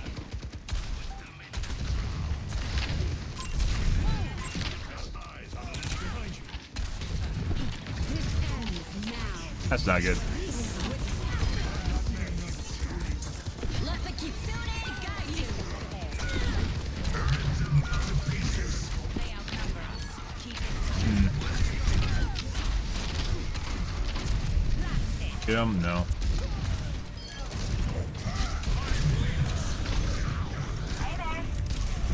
I really need to go up into the air. I can't go up in the air. There we go. I needed time to go up into the air, guys, so I could shoot the fucking Anna, so she wasn't looking straight at me. That was 10 seconds I didn't have.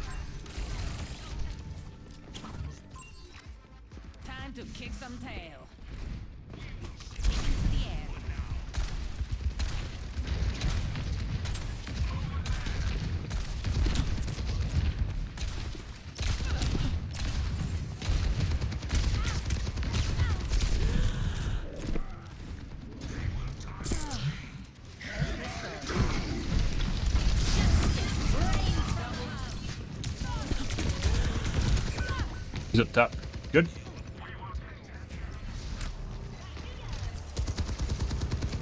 Surrender to my will. Can hit F and it doesn't even do anything. Yeah, so this server has an additional 20 ms seconds now, guys. 20 ms, not seconds, 20 ms on it.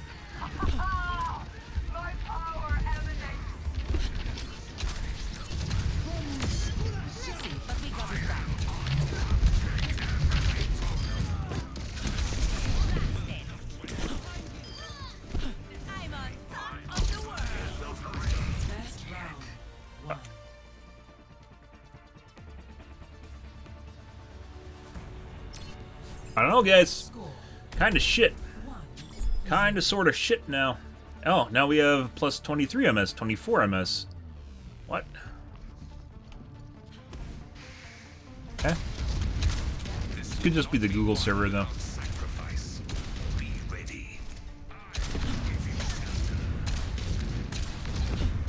I'll see this matter resolved.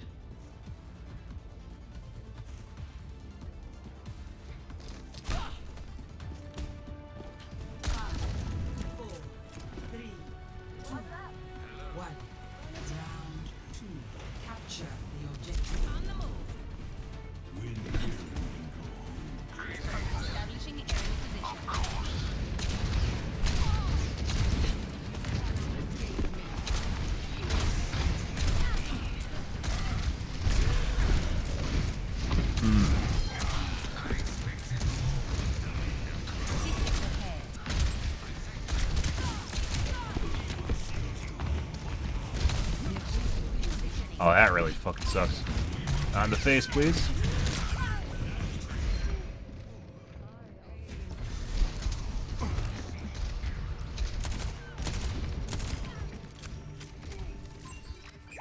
Returning to battle. Careful, we're outnumbered.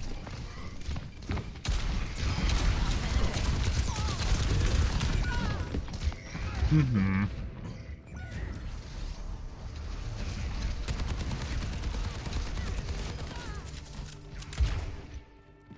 Shake it off.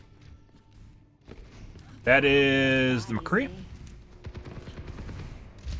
Impersonate somebody else.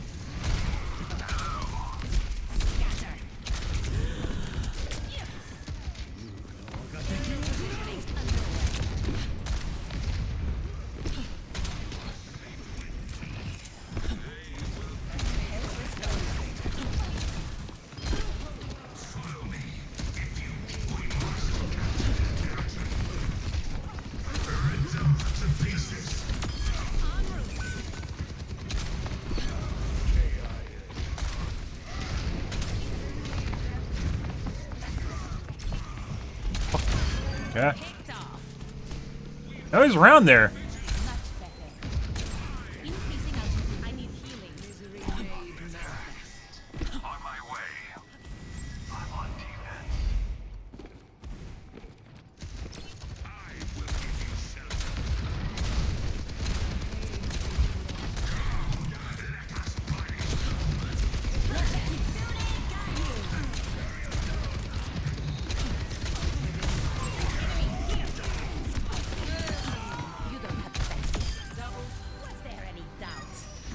Holy fuck.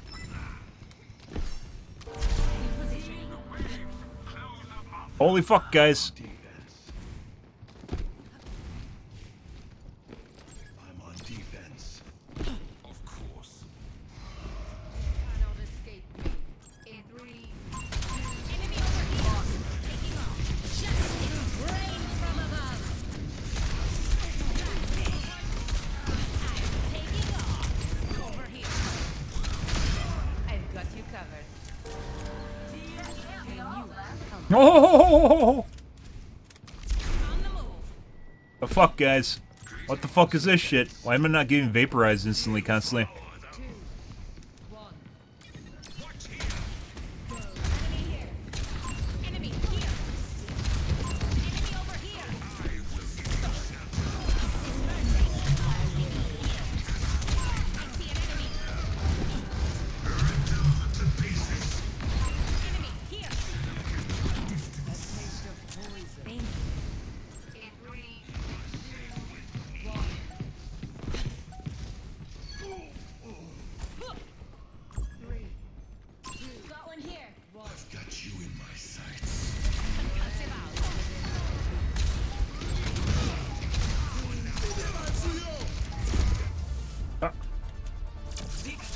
Did I rocket him off?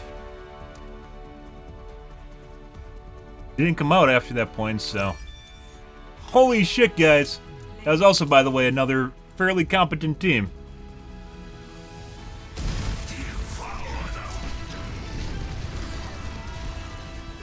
I will speak to you in the language you understand. Violence. And it feels like my fire to shot delay is less now. My router has to be fucking broken. I don't fucking understand what the fuck's going on here, guys.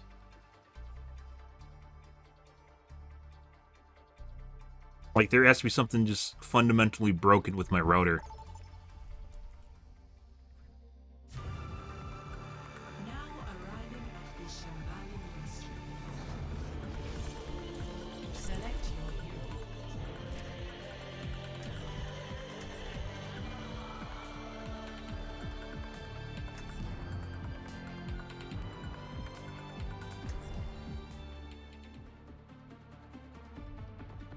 But I'm pretty sure my router's 5 years old.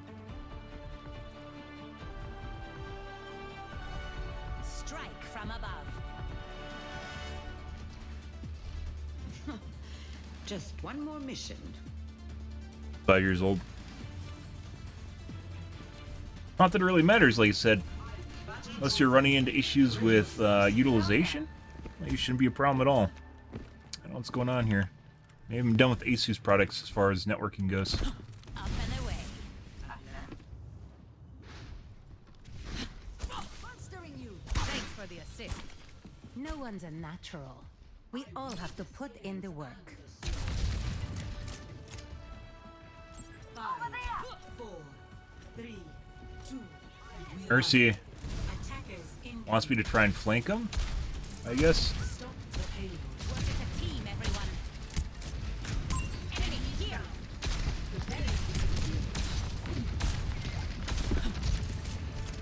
Aerial positioning underway. I am power. Enemy over here.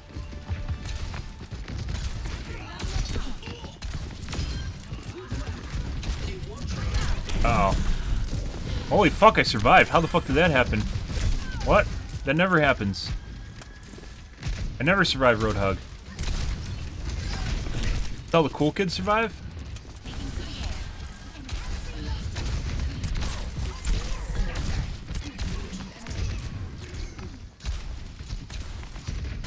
Yeah, when you do that, you don't regenerate jets, though. And I can't sway when I'm in the air.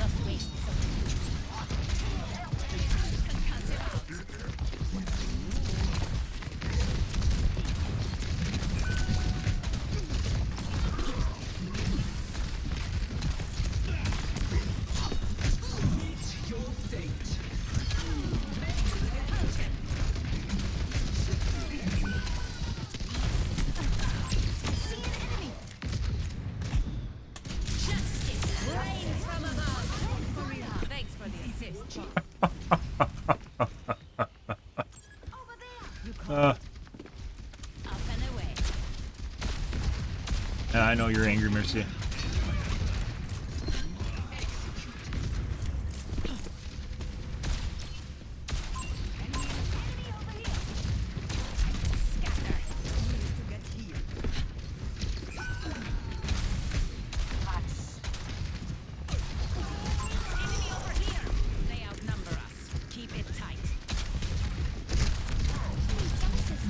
I know he's just waiting for his fucking hook.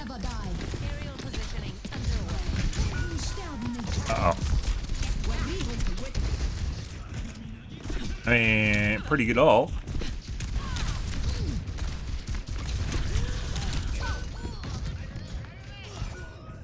Almost. You have approximately a second and a half to kill Mercy before she has enough health to negate her second hit.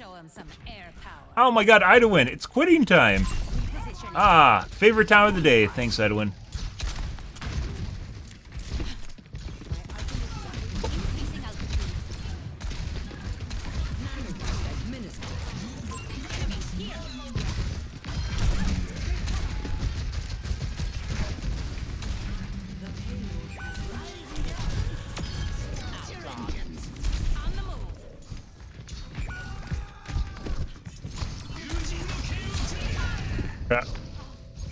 Yeah, I mean, 6-dimensional fighter Mercy with her fucking battle bus gun? Yeah. We lost our Mercy. Actually, no, we didn't. Don't stay down. Time to rest, indeed.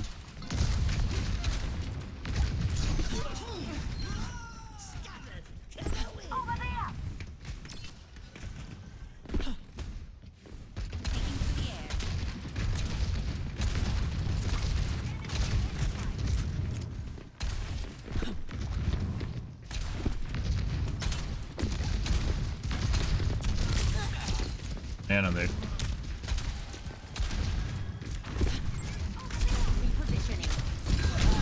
No! No! He undid my action. I was in the air. Look at this. The fuck is that? What the fuck is that? I was well above his hook. And the game's like, nah, I don't think so, man. I don't think so. I think this Roadhog deserves a hook over your beautiful fucking play. Whoop.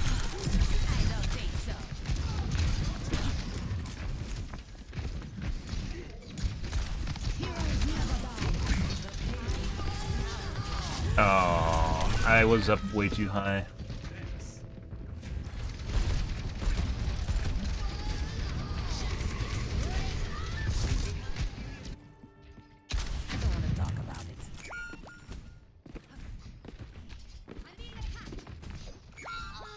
Okay. Establishing aerial position. Repulsion. Helden sterben nicht. Okay. Good job, Mercy. Thanks for the assist. There you go. Don't heal. Don't heal, Mercy. Good job.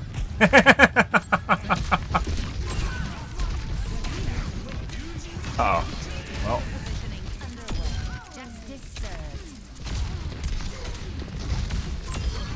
Should have punched her. I've got you covered.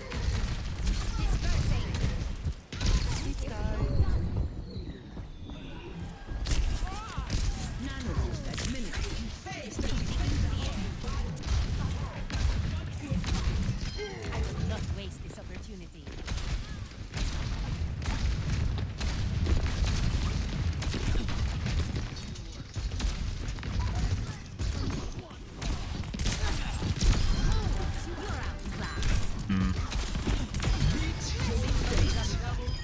I just stole that guy.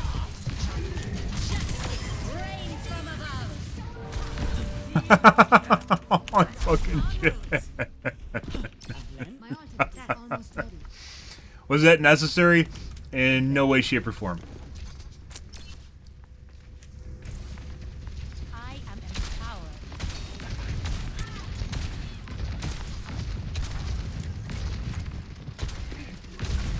And possibly could cost us the game.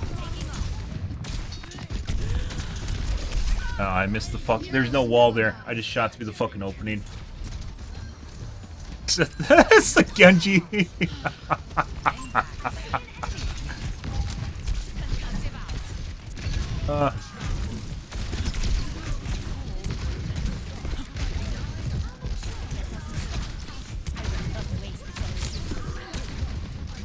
Yeah.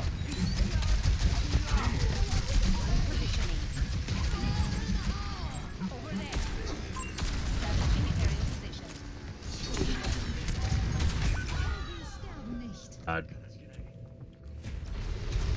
I was trying to save the Junkrat, and he just literally just went and killed the Junkrat. Making another approach.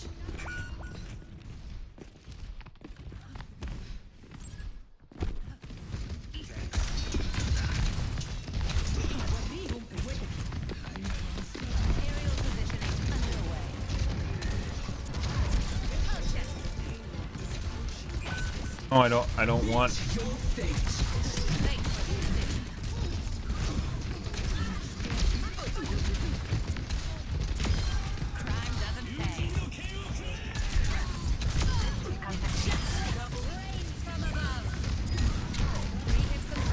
Dude. Am I in like fucking streamer MMR now? What the fuck's going on here?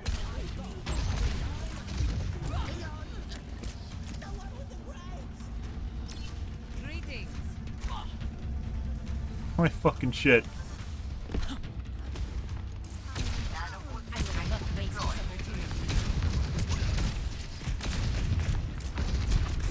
I mean, the Genji's trying to do moves on me, so it's not like they aren't trying.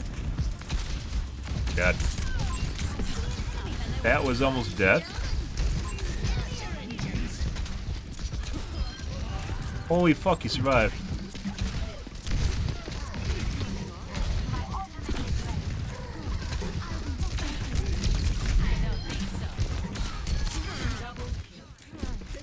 Need a puncher at some point here.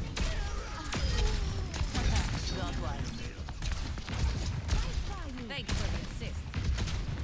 60 seconds remaining.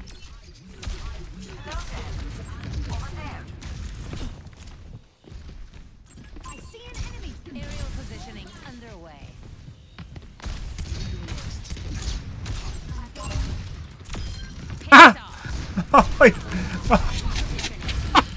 Holy shit! Holy shit!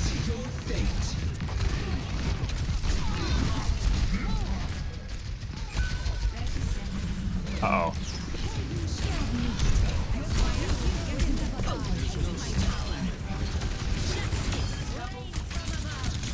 Oh, that was a Genji. I thought it was the Mercy.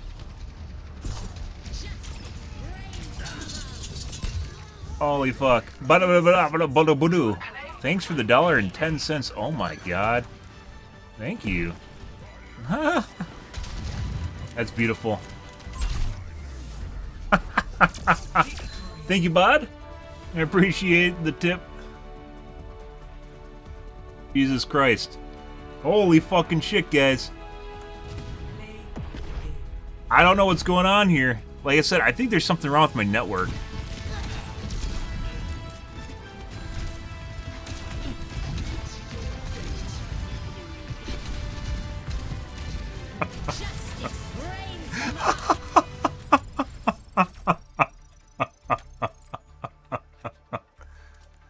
Oh, holy shit, guys. Where was the... Let's... Wait, no. How to...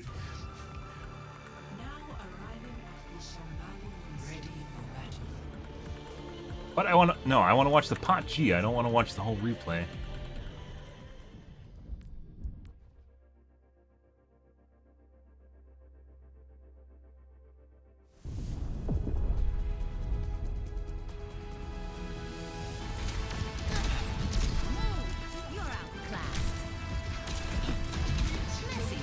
Totally just stole that.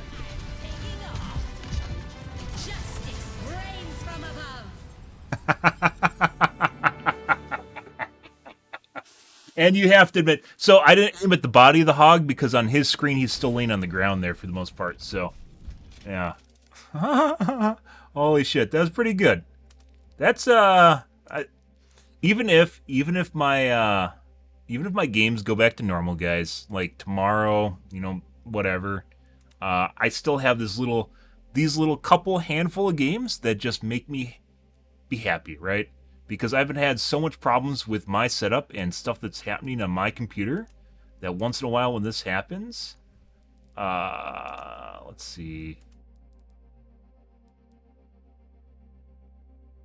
Overkill.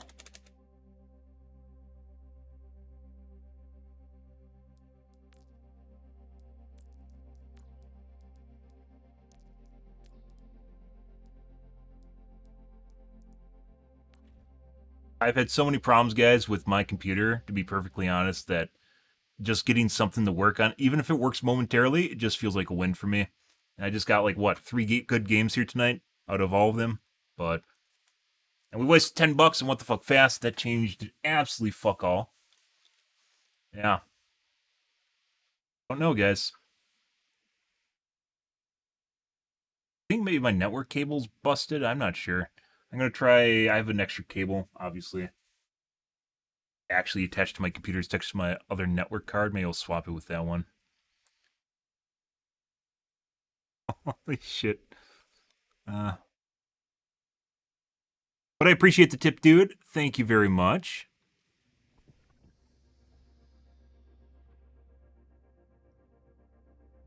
Awesome. I think it was our last 3 games is when things start.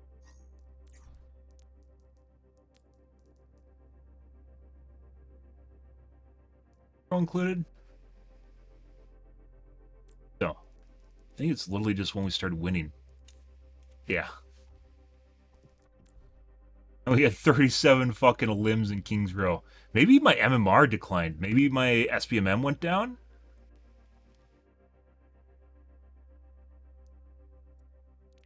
$37 limbs. 20 limbs. This is a cheater match though. And 45-12, which is still very good. It was what? 49? 919. Or 13 with 22. Any 20 pluses are pretty good. Quick play. 26, 46, 14. 78% airtime. My airtime percentage is higher too. That's the fucking weird thing. 74? Normally it's about 65-ish.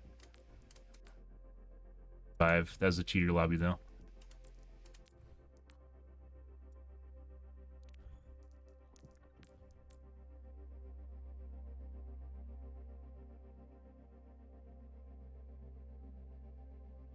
They need to have like a midair, like where you kill someone purely from midair shots.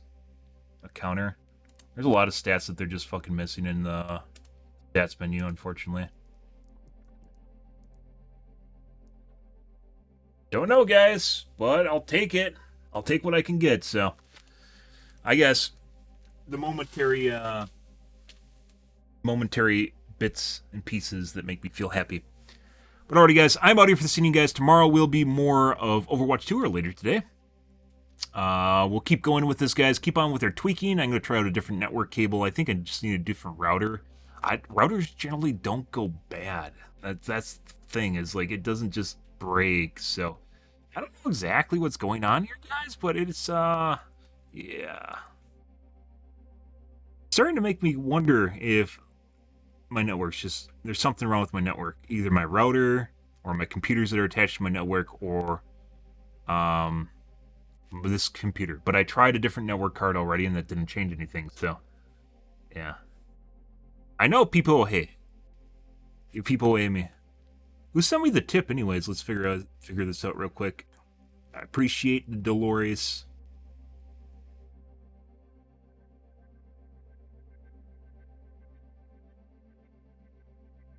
Sometimes I actually look like a competent Twitch streamer and good. A competent first-person shooter player, and it makes me feel good.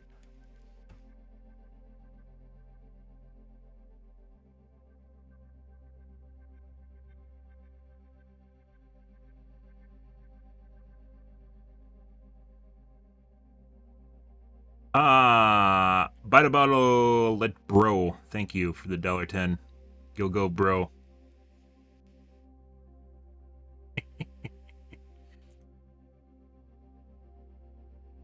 Like I said, I'm very certain. I know you guys sometimes think I'm crazy, but it definitely sometimes feels like there's just something that's broken inherently in my network or my computer or something.